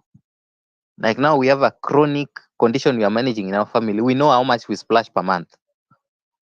If you can feel the pain I'm feeling, then we have no any better option. Let's apply anything that will ensure, in any little way and in any big way, we just need to go ruthless. I think that is the only thing we need to do. We need to go ruthless with the members of parliament, with the MCAs. Let's go ruthless. Because even some of the abductions that are being done, actually it is these MCAs that are with us in the village level. And they are the people who actually, like now Marvin is is active on Nini. Who does not know Marvin Mabonga? All of us know, and is known by Kimilili, member of parliament, is known by the chief, is known by the MCAs. These are the people who are actually abducting us indirectly. And they are using Farouk's team to abduct us and ensure that we are kept busy. Let's focus, because we have now noticed, and it is good we have noticed early, that we are being kept on a round. We are being taken through round, and we are getting fatigued. We are getting drained emotionally, psychologically. we are getting drained because we are being, mtu anakupeleka kwa field, unakimbia the whole field when the ball is inside, and the other people are scoring. They are looting and they are taking us around. They are looting and taking us around. Judiciary is not working. Judiciary is compromised completely. IEBC is yet to be compromised completely. The only way we have, as I was saying yesterday, we can start with our members of parliament and ensure we create a very severely hostile environment for them to operate. That one we would have scored. I can tell you for free. Because anyway, as I was saying yesterday, nothing happens in the circles of presidency without passing through the parliament. The problems that we have today are directly created by members of parliament. I wonder how 2 or 3 senators, Richard and Okia, are the only people you can see are making sense in the public eye. I'm wondering, all of a sudden, all MPs, are actually following someone who does not have someone who has a bottomless thought. He cannot reason. You don't know why he's reasoning and reading to. You sit down and you'll hear the way he's talking. You see someone who is in a complete, mission to ensure that he holds shares all over the country in all state corporations. What does that tell you? And in the same country that people are looting so much like this, more universities closed, students are not going to universities, funding models is not working, everything is difficult. Today I was in Bamba. Yani, you cry, you'll totally cry. How can a woman spend 3 days with 8 children in the house, no food, no water, and that shows you they have not bathed for the whole 8 months, for the whole month they have not bathed. The only thing they need is food. And then there is a member of parliament from that area. There is also an MCA that being paid by the same person who is crying from that area. Why? There is lack of civic education. And if there is anything we can do, let's start with the household level. Tell your parents to tell his friends that the country is a crime of sin. There is no, I can tell you, bet me right. Interns doctors have not been paid up to now. They are actually, by the way, for your information, they are not going to work. That means, and for a long time, these interns are the ones who are actually taking care of patients. Almost 90%. Consultants come, they do, they do consultations, they shout, then they go. Now the interns are at home, SHA is not working, nurses are drained and depressed. This country is depressed. The whole nation is, nothing is working. So what do we do? Ensure that MCA who is down there, huyo MCA wako, huyo mwenye unabudu, huyo mwenye mzazi wako anabudu, asionekane hapo. Hakuna haja mtu auliwe kinyama kama hawa Wasomali waliuliwa, na bado unapata tu MCA hajasema chochote. The MCA mwenye alipatikana, the one who was abducted, asijui kama amepatikana, the one from Isiolo, is it, or Wajir? No one is talking about. There is no even a single member of parliament who is going. They strongly believe that Gachagua is sponsoring everyone.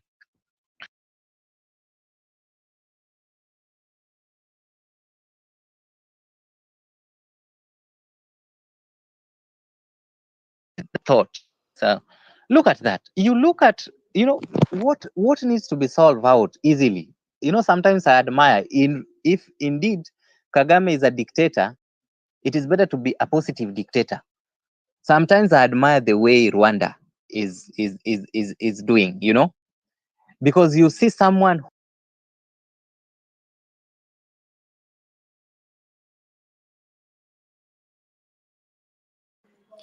Adwoga, we keep losing you. I don't know if it's your network.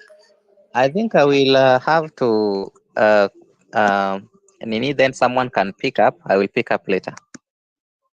Yeah. So Samuel, you can go so that Adwoga can come later.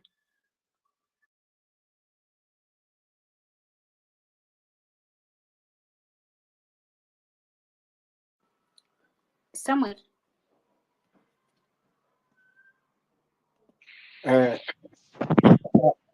Asante. Pia nataka kushukuru kwa siku ya leo kwa tumepatana tena kwa hii platform ili kujadili mambo yetu na kuona vile nchi yetu itakavyopata mwelekeo. Nataka pia nishukuru kwa sababu nasikia mazungumzo ambayo kama huyo ambaye ametoka kuongea saa hii ameongea kitu ambacho kilikuwa nasikia kinanifanyisha moyo wangu na bubujiko na machozi kwa sababu ya yale mambo ambayo yanaendelea. But all in all, nafikiria Fabian wakati anaongea pia the host alikuwa anasema it is the time ya kuwa tuangalie tutafanya nini. Tuangalie ni jambo gani tutalitenda.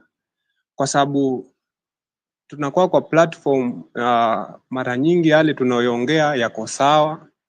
Watu wako na reasonable minds, but tunasikia tukiamka kuna watu wawili watatu wamekuwa abducted, tunasikia watu wawili watatu wamekufa. Tunaendelea kusikia President Ruto anaongea ya kuwa SHA ni kitu kizuri, hakina shida, watu waendelee kutibiwa. Tunaendelea kuangalia hivi tunasikia ya kuwa Adan inakuwa implemented. Tunaangalia hivi tunaendelea kuongea hapa tunasikia vitu vingine vinaendelea kusonga mbele miaka 7 juu ya watu waongezwe katika uongozi. So mambo yanazidi kuendelea kwa machungu zaidi wakati sisi nasi tunaendelea kuongea. Na kile kitu ambacho naona kimefika sasa, it is a high time ya kwa sasa tuamke kama vile tulikuwa tumeamka pale mwanzo na tukaanza kujukumisha wale watu ambao tumewachagua. Kwa mfano kama nitamuunga mkono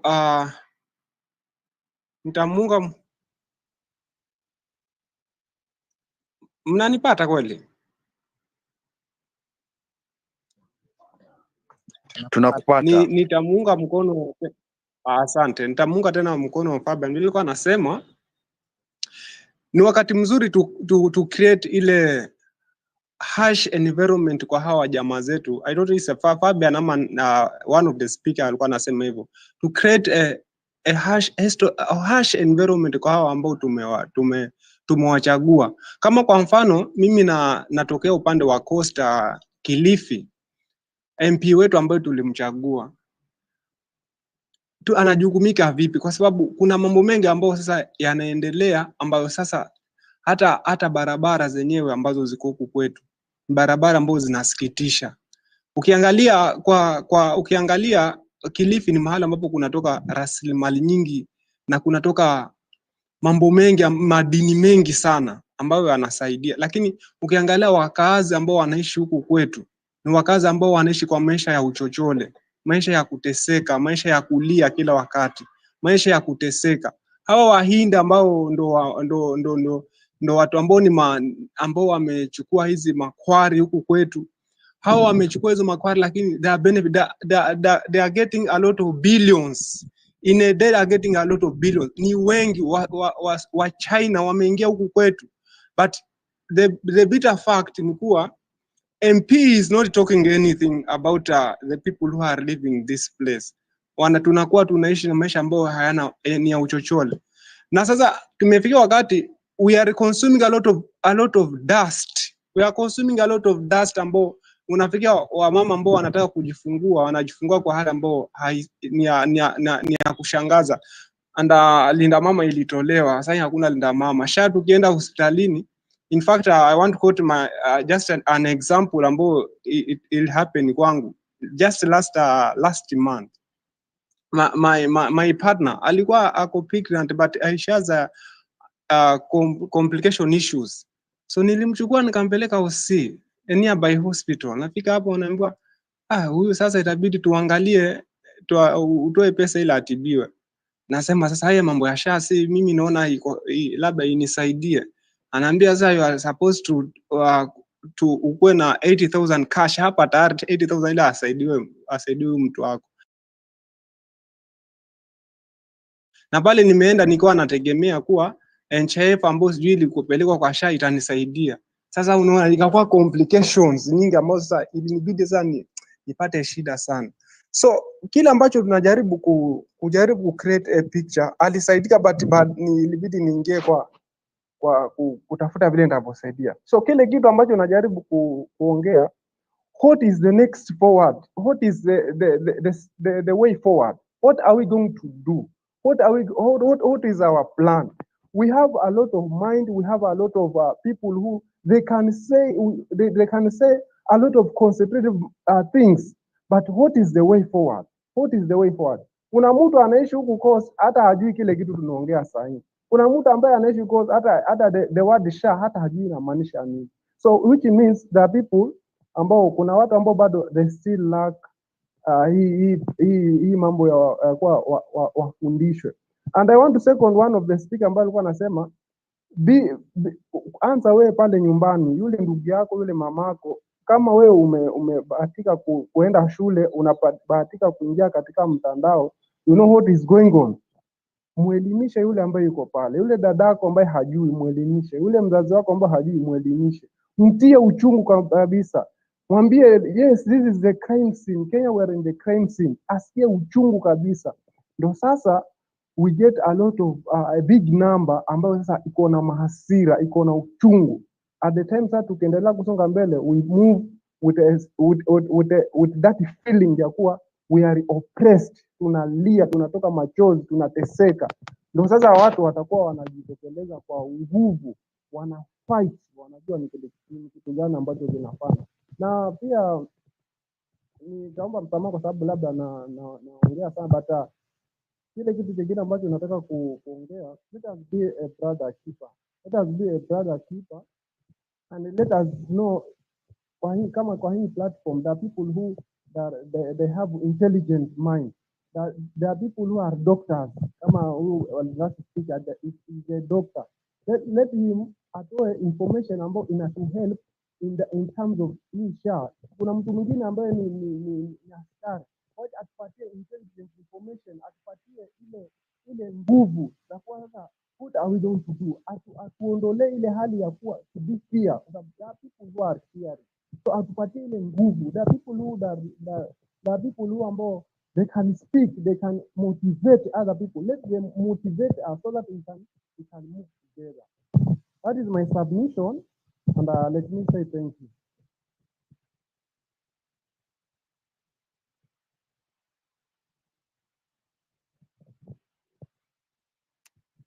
Thank you, Samuel. Yeah, we need to keep on motivating each other. Nakubaliana na wewe kabisa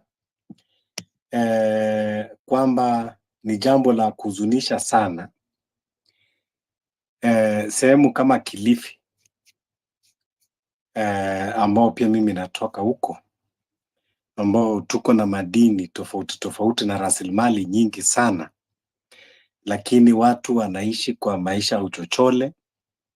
Kuna dhulma nyingi ambayo imefanyika, watu wamedhulumiwa mashamba na hii serikali. Tuko na mashida kubwa, ukitoka kuanzia Mtepeni, Chonyi, kote huko ukuje mpaka Vipingo, ufululize moja kwa moja mpaka Watamu kule Jimba, wapi upande kule juu, kote watu wamedhulumiwa mashamba na dhuluma nyingi tu ambazo zimefanyika. Ni jambo la kuhuzunisha kwamba hata ule ambao tulikuwa tunamwaminia kwamba atatupigania haki zetu, Amazon Jeffa Kingi, yeye alipoitwa kwenda bargaining table, yeye akaenda akajikatia pande lake, akasema mimi nataka mbavu, akachukua mbavu yake. Sasa ameenda amechoma, ameweka kachumbari, akaenda kula peke yake, akasahau sisi aliyokuwa anasema sisi ni watu wake. Saizi hawezi kusikia dhulma, hawezi kuona dhulma, yaani amekuwa kwamba kila kitu kwake kiko sawa sababu inamwendea. vile imekuwa ni mtindo ya hapa Kenya. Tutamwona tena 2027 akija kutuambia anatupigania haki yetu. It must stop. Kilifi hata sijui tuseme nini, mambo mengi tu. Yani ndio sababu Kenya iko hivyo. Tuko na Owen Baya ambao ako nafasi kubwa tu kwa hii serikali. Amejiweka pale mbele. Ati ndio I think majority chief whip. Lakini Owen Baya amefanyia nini? Kwa wale watu wa Kilifi ambao wanajua historia kidogo, Kingi akiwa governor, Owen Baya ndiye alikuwa county secretary. Wakafanya zile walifanya. Kununua nyumba ya 400 million. Mambo mengi tu alifanya hapo kujifaidisha. So dhulma ambayo iko kwa hii serikali ni ya kushangaza, manake Ruto ameweza kubatiza hao watu wote, akawaingiza katika dini yake ya udhulumiaji, ya uaji, ya maovu. Na hiyo ndio taswira na sura ya taifa nzima. Mimi labda tukiongea vizuri, Samuel na Ajoga, kama mmesema umetoka pale Kilifi, Kingi akiwa governor niliwahi kupigana. Kuna maandamano nyingi tu niliongoza. I think I was one of the first people to raise alarm.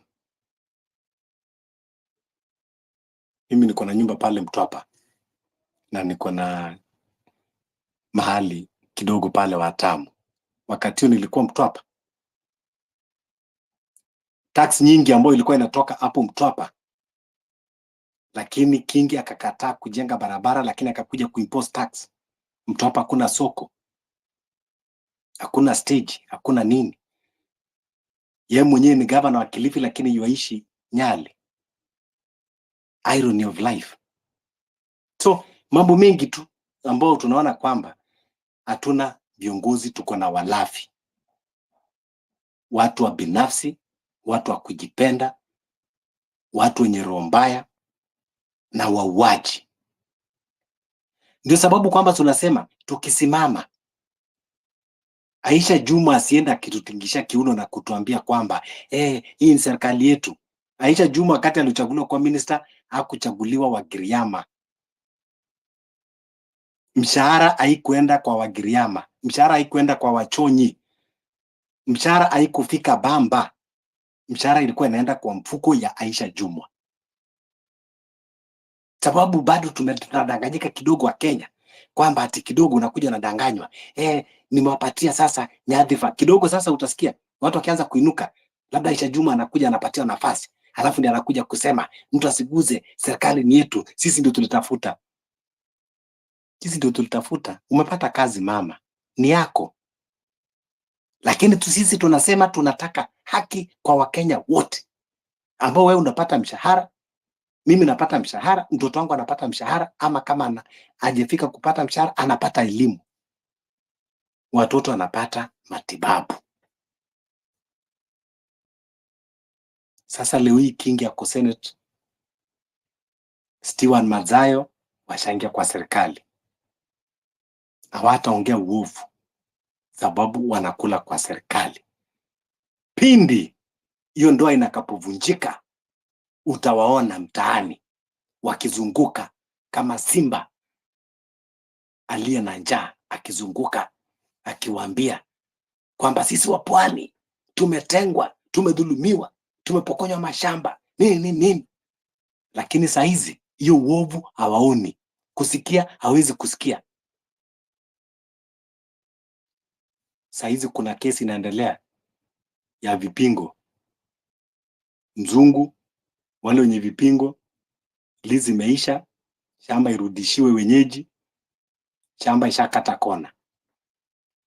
Kingi ni speaker, Mazayo ako ndani, Owen Baya ako ndani, Aisha Jumwa ulikuwa waziri. Hiyo hautaona, hiyo hamtaona, wala haiwahusu, sababu mko ndani mnakula. lakini pale mtakapotoka mnakuja tena kutuadana, kutuambia kwamba tumedhulumiwa. Jamani, Wakenya tuamke. We have to know that sisi Wakenya lazima tupiganie nchi. It is no longer about personality, but it is about Kenya. It is about our country. We don't have option. We have to be united. To unite is not a choice. It is the only option available for us. It is not if or whether I want to unite with others. That is the only option. Lakini tukiendelea hivi tunaendelea, tutaenda mpaka tuta lose hope. Tuende sasa kama Uganda, tuseme wacha tungoje kifo yuamalize. Na watu washenzi hawakufi haraka, sijui anatumia waganga gani. These wicked people, they will never die. Utasikia ndege imeanguka, mwenye amekufa ni ule mzuri, mnalia. Utasikia gari imeanguka, utasikia mwingine amepata kansa, mwenye amepata kansa ni ule mzuri. Hawa baya huwa wakufi. Mtawangojea sana. Museveni wamekufa marais wazuri wazuri, akina John Magufuli wakiwa young, ule mwingine wa Burundi wameenda, lakini Museveni, Mugabe alifika karibu 100 ndio akufe akiwa amekalia wa Zimbabwe. Kwa hivyo hata wengine mnalia mnasema sijui nature will take its course. Hao watu bana hawaendi haraka. Sijui kuna uhusiano gani baina ya maisha marefu na uovu. Wicked people don't die easy. So Wakenya lazima tuungane. Mambo ya kuzungumza ishe, tuanze action. Tukiongea mambo ya revolution, pia lazima tuelewe it is a countrywide. Sio tu kwamba tukipanga revolution ni Nairobi peke yake. This conversation lazima ikue county level. Mandugu zetu wa Mijikenda, Kilifi lazima wajue.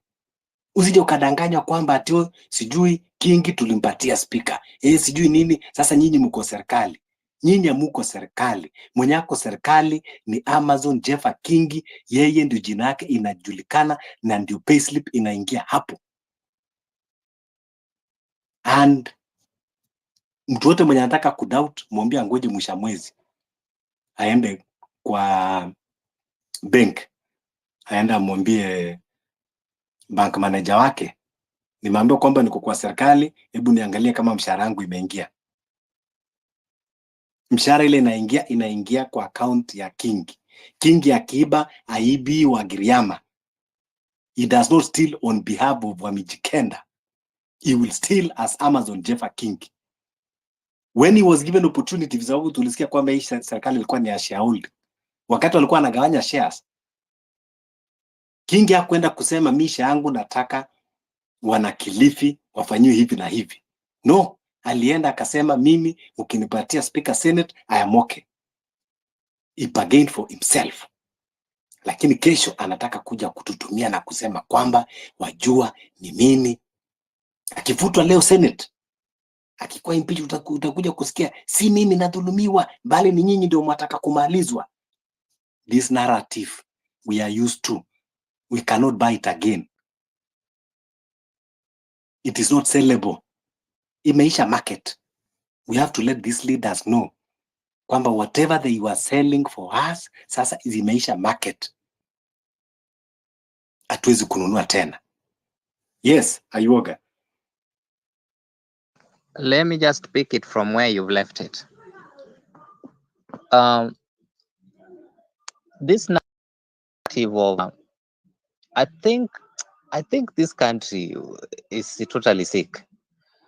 This narrative of Amazon Jeffa Muñez, do you know how that thing is killing people down here?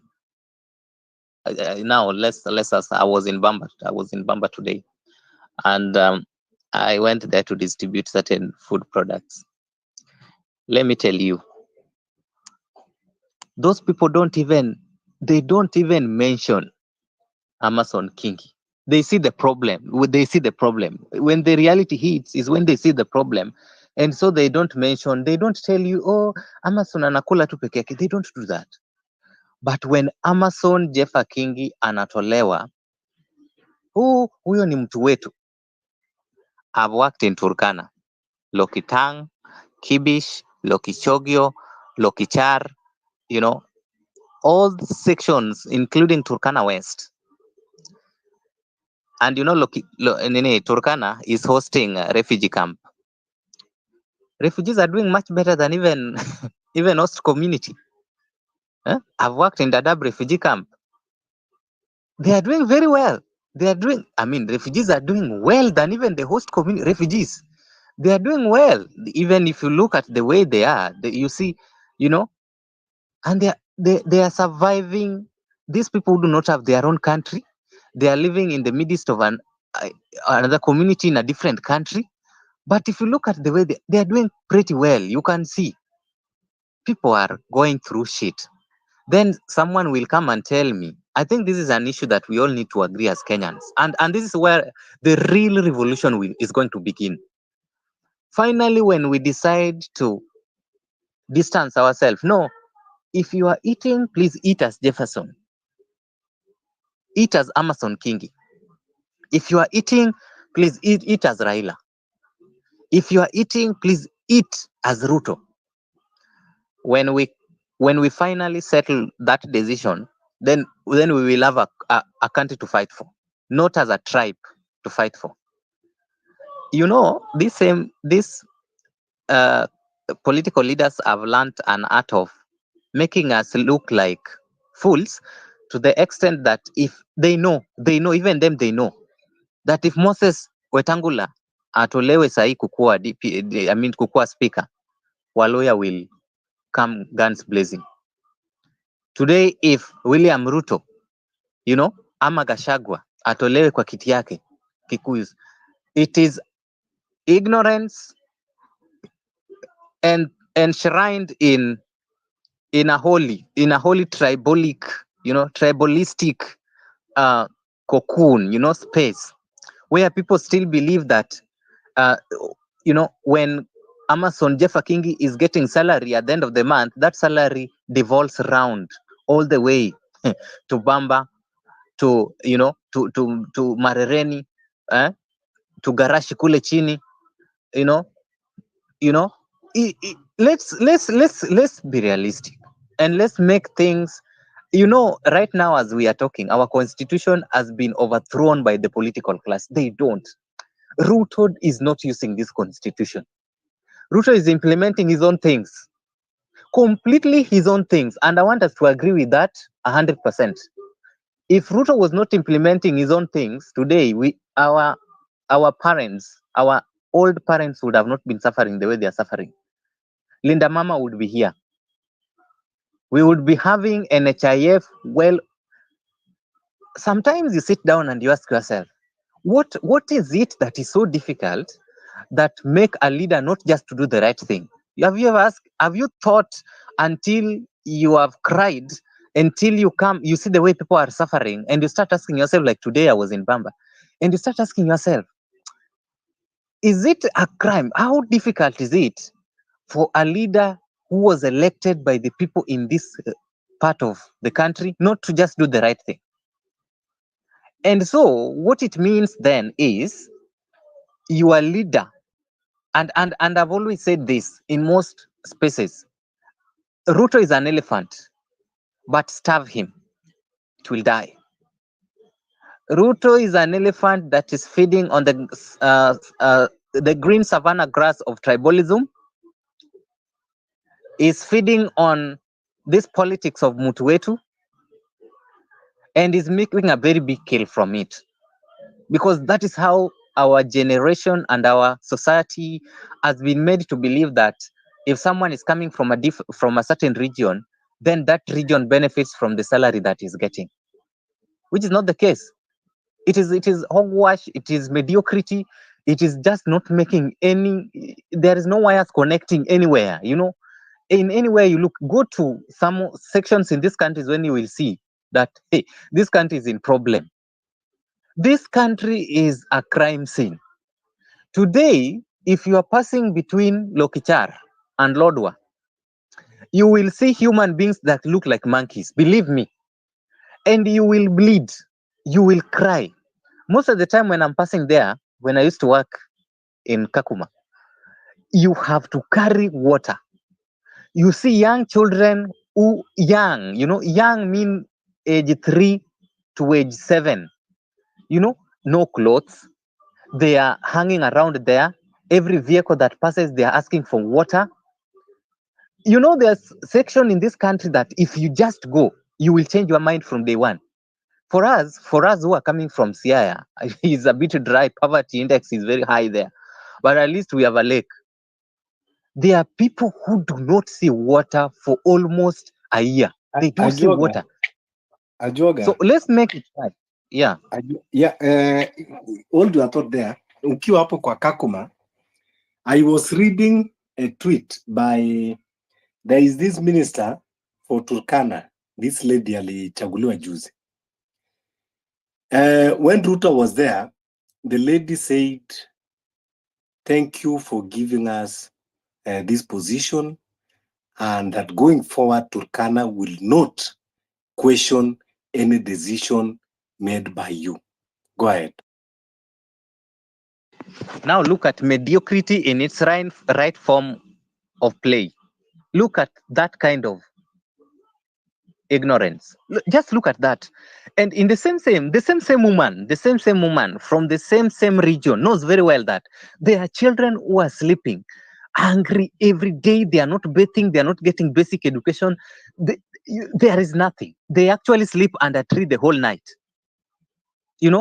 Mtoto anaenda kugraze cows na penye usiku itampata ndiye atalalia na wazazi wake na hawana chochote. Then you get that mediocrity, that kind of level, a woman who should be feeling the pain, just pointing it out and telling someone, you know what, man, you have given me an opportunity to serve in your government. But remember, I will be earning salaries that goes direct to my pocket. But my region has always been constantly exposed to poverty that is very high. Our children, we don't have water, we don't have food, we depend on international actors, we depend on NGOs to get, relief foods.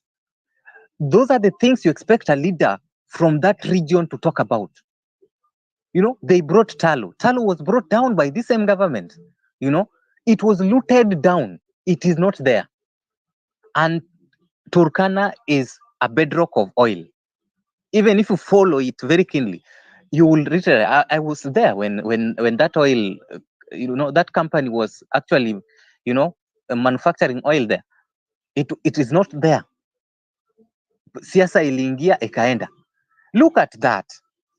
I want us to create a rage, and the rage should not go direct to Ruto. You see, this woman was now supporting Ruto.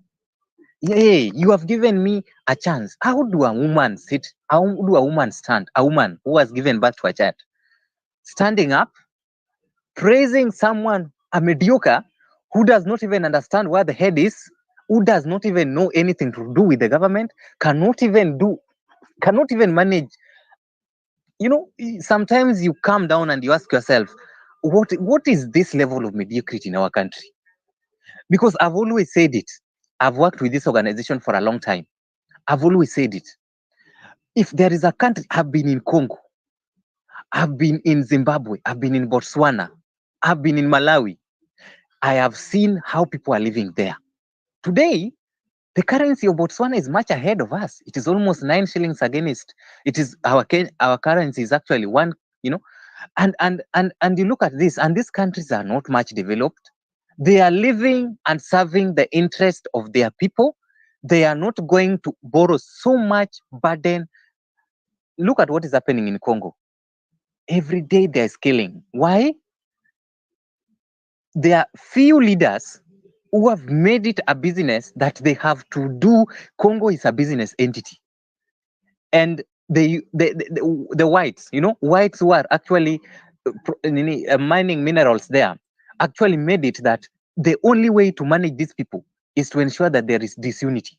The same way Ruto is applying on us. There is disunity. Once people are disunited, there is nothing going on. And every day they are fighting among themselves. They are constantly on war. If you go to Botswana, there's some tranquility you can notice. If you go to Namibia, the same. There's some, and if you look at those countries, there's a way. If you go to Rwanda today, there's a way you can smell some form of leadership. There's somebody doing something somewhere. Even if that is dictatorship, but you can see there's a country heading there.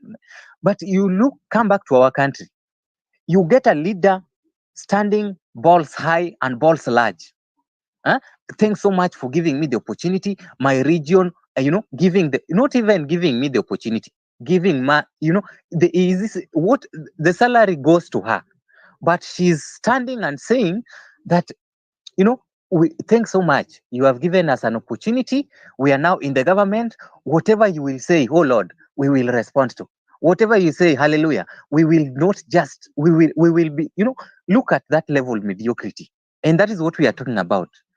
There is a need that before we look at Ruto straight on the face, let's go back to our leaders. There is no way in Bamba. How do you expect, like now, today, someone is telling me he has not eaten for 8. What is that? Yeah. Sorry, please, kindly just hold your thought there. There is this thing that there is a spirit of communication and the awakening spirit. Tulianza kuongea hii mambo ya resistance movement and things are unfolding by itself. This is a God's voice. Now, Martha Karua, she's also like communicating with us. Now, leo amepost amesema, abduction squad consisting of officers from the army and the police, possibly drawn from Burundi, Uganda, and Congo, are housed at Karen near the DP residence in a place called Olepolo and Olepolos in Kajiado. Now, near the DP residence na place inaitwa Olepolos in Kajiado. So comrades, tumekuwa tukizungumza juzi about the tactics. Tulisema we are going to unmask them. So we are calling on everyone that is around your area, current DP residents and Olepolos. What we just need from you is tunataka tu ufanye observation. Try to see those faces that you feel they look like, because you will know these people, how they behave, how they look like. Try to just do your due diligence, investigate.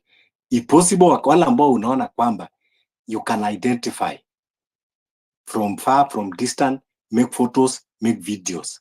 Let us start identifying them.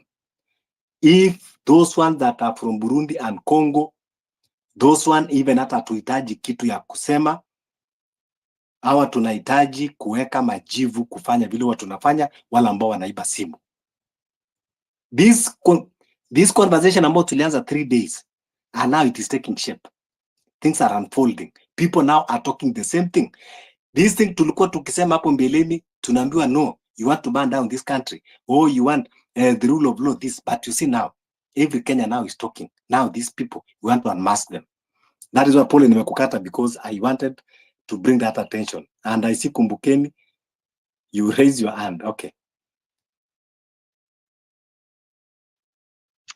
Wacha nimalize nimpatie. Zungumze Majuga. Haya basi. Okay. Nimalize. Then I give rest to talk. I just wanted to bring text as to who do we attack? How do we attack? And what is the context under which we are attacking? People need to know. Even when you are giving civic education, there is a background in which you are coming from. There is a way in which you are coming from. And we said you start from your family. Start from your family. If your wife cannot be able to understand, let your wife understand that that child that is now 1 year old will have very big problems going forward with the issue of CBC now on board to university. Your parents should be able to know. I am very happy that now my parent is able to understand why I've been on this for some times now, because now we have to produce that 80,000 per month for that dialysis. it is good that we know where we are. It is good sometimes to know where are we. What are we talking about? Is it making sense?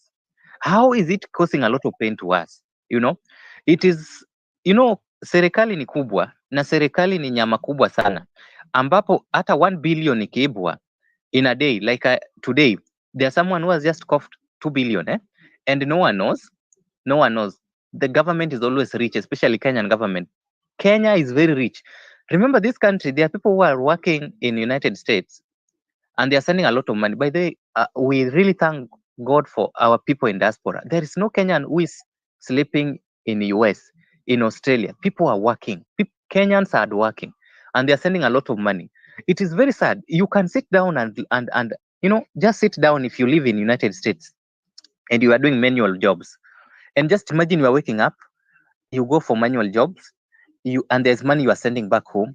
Then you hear that money is getting looted, and tell me how you will feel with the racism in those countries. They are looking at like we are monkeys at some point. They don't look as like we are human beings anyway. There is a level in which wametuweka. Then hiyo pesa wewe unatuma huku na inakulwa na watu wengine. Then the same vein, unasikia mtu anakufa Bamba kwa sababu hakuna chakula, mtu anakufa Turkana kwa sababu hakuna chakula, because there is no road. Women are just giving birth along the highway. So it is good, Fabish, that there has to develop we have to come up with a context. Where are we? And if in civic education, how are we going to give it? First, we have to know, tuko wapi as a country? Where are we? Where were we 10 years ago, and where are we now? How much has been looted, since how many trillions have been looted for the last 10 years? And let us bring this on board. Then the other issue I wanted to bring on board, even as we are focusing on this, please, we have no business with members of parliament. Look at the way that woman was talking in Turkana. You sit down and you ask yourself, is this a woman? Is this huyu ni nani? Is this hermaphrodite? What is this? Is this person living in Kenya? Is this a neighbor? And he's talking at the center where kuna watu wamekaa hapa wajakula for the last 3 days na and even you can pass across them and so we need to first make MPs feel the pain we are feeling. We are here today in this space, risking our life, talking about this thing, because your area member of parliament is not doing the right thing that is supposed to do in parliament. Ameshapewa zake. Your MCA is not doing the right thing, just looting the county government. You looting dry. Most of these county governments are corrupt to the core. There is nothing going on. People are supplying goods. People are depressed. Suppliers are not getting paid. Governors are receiving money, wanaweka kwa account zao izae huko. Look at such kind of mediocrity. It will start with you and with your MCA. It will start with you and your member of parliament. It's gonna start with you and your governor. Wachana na Ruto hapa. This is just an elephant feeding on these people down there. He knows, Ruto knows very well that if we do everything and we keep on, we are pointing at his face directly. He knows very well that he's protected by your member of parliament. He knows very well that he's protected today. Even if we like what like ndio tuweze kupatia yeah. Wacha niwaachie wengine. These things sometimes can make me to speak the whole night. Thank you so much, Fabish. Welcome anytime. Tutaendelea, bado tuko tunaendelea kupashana. Kumbukeni, go ahead. Yaani Ajuoga amezungumza mpaka nikasahau nilikuwa nimeinua mkono. Ka ungesema kitu Fabish singekumbuka. So anyway, wacha niache jokes. But what Ajuoga is saying is seriously is the truth. Kenya nilikuwa nataka kusema, hao watu mnaona wakichukua watu alafu Bill Gates anapata immunity is not a coincidence. Sio coincidence. CIA for a long time na alafu mnaona the head of the CIA anakuja anakutana na Ruto. CIA for a long time has been operating in Africa. Na kazi ya CIA venye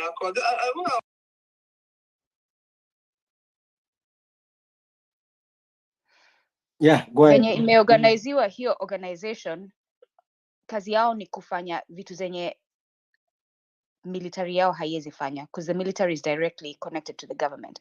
So if the military does something, the United States military does something, they'll be held accountable to some extent by international laws.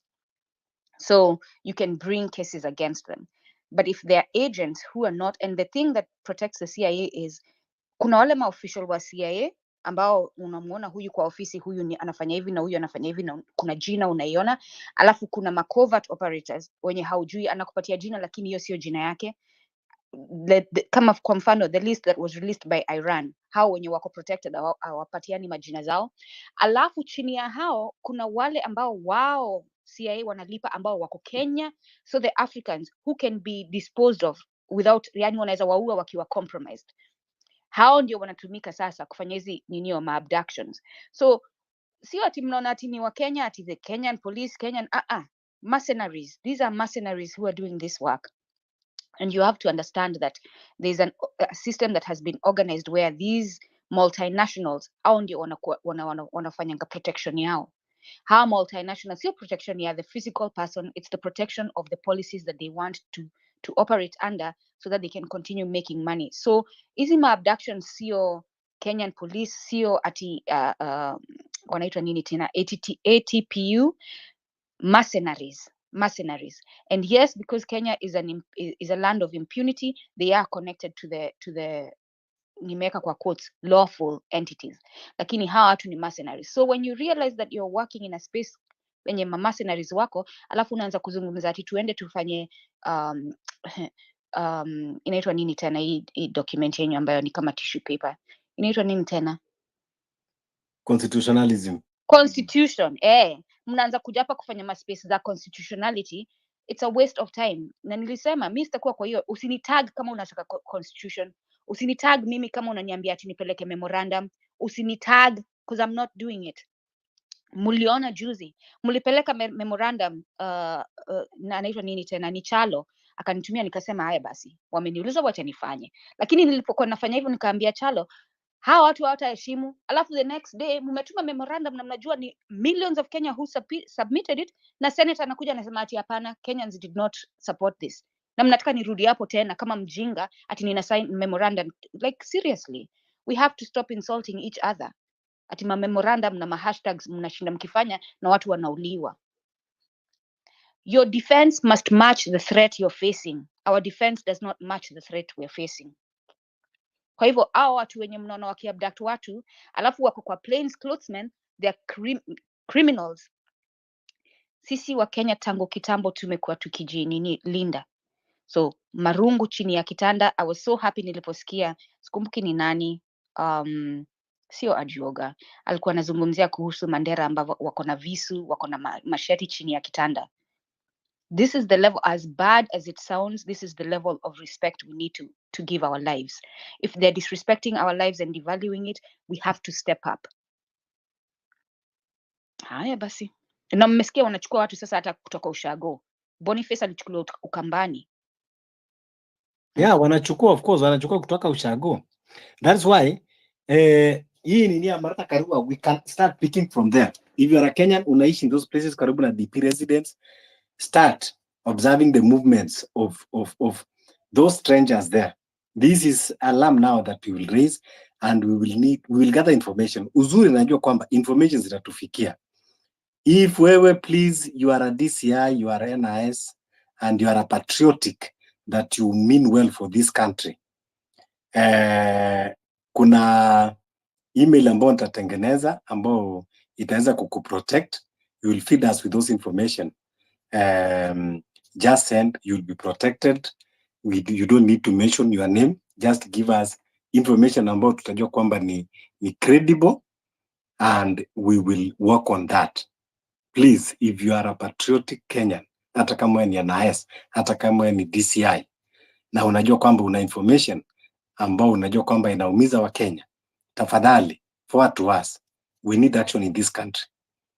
If wewe pia you have any information, you are working for government, you are a civil servant, you have any information, and you are a patriotic Kenyan that you love this country, please, we know that you cannot talk. We know that you don't want to risk your job. We know that you have the oath that you took, to protect this regime. Don't worry. Just feed us with the information and we will do the necessary. We will discuss and we will do the action. Yes, Rurigi. Yes, sijui kama Kumbo alikuwa amemaliza. Ndio, tumeumba na tukakumbuka. Nimemaliza, asante. Asante sana. Mimi naitwa Rurigi Wanjigi. Here I'm not the Jeff himself, but that's my other persona. I am Xavier. Fabish, kuna kitu nani ameraise kwa my conscience or my awareness. Mambo hii ya kwenda kwa spaces zenye wanaongea ati constitutionalism. Unakumbuka jana nilikwambia nilienda kwa Tony Gashoka wakanifukuza literally because I'm talking about a possible armed revolution. Now, that is not really what I want to talk about. I want to give you an example of how local groups can protect themselves. When I came back from US in 2012, I came back to Kenya, and upon arriving at my place in Nakuru, we had bought some property next to Nakuru High School. I'm behind Nakuru High School. We call ourselves Rangers View or Mountain View. Now, I went to US 7 years, and I was there 7 years. When I came back, the first thing I saw was signs for sale, for sale, for sale. Everybody was selling property. Those plots, we had bought them quite reasonable, but at this time they had gone to about 3 million worth. And of course, we are building whatever. Now, immediately, it was the run-up now to the elections of it was March of 2012. So we still had like a year to go to the election. And so Kennedy Mbogwa was then the district commissioner, a provincial commissioner, I think, or something, came around our area asking, okay, what are the issues here, blah, blah, blah, blah. But anyway, even before we get where Kennedy Mbogwa came, I remember organizing the local community. I think it was just about a month. So I kept asking them, why are you selling these places I can't get anyone at all. You can't hear me? No, we can hear you. Ajoga, maybe you drop and request the mic. Ajoga, drop and come back. So anyway, to make the story short, we are the first people in Nakuru city, then Nakuru municipality, to start the Nyumba Kumi initiative. While in the US, I worked with a few Tanzanians, and they told me about the Nyumba Kumi initiative. So I was among the first people to propose it as a way of solving our security issues, because the issue was security. People are coming, you build a nice house. The day you just enter, you have brought all your luggage, everything, you have settled. They come and take everything. They leave you naked. And there was a case of raping children in the neighborhood. So in fact, that's why I had gone back, because my house had been attacked, but luckily I had put dividing walls between the units. Therefore, they were not able to come to my place. They went through an empty unit and were trying to come to my house. And remember, my daughter was 17 at that time. So when I arrived, I told people we have to form our own vigilante, whether we are going to name it Nyumba Kumi or whatever it is, we have to do it. So anyway, people agreed. And within like a month, we had organized, we had made the Nyumba Kumi initiative, and we had gone talk to the local police station at a local police post called Teachers. And they told us, you people know your own tags. You know the people, you have too many construction crews going around. These kids are the same ones who come, these guys are the same ones who come after, because they know your houses, they look legitimate, but at night, they come and attack you guys. And we have been brought a few of them. So, nyinyi fanyeni hivi, I don't want to name that police officer in charge of the police post, lakini alikuwa Mkamba. Akatuambia, nyinyi endeni mfanye kazi yenu, mimi muniite nikuje nichukue maiti. I hope everybody's following me. So, Fabish. Yes, we are. You can hear me. Yeah, so yes. Mimi nikakuja so me the committee yetu kidogo tukaorganize tukasema we have to find out who are these guys who especially did the rape, because that thing infuriated me so much. Several rapes had been done, and I imagine if they had entered my house, definitely they would have raped my daughter. So from that instinct, I just organized. So we went one night doing the patrol. We used to share in two groups. One does between 6 p.m. to midnight. The other one comes in between midnight to 6 a.m. So this time we went and rounded 10 young men sleeping in one of these places. And it was raining a little bit. Their boots were wet. So we asked them, it was about 2 a.m. Where are you guys coming from with this mud? Oh, no, we are in construction. We are coming from the neighborhood village to drink. They were not even drunk.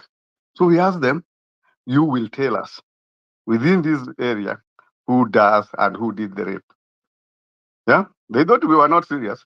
We told them, guys, we need to get the information.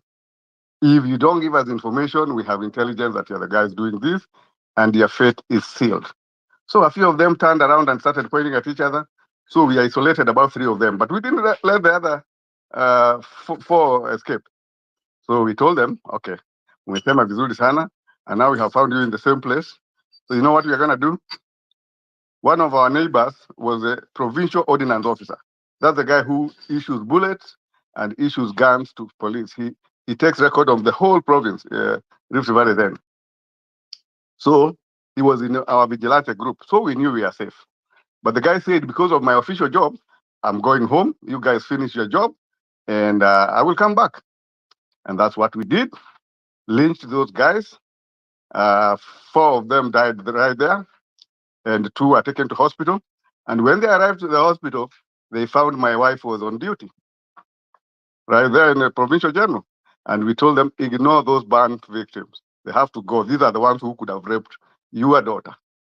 I am telling you, from that day, the place, no single incident to date, 10 years. The dogs themselves in the neighborhood said, you enter that place, you are not coming out alive. These guys are organized. And that's how we ended that impunity. And our area gained back its value and its security issue. We were given by Kinodi Mbogwa a police post there with 4 police on patrol. And the rest is history. The property are now, land alone is worth at least 15 million. And if you have constructed a 30 million house, so people have 50 million worth properties there. What am I saying? We, wananchi wenyewe wa Kenya, we have to take security on our own hands. We cannot let. And so what you are saying, Fabish, I agree with you. If we can find an insider within the security apparatus, atuambie tu ni kina nani hao wanafanya hii kazi, na identify mahali waliko, we identify a few of them, we can make inaitagwa nini, an example. Hawa jamaa wa Subaru, tuchukue Subaru moja hiyo, tunageuza chini, tunaiweka chini, and we touch it, na tunawafungia hawa jamaa ndani. We don't want our hands to be the one doing that. Tunawachoma kwa hiyo gari yao yenye walikuja nayo. That will make a big report. Those Subaru boys will run hiding abroad. I yield. Yeah. Asante Yeah, sana. because that's the only way.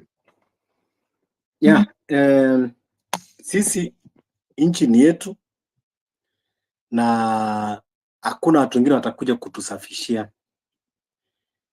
These few people ambao wanafikiria kwamba they have taken over the country for many years, these political goons, we need to get rid of them. Saizi wanajaribu kujiposition.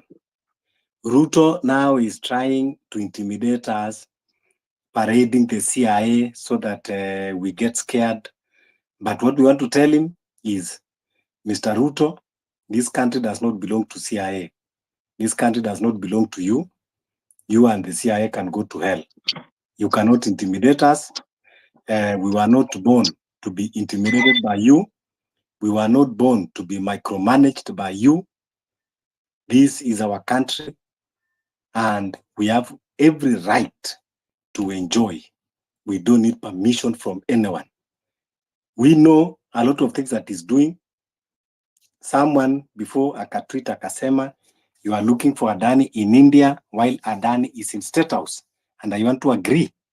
So, these intimidation tactics, and I don't know kwamba Ruto na amekuwa hii Kenya kwa muda mrefu. not unless amekuwa na amnesia. He should be able to know kuwa Kenyans cannot be intimidated. Wakenya huwa hawauziwi. No. Hizo zinafanya kazi huko West Africa, si Kenya. This Kenya that I know when I grew up, watu akina Njenga, akina huyu Paul Mwite, akina akina Masinde Martin Shikuku, akina Kenneth Stanley Njindo Matiba, Mwai Emilio Kibaki, Reverend Timothy Njoya, wakifukuzana na Moi na special branch, wakienda Kamukunji kila wakati, wakina huyu Raila, kina Orengo, kina Nyongo, na baka Moi aka give up, tena aka apologize, akatoa section 2A. Hii Kenya ndio nafikiria Ruto leo anafikiria kwamba Wakenya wamekuwa different, ati ndio wakuziwa uoga.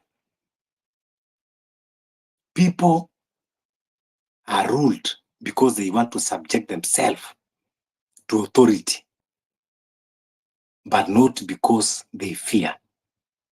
That is the reality. We are governed because we chose to subject ourselves to the authority, not because of fear. So now, fear is gone. Kwanza lazima wa Kenya tuongozwe na hiyo. We have to remove the fear.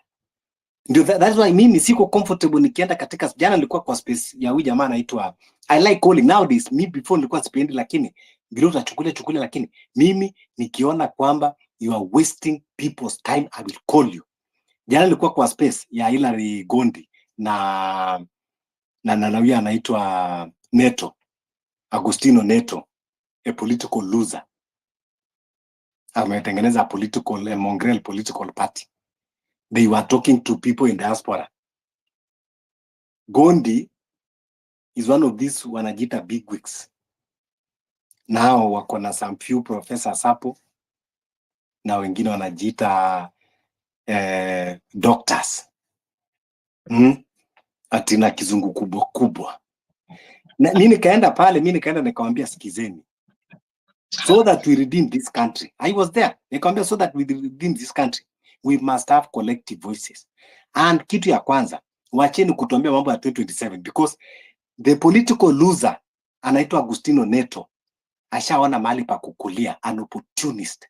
Sasa anataka, bila aliona watu wa US ni haraka sana kuambia wachangie mtu. Sasa amekuja anasema yes, we need to fund this political vehicle.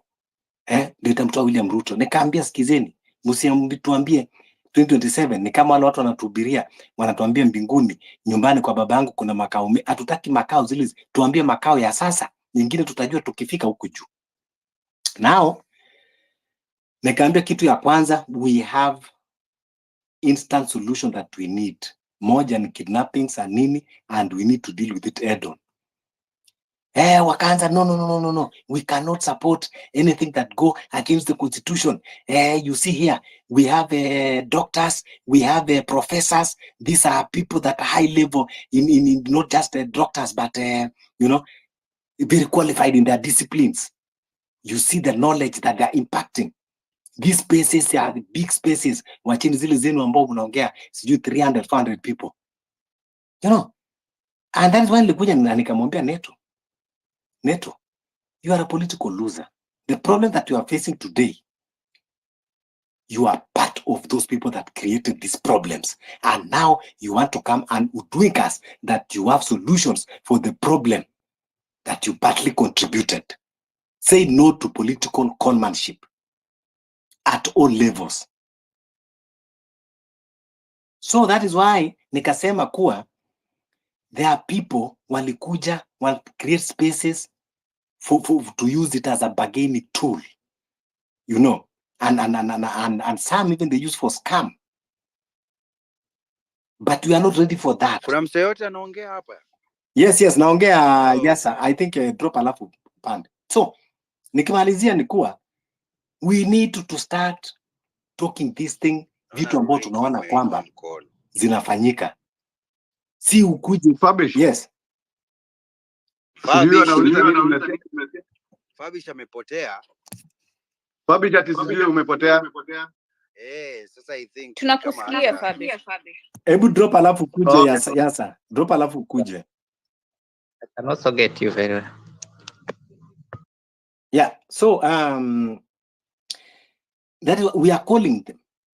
Ndio sababu Morara alipokuja, we will call them out. As we are calling the regime, anyone that want to come as a distractor and turning us around and want to take us about the constitutionalism. Now I ask Agostino Neto, when people are abducted, are killed, mwili zilipotupa Kware, did you talk of constitutionalism? Saizi, Maverick Aoko ako kidnapped. Are you talking of the constitutionalism? Ama constitutionalism only work for poor Kenyans when they ask for their rights. And you are the people that you're saying you have solution to liberate us. You see the hypocrisy. So, hii mambo ya kudanganyana. Ndio sababu sisi tunakataa, tunasema we need instant actions na kusimama kama Wakenya, twende mbele, tujipiganie, tushike silaha. Kusema tunashika silaha, it is not anarchy, it is protecting ourselves. Tukipata mabunduki, wala tutashukuru. Watu wale wa Pokot, hizo bunduki msitumie sasa kuiba ng'ombe. Wacheni kwanza to liberate this country. Kindly donate hizo bunduki polepole to Kenyans, ikuje polepole. Kwa Kenya waweze kujiprotect, kukomboa nchi. Tuacheni mambo za ng'ombe. Wacha tukomboe nchi.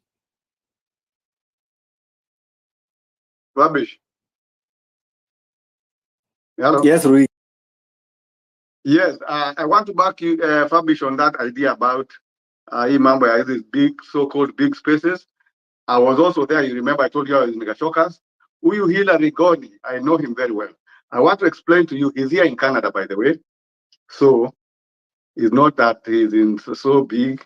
He's just on Twitter, there spaced, just talking like he's so big. He's probably cleaning some shit behind somewhere. Anyway, the truth is, your group ya Gondi, I think what has made them turn around ni Broadway's government. You see, remember, and I'm not being tribal here, but you know now there's a group that is really behind Raila. And so whatever Raila tries to suggest, they follow through. That's why they're talking about constitutionalism, let's respect whatever, because they know eventually, once we go to the election 2027, Raila will be in the mix somewhere, either with Ruto or against Ruto. So them, us, let me say the Nyanza, let me not use Luo, the Nyanza people can finally be able to get their hold either to half of the government or the whole government. So these people are paid, or rather political, tribal chauvinists. That's why they'll not listen to anybody who is talking about taking this thing violently or through non-constitutional method. So, and that's just a waste of time. Even me, I agree with you, Fabi. It's a waste of time in those spaces. I don't go there anymore. You just go there to become host and to be disrespected by that Gondi. He talks as if he's this senior professor somewhere of medicine somewhere. I don't know what he does though, but those spaces I normally just pass by. I don't even stay there for a minute. But if you're going to inject like that, I will come with you. The next time you go in, call me, tag me so that the two of us make a tag team. We bring them down, like I did to George Watson and Kibe. I told them they don't know nothing about politics and about diaspora. Wache hiyo pumbafu yao, waondoke hapo. Sasa wameenda stories zingine. Kibe is now, I don't know, doing 47 counties. I don't know, whatever, a marketing thing. George Watson has never been seen. And the two had tagged up that, oh, this guy with a small, even your following is not even 1,000. And here you're coming to tell us. I told them it's nothing about those spaces. Unless you own space or Twitter, X, you are nothing to me. I can be as well build my brand and bigger than you. Just give me a few months. So anyway, let's say the way to go, we have chosen the way of a revolt, a revolution, which is going to involve all weapons with us. But first, let's deal with the domestic situation. Those killings must stop. And we have to get one of these Subaru guys, or 5 of them in one of the Subaru, and make a point of how they treat us, and we will treat them equally. No worse than they have done to Kenyans.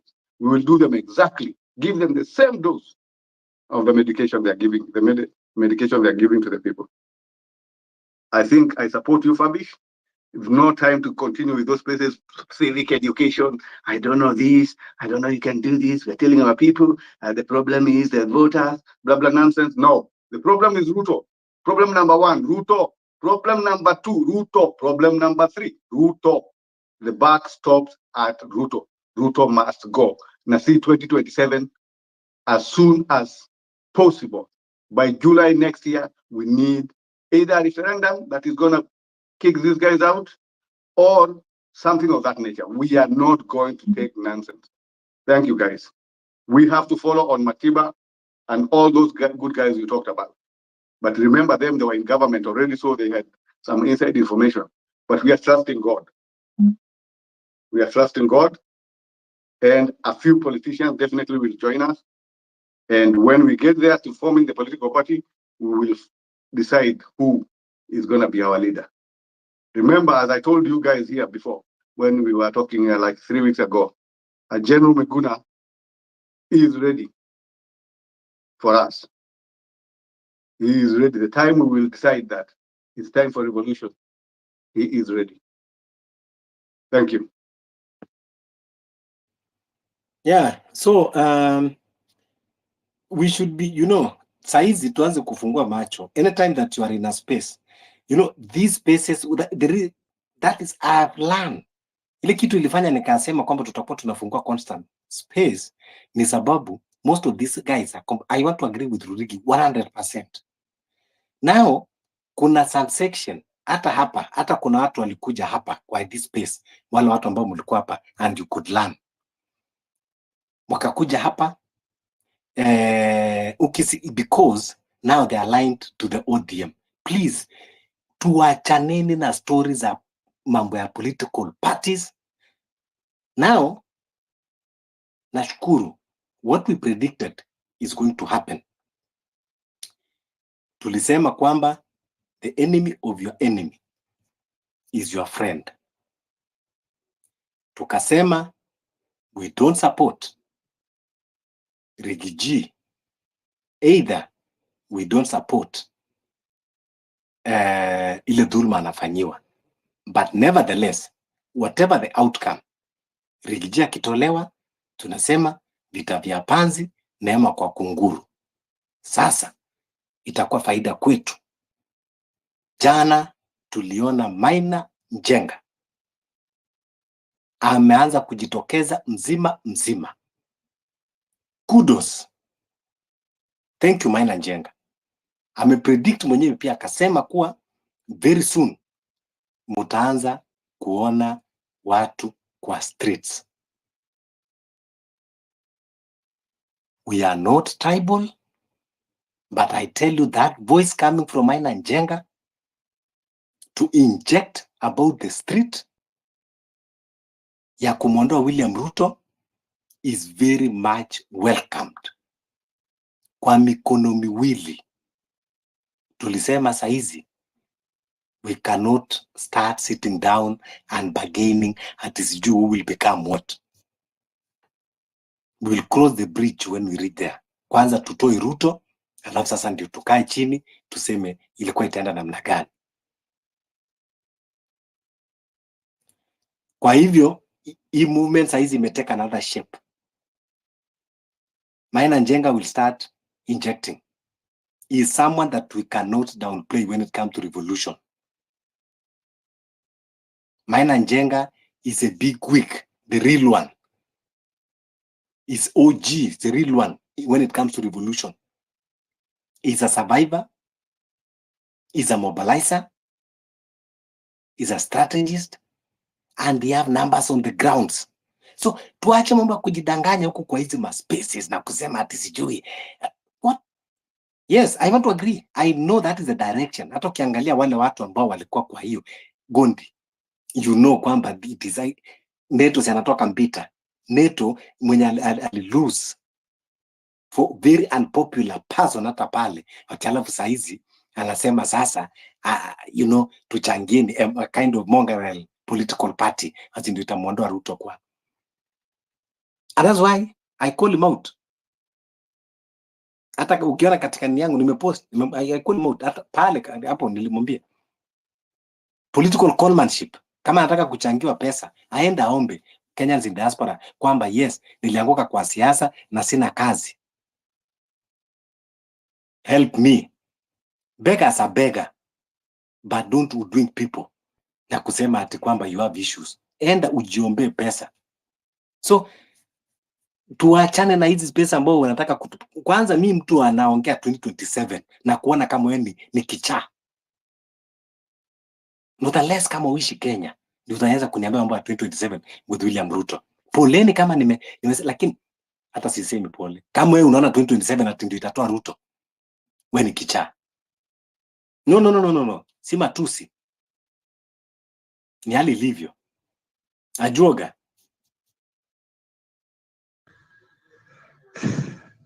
Yeah, I think I just wanted to support you on this issue.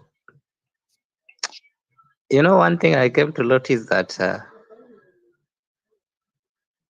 bwana, watu wengi wametengeneza pesa na hii historia hii maneno, and it is very difficult actually to know who is realistic. That is why you are bringing the whole context of where are we as a country and what are we looking for. You know, we have to know what where are we and where are we heading to as a country and what needs to be done.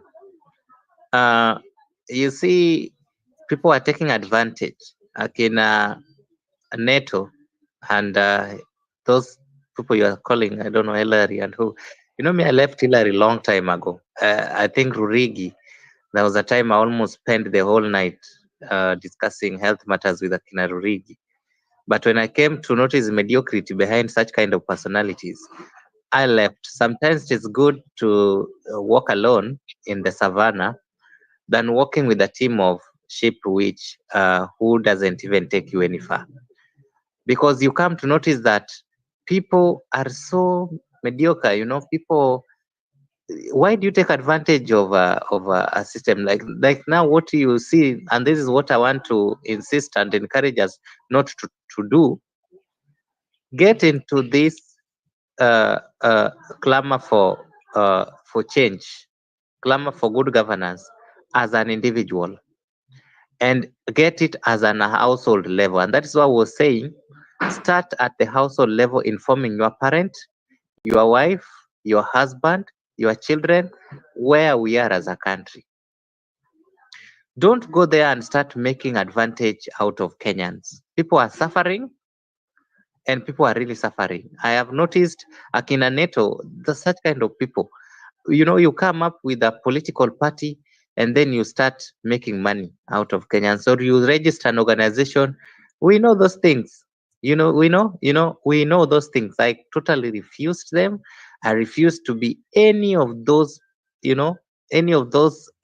organizations that have been formed to swindle money from the diaspora. In majority of them are swindling money from diaspora people. Kama kina, the money is coming from Akina Rurigi, those in Canada, those in Australia. People are just sending, and Kenyans are always very supportive, and Kenyans are very, very resilient, and they have a good heart to support a good cause. But it has been taken advantage of. So what I'm encouraging all of us is that at the best of your level, make a personal decision and take a decisive action that is going to benefit your mother who is sick, your daughter who is sick, your parent who are sick, cannot be able to go and get services through SHA, and make it your business, even using your own money, to be able to push a cause at a personal level, even if it means giving a civic education.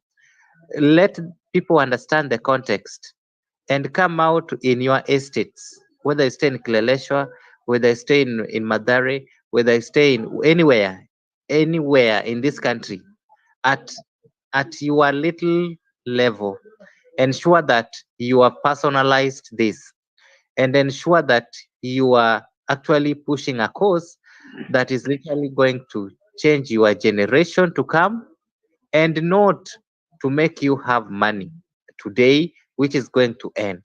So let us call them out. I love the way Fabish called this dude out. They're in Canada, you know, and there are people who are making it better even when they are outside the country. They are really trying the best they can. There are very many people who are struggling the way they can to ensure that they push for this, but they are taking advantage of. Like now, this gentleman is coming up with this issue of Green Party. Right now, he's want to activate it to collect money from Kenyans, and that we should be able to know. Anyone who wants to form a political party today is not taking a good cause that we are all fighting for. Right now, at your position, wherever you are, ensure that you are doing something that is making change. And it all starts with your MCA and your members of parliament. Those are the eyes that Ruto are looking towards. Your leaders who are calling themselves given position, they are saying the positions have been given to a whole community. Those are the people who are making life difficult and unbearable for you. So start with them and ensure you point them out and you create a very hostile environment for them to operate. Once you create that environment, you will see things starting to work, because then they will start to reason and they will not be sleeping in the same bedroom with Ruto as we are currently witnessing. Thank you so much, Fabish.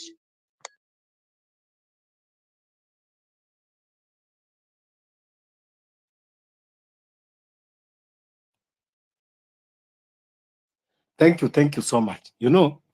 Sorry, sometimes I get distracted here. Sababu, zile drama najionea. Ledama Olekina, this is a whole senator. This is what you have to say. That's why I'm telling you, this country, we need to stand up. Eri hata kama tunasema tunaileta kila kitu down, tuanze tena. Ati, since we don't have IBC, those people that joined the member of cabinet should continue representing their people in parliament. James Opio Wandai, people of Ugunja expect you to represent them in parliament, not as a minority leader, but being their member of parliament. That is a reasoning of a whole senator. Senate that we depend for them to constitute parliament, but now they are sounding as frustrated as we are. Senate that we represent, we depend to constitute IBC, but now they are talking as frustrated as we are. That is to tell you, I want to agree, yes, that they are also hopeless as we are, because wamekuwa pocketed from State House. Lakini sikatai, lakini su reason kidogo, tumia akili yako. Okay, let's agree that is the case. If that is the case, and tunaongea ile mambo mlikuwa mnasema constitutionalism, then Opio and I resign kwa CS, since we don't have IBC and I cannot live to represent Ugunja people. I am sorry, Mr. President, look for another person while I represent my people that is following the constitution. Lakini, we have 55 million Kenyan people who are educated, people who have capacity, ability, experience, expertise to serve in those positions. But hapana, lazima tujifinyilie hapo until we are ready to rep the constitution just for you to be there. That's why vitu kama hizi, you see how these people taking advantage of us and operating as if constitution doesn't exist. And that is why I'm saying Mtu asije kabisa kukuletea mambo ya sijui constitutionalism, hati sijui mkifanya hivi, hati lazima tutumie constitution. Wao wanatumia constitution gani? Vitu kama hizi ukisoma unajua kweli kwamba Kenya is a failed state. It is a failed state. Prince, then tuende kwa Sesco. Prince Alchemist Yatani. The Alchemist, Prince. Sesco, Sesco, you are coming. Hashtag. I would request you come to the speaker panel. Utusaidie, utuambie whether the horrible senator is making any sense. Hashtag, kindly request the mic. Kuja tu tuambie kidogo whether the horrible senator is making even any meaningful sense. While the prince is preparing to come on board, can I speak something about that Senator Ledama? You remember during the, can you hear me? Yes, go ahead. Yeah, you remember during the conflict of interest bill, Ledama is a guy who came in there talking all sort of nonsense that, oh, just because somebody is related to me, is my cousin or something, then I cannot be able to work with Narok government, blah, blah, nonsense. Because, you know, he's eyeing that Narok Senate, eyeing the Narok gubernatorial, the governor position in the future. And he is hoping that if he is loyal to ODM, they will allow him to immediately get the candidacy, and he's likely to become senator. So that's what he's looking at the end of the day. So all this now ODM so-called, I'm sorry, I don't want to be so partisan, but anyway, we are not talking about parties here. But I'm saying all these parties, ODM, UDA, sorry, excuse me, I'm going to turn off some computer here. All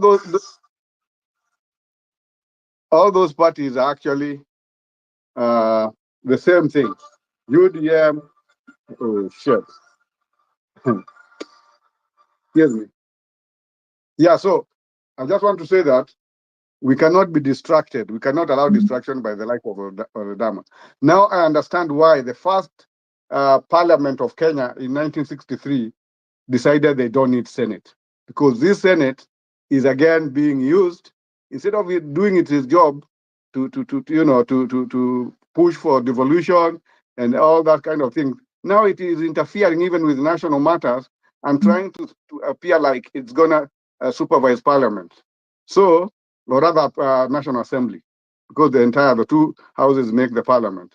So this Senate has shown us clearly it's a very weak house. We thought they were going to stop this nonsense of Gachagua impeachment and say, no, we have to impeach both, like Manzo had tried.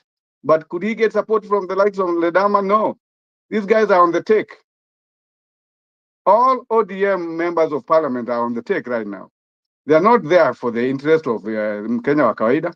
Haja yao ni baba yao, huyu baba, ambaye I no longer call him baba. He's actually Babu. They should switch names with Babu Owino.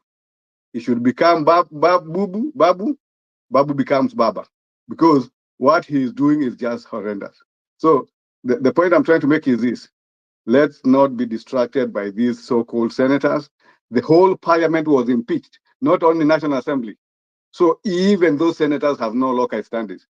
They can do nothing, and they showed us, they demonstrated what they did. We had a lot of hope that they're gonna point out how impeaching Gachagua is not a solution. But what do? They go and pass it in a few seconds. Anyway, my computer is giving me problems here. Let me try to fix it, and then I'll come back. Thank you, guys.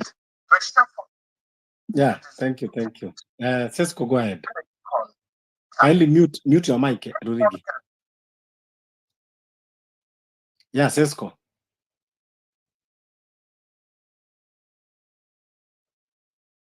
Carnage. Here I am. Thank you again for giving me the opportunity. I second him 100%. Parliament and all those elective bodies, they have even the judiciary. Why they are still in? Why are we paying them? Why are we paying them in the midst of this quagmire when we say we want, you know, we have an office that is being given money which is not constitutional, you know, and there is no guidance even from those institutions. We have the office of the Attorney General. All those offices, you know, we need when we have called for action, they have not been there. Why do we need to continue paying them? Why are we talking about their salaries as if it is something that happened in the... We shall go for their salaries from the 25th of October. Any expenditure they have expended on the taxpayer without giving us proper direction. We are paying hundreds of members of parliament just so that they can take us down. If they think this is a matter that is over, they must know if it is going to take 100 years, we are going to come up with ways, and we shall go after them all. This is not a matter. Somebody is selling us out when countries are refusing the French on their territory and kicking them out and telling them, you know, we don't need you on our soil. But we have West African, you know, people telling us the French, you know, and there you are, the next Africa French summit is going to be on Kenyan soil. Which Kenyan soil? The French should know. If Macron has not heard this from social media or TikTok, he needs to hear it sooner, because there is not going to be any French Africa summit on Kenyan soil. They're not going to be sold out. Now, now they have no shame. Ruto has no shame that, you know, for him is, you know, all systems go. We are not going to be slaves to anyone, not to any European nation, or not even to any Western nation. We cannot be allies to countries that are the ones that are in war. And those same, whatever they are in their own jurisdictions, they are interfering with our own internal matters shamelessly. They must know all those decisions have been refuted by Kenyans. From the word go, we are even saying that British military barracks that is there wherever in the UK, we shall evaluate the benefit it has accrued to the people living around it. Other than property values going so high, they are looting. They have inflated you know, the amount of land. You know, any common wananchi that works hard to earn his own money to buy up, you cannot compete with their corruption. And they think all these matters to us, it is a joke. And we are asking. To them, it is, you know, people are asking. It is a request. That constitution is 12 years old. And the Kenyans must understand that 30-year-olds we are seeing on the streets that are furious about this, probably the first vote they had in this country was pass the constitution.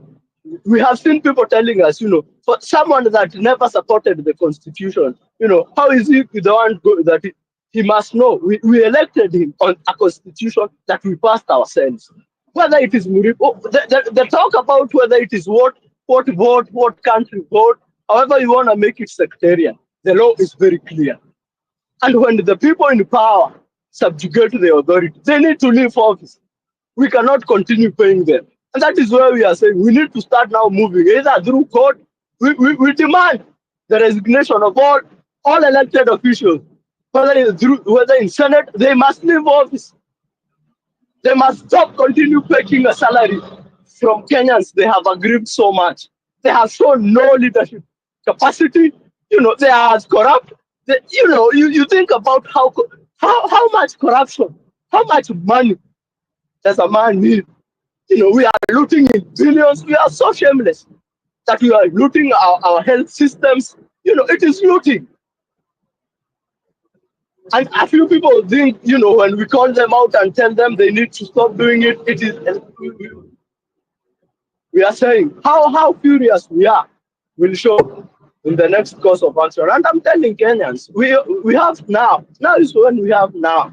And we use now to prepare mentally, you know, even physically, We're still feeling buzz, but we are very angry. We are very angry. Eh?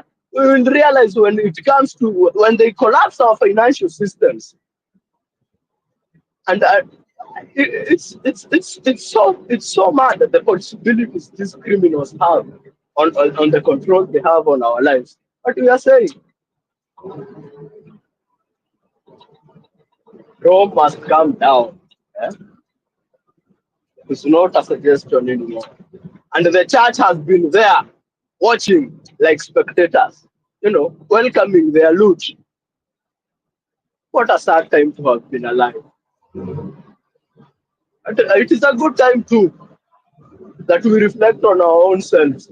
It is a good opportunity, you know, because this is what I say. How we emerge out of it, because we are going to pay. The cost is going to be costly. Those billions and those loans that they are putting in, banks, there are stories that so and so had this kind of money somewhere, they dismiss it. The person continues in office, Shall look anyway. A luta continua. It's only just but the beginning. Thank you so much. Yes, a luta continua. Just but the beginning, but it is the beginning that will have a happy ending. Lazima tuamue. Hakuna njia ingine, hakuna kuvaa uoga. Shamua, hatuuziwi uoga. You are not going to, people will not use the institutions of power. Someone with the kind of intelligence, I had Kindiki telling Kenyans that, there is no evidence that the bullets that were used to shoot Kenyans, are from the police. As the cabinet interior security, you just fall short to tell us from whom those bullets were from. You don't know. We Kenyans should know.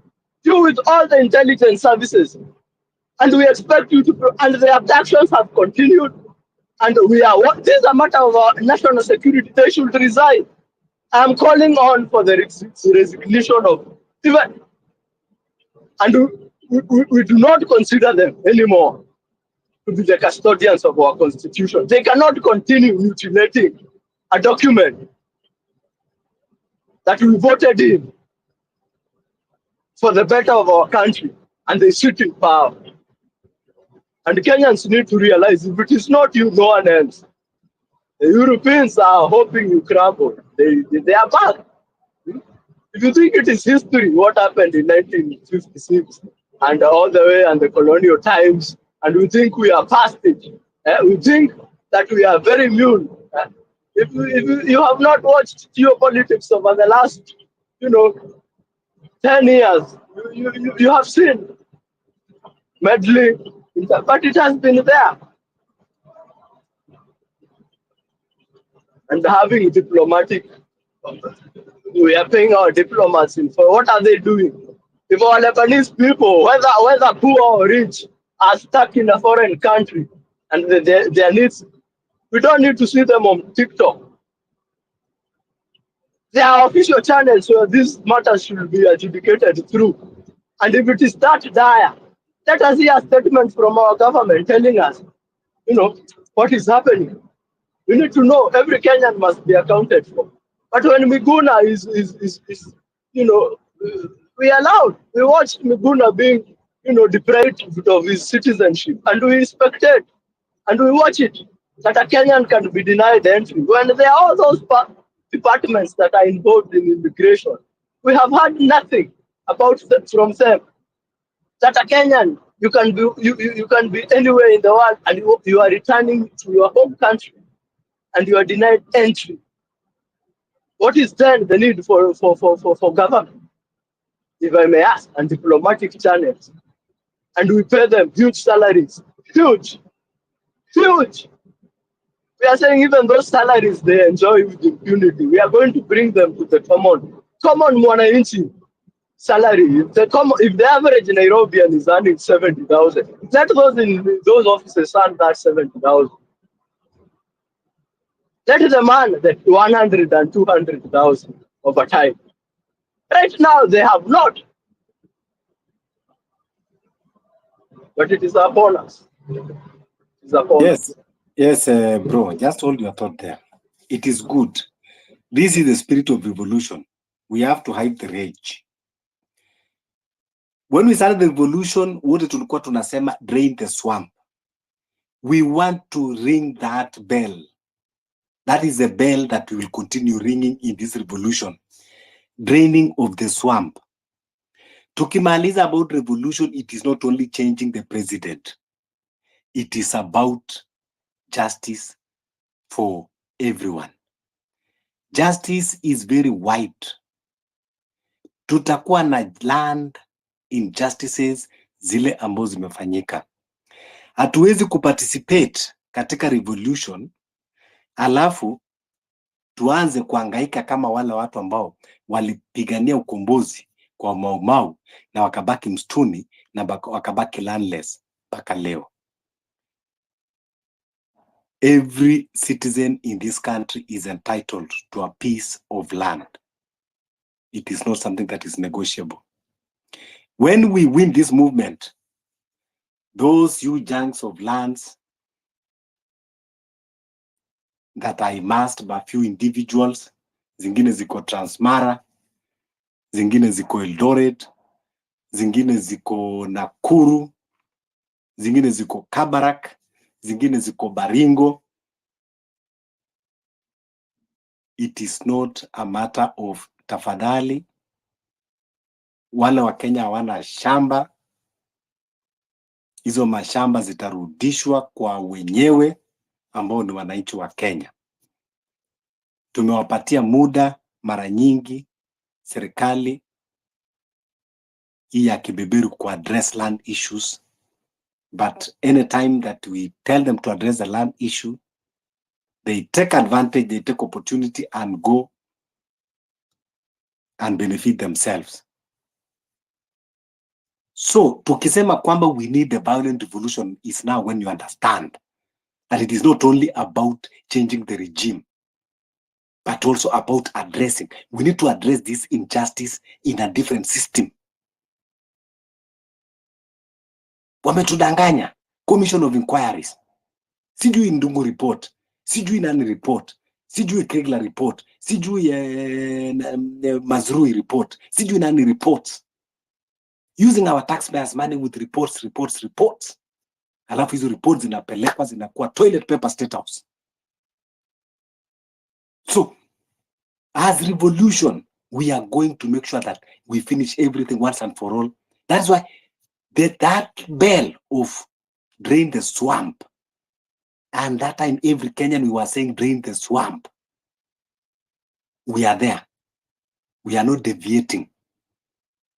Iyo mdomo tulisema we have to drain the swamp. We stick there. We have to drain the swamp. Sesko umekuja alafu Doc. Sesko Doc Sesko alikuwa amekuja before. Chokosh, just hold on a bit. We hear from Sesko. Comrade. Rubbish, niaje? You are good. Go ahead, comrade.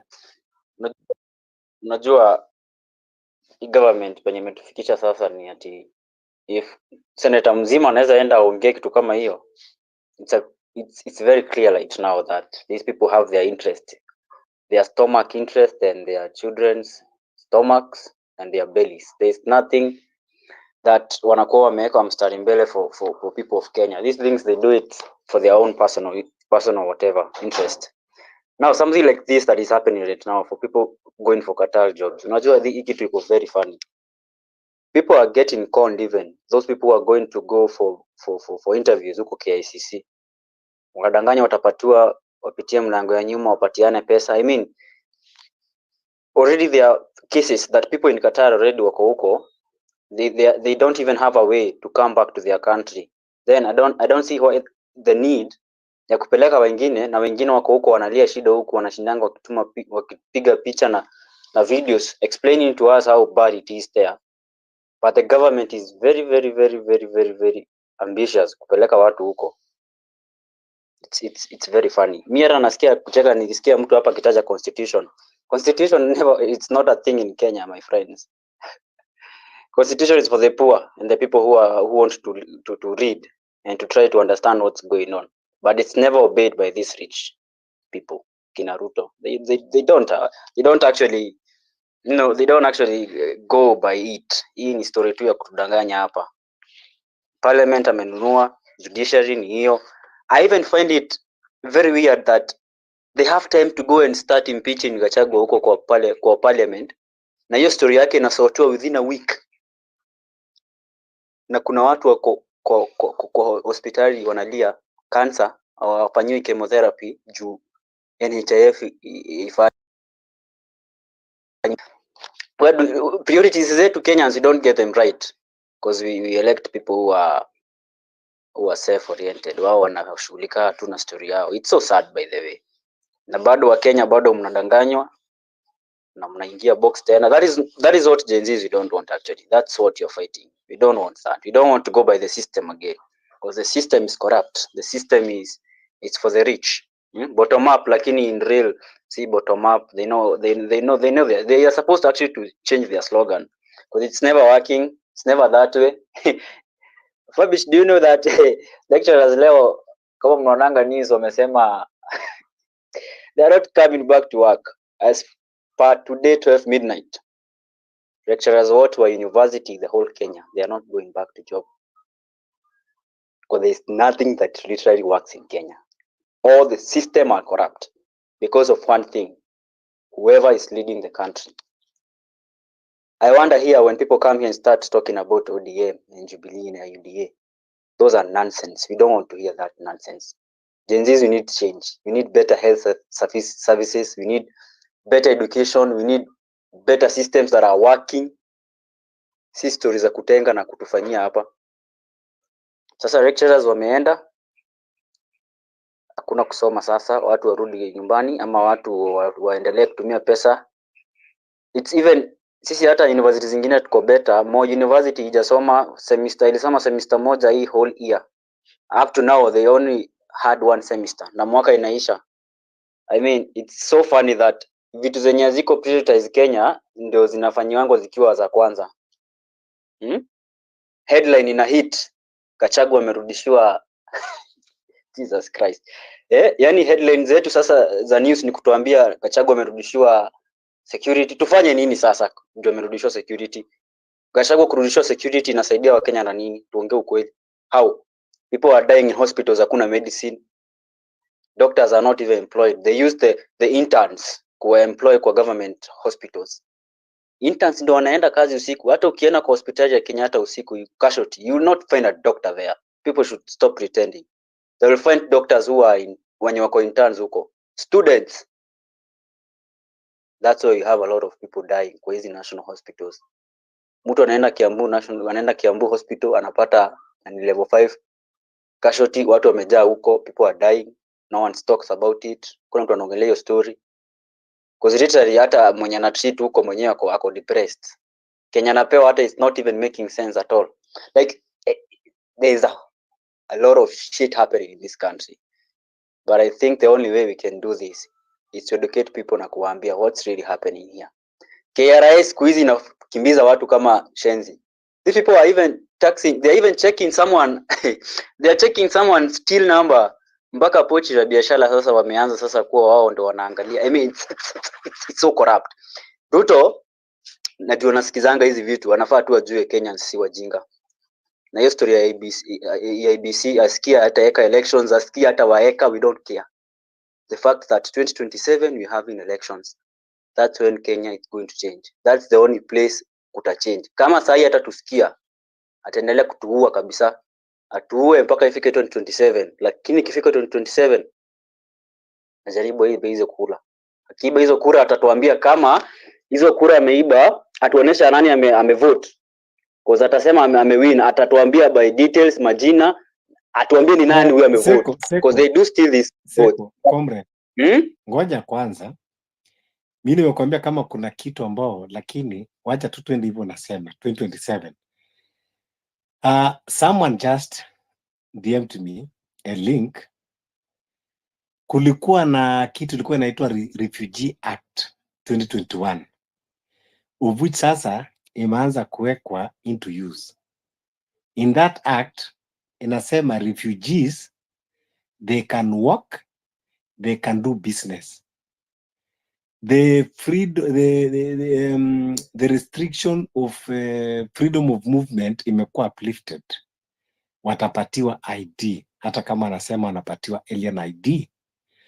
So the reason unaona kwamba Ruto huwa amemweka Duale kwa wallet yake, now you can understand.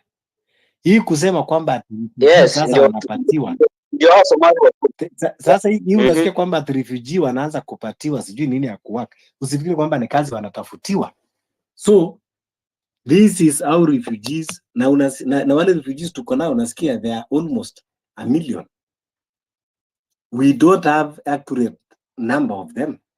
Sasa if those 1 million refugee wote waenda wamwekee kura Ruto, no, tell me. And after that kuna wale ambao nilikwambia akona Belio Kipsang. Belio Kipsang ni anatengeneza imaginary polling centers, you know, anatengeneza imaginary schools. Ukienda katika record ya education unaona imaginary schools, and that is why unapata kuna presidential votes ambazo zinakuja tu. Kwa hivyo hizi ni vitu tu zile ambao tuna anticipate, lakini kuna vitu zingine so technical ambao wenyewe watatengeneza. Leo alikuwa na meeting na director wa CIA. What is mbona hii friendship? Ameenda amelete Bill Gates mpaka anampatia immunity. So this guy ni mtu amejipanga kwa 2027. That is why, comrade, talk to other comrades. Let's forget dreaming about 2027. Tutoke huko kabisa, tumalizane huku kwa street na huyu jamaa. 2027 tuende tukiwa watu fresh. Haina haja, because you know it is either two things for those proponents of 2027. Mimi nilisema and I pronounced myself very clear. If mnaongea 2027, ile siku nyinyi mnaenda kupiga kura, mimi nitakuwa pale Kimathi Street, nimetengeneza banners, nimetengeneza flyers, nimetengeneza posters. Nikisema kwamba kimeibiwa, nitarelax, niko na maji, niko na bendera, niko na firimbi. Naongojea mumalize kupiga kura, ihesabiwe, mtakuja kunijoin kwa street, because that will be the anthem. So it is either muamue to revolt now or not, unless mukisema 2027, that is literally to say wacha tungoje after 2027 ndio tuta revolt, of which that will be I get it. Yes, This is the best opportunity, first of all, because lecturers are not coming in class, so we have plenty of time right now. We are going to come with a lot of strategies and stuff that we are going to do, because even the system that is supposed to be working for us is not working. So I mean, we have nothing else to lose. Like, to lose everything, we have nothing else to lose. So we are going to work on that. We are really going to work on that. But one thing people should understand, even if nimeona hii kitu sahi, nimeona amepatana na CJ. I don't know why he left. I don't know who is switchie leader. Yeah. I can just agree with what Fabish is saying, that we cannot rely on elections, because as I said before, he who counts the vote decides. And as you're saying that Ruto is meeting with this CIA guy, and America is running the world. They're running our country. They've taken over. Mona, that woman, the ambassador, it's like she's always calling the shot in the country, actually. I think even during that Gen Z protest, Nienda alipatia Raila commando so that thing need to be stopped. Americans, they have their own interest. Their interest is not the interest of the common Kenya. They are there to actually just to loot our country. So waiting for this 2027, I think this election, people should forget election because they will rig election. And Ruto, the Americans actually want this guy because Americans, they like to work with people who they have so much dirt on. And they have so much dirt on Ruto. Yeah. And that is why Ruto will do anything they want. He's opened the country. Look at Bill Gates. Bill Gates just comes into the country, and I don't even know. Sometimes I ask myself, why do we hate ourselves so much? Why do we hate ourselves so much that we are ready to do everything? What is this all about? Bill Gates, Ruto is giving our sovereignty, our health to World Health Organization, to people like Bill Gates. You've seen things like agriculture with their GMO food. They want to totally subjugate and to totally take control of our nation, of our resources. And Ruto and you, I was saying this on tour, even insulting people, how people are coming to this interview. We've become, the nation of Kenya has become the modern day exporters of slave trade. Nikia stories, Saudi Arabia, who comes from Saudi Arabia or the Gulf with good news? People are dying there, people are suffering, and they keep on just sending people there, and then they are selling the country to Adani. I won't even start with this Adani because I think this Adani thing is even bigger than Ruto. I think Ruto has no say. I don't even think Ruto is the one who is running this country. So I think us as Kenyans, we must sit down. And that is why I go back to Raila. I think as far as I'm concerned, Raila is the public #1 enemy in that country. Raila, someone, I don't know, was talking about how he has really impoverished Kibera. You know what these people don't want? They don't want people to be informed. They don't want the civic education. They don't want people to know what is going in the country. But Kenyans are waking up. We are realizing that our country, the continent of Africa, is the richest. And that is why these white people, they can't leave us alone. That is why they're bringing vaccine, which is just part of the depopulation agenda. So me, as far as I'm concerned, I can't count on election. Seriously. Maybe, I don't know, I'm not sure. But me, as far as I'm concerned, I was just, civic education is very, very important. But I think go slow, sit in. We will all suffer as Kenyans. And another part of the problem we have is this, the middle class. They think they are not affected because they are not suffering, they are poor. But hii kitu itawafikia. Ruto atafikia pocket yao. He will steal from everyone, I can assure you. Now, me, I can only just keep on saying, maybe they slow down. If Kenyans, we will hit them where it hurts most, their pocket, so that we will not pay any taxes. And if they don't pay any taxes, the economy will collapse. And as I've always said, we don't even owe these people debts. Why are we paying debts for money that is the Western wanajua is the person they give it to our leaders, and our leaders just come and bank them here in the West again. These people really don't care. So me, I think in Naruto, people like Naruto, Raila, what, we should hit them where it hurt most. And that is finance. If Kenyans, even for a week, 2 weeks, we've seen this demonstration, ikienda 1 week, the country will collapse. That is my take. I don't know if someone has anything to add to that.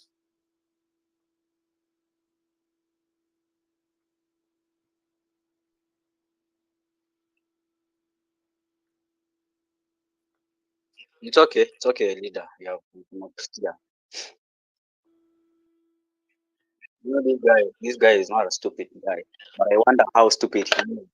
An export watu huku wapeleke Qatar, na anajua the status of people are working there in Gulf, and it's something else. Like these people are very stupid. Kwanza hao ma CS wake inamutua. I wonder how that. But it's okay. Mm-hmm. Rurigi, you can speak. Okay, Ajuoga. We have a lady that Ajuoga something. A new speaker, Wanjiru. Then we go to Ajuoga. It's okay. Yeah. Habari yenu, kwa salama? Tuko salama, twashukuru. Mzima? Mzima, buheri wa afya. So, for me, I feel every person's your anger, but let's just pause and think. How did we get here? How did we get here? Do you know how we got here? We got here because the West helped Ruto to win, to rig the election. Ruto does not have power over us. Someone in the US ni yeye anatugovern hapa. Haya. We've already sold our land for the West. Wakiangalia the whole of Africa, these Western countries, they need to get hold of one country. And guess ni kina nani wanataka kuchukuliwa? It is us. Sisi ndo tutakuwa guinea pigs. Because wakiangalia West Africa, they cannot go there. Wakiangalia South na North, hawawezi ingia. So, wanaweza ingililia wapi Africa? Ni kwetu. And that is why mi siwezi elewa why our refugees hapo Fabish ulikuwa unasema refugees wale wako Kakuma na kula wako wakipewa ID on top of that wanapewa pesa na US government iwasaidie wajiestablish wafungue biashara huku.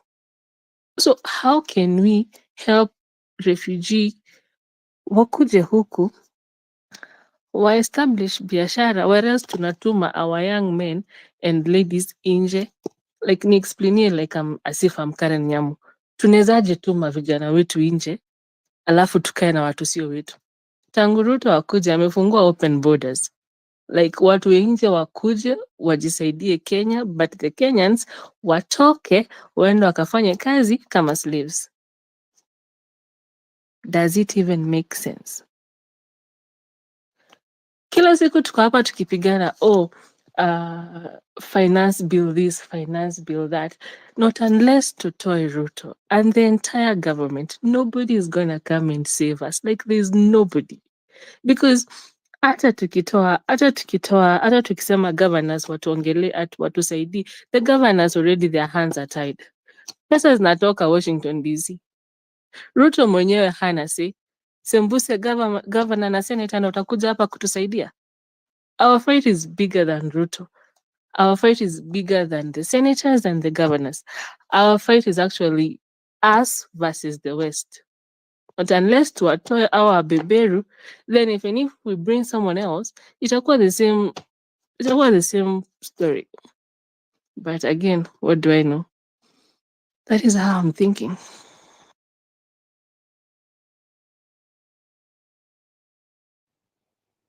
Yeah. Ruto lazima ashikilie mahali. He cannot stand alone. He's a wounded hyena. Lazima ashikiliwe. So, kuliko kungojea wenye watamshikilia huko 2027, because you know one thing about revolution is that itakuwa ni vigumu vile hao ma Western powers wanaweza kumsaidia. Because Western powers, what they will do is, 2027 itakuwa hivi. Ruto wakati ame-manipulate elections, kumbuka huwa tuko na wale, the angels that are sent by the devil himself, wanajiita observers. Kenya tunasikiaga tuma observers wawili, European Commission and European Union and the US.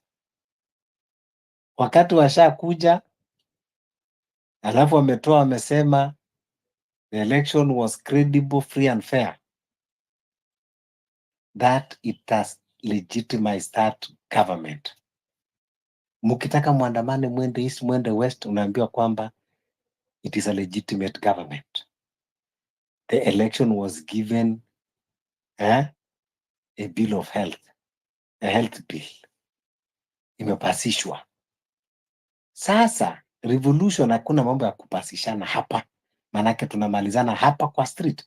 Alafu nimwambia uzuri ya hii revolution ni kuwa along the way zile vitu zingine ambao tuliporwa kwa hii nchi tutazirudisha. Hata hawa bunge hizi manyumba wamekaa kubwa kubwa. That's why nikasema hakuna peaceful revolution. We said we are draining the swamp and we said we are taking the country back to reset. Do you know there is a power in the tongue?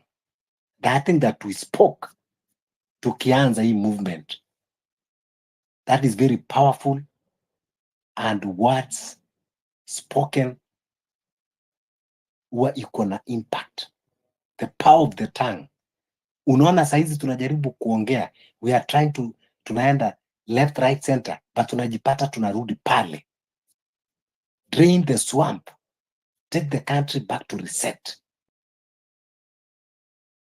Na tumejaribu kila mahali, watu kwenda kotini, people kukaa kwenye boardrooms, is not working.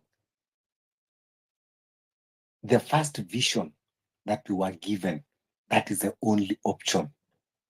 Drain the swamp, take the country back to factory setting. Ndio sasa tuanze fresh.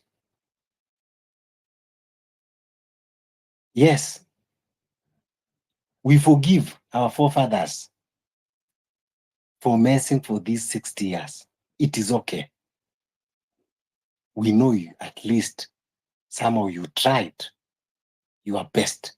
You tried. But now, let's start afresh. Let's start afresh. A country that will be free of tribalism. A country that will be free of corruption. A country that every Kenyan will be treated with dignity that they deserve. A country that will have equality, equity. A country that human rights are respected. Sanctity of life and the value of humanity. That is why we are saying drain the swamp and build the country that we are now building on this new foundation. A country ambayo tutaanza. Citizen will have sympathy and empathy towards the fellow patriots. Not a country that is led by a capitalistic greed ideology, that you will see a fellow Kenyan suffering in the street, homeless, ana mahali pa kwenda, akikufa mwili inapelekwa city mortuary. After 3 months, barua inatoka from city mortuary, we have unclaimed bodies and we are going to dump as if they are not human beings and they were not born in this country. We see young children loitering on the streets. They cannot get education. Yet we claim that we have a social welfare. We claim that we have Ministry of Gender. People are being paid to sit in offices, to work in big cars, in gaslers, and giving statements at burials, given front seats at the churches. Na watoto wanakufa huko kwa street na baridi na wapati masomo. It is a shame for us. That's what tunasema, we need a new foundation in this country where social welfare itakuwa inafanya kazi proper, where mtoto akipatikana akitembea street itakuwa ina draw attention ya kila moja. Why is this kid on the street? And yet schools are operating. Mtoto nini mbaya? Shika ya mkono mara moja. What is wrong? Because we know that that kid belongs to school, not on the street. A country where when you go to hospital, you are accorded respect, dignity, and you are treated in a manner that you deserve. Where all children in school are treated equal, not classified based on their social status. Sababu hawa ni wa basari, hawa wamesaidiwa na women rep, hawa wamesaidiwa na MCA, hawa wamesaidiwa na governor.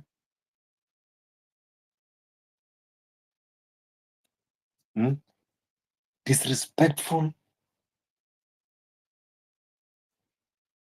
We want everyone to be dignified.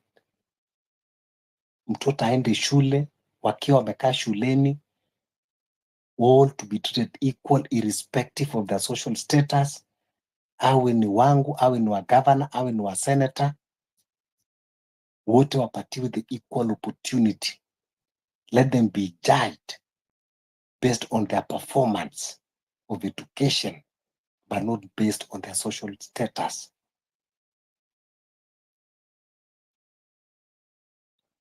This thing that we are talking, it is not a rocket science. This thing that we are talking, it is what we deserve. This one don't need a huge economy. Unajua tukiongea, watu wanasema hapana, hizi vitu zinafanyika Amerika, hizi vitu zinafanyika London. Hizi tunaongea are the bare minimums that you don't need even big economy to implement it. Learning to respect and dignify the citizen does not need money. It just needs respect. And you understand that when you are put in office, you are put there to serve, not to be a demagogue. Whether you are a clerk, whether you are a principal secretary, whether you are a CS, you are a public servant, whether you are a police officer, these things are possible. It just needs the will and the love of a country and being patriotic.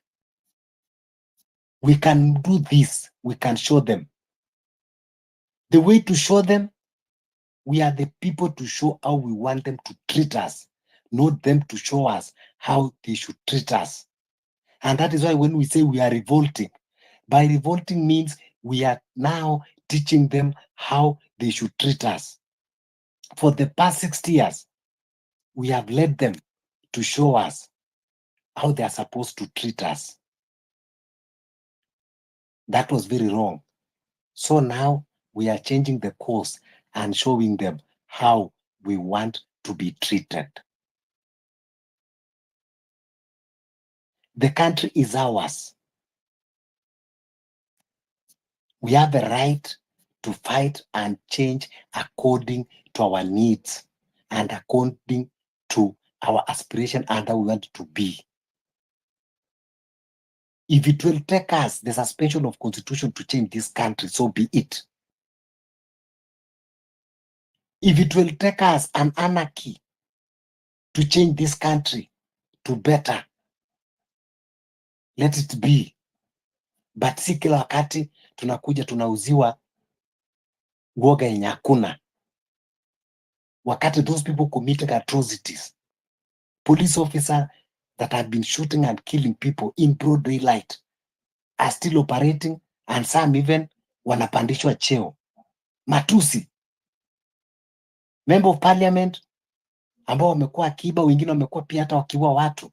Didmas Barasa anapiga mtu risasi, mtu anakufa, ako parliament, anajua kuongea sana, anaitwa mheshimiwa, anapanda juu ya gari, anapigiwa makofi, anapigiwa vigelegele. Babu Owino, the same thing. Ni lini tutajua kwamba tunahitaji kupatiwa heshima nchi? Tunaweza, na jinsi ya kufanya ni revolution. Turudishe kila kitu chini, tuanze fresh. Yes, Doc, uko tayari? Fabi, unanisikia? Yeah, go ahead. Nakusikia. Sisko, hebu mute mic yako.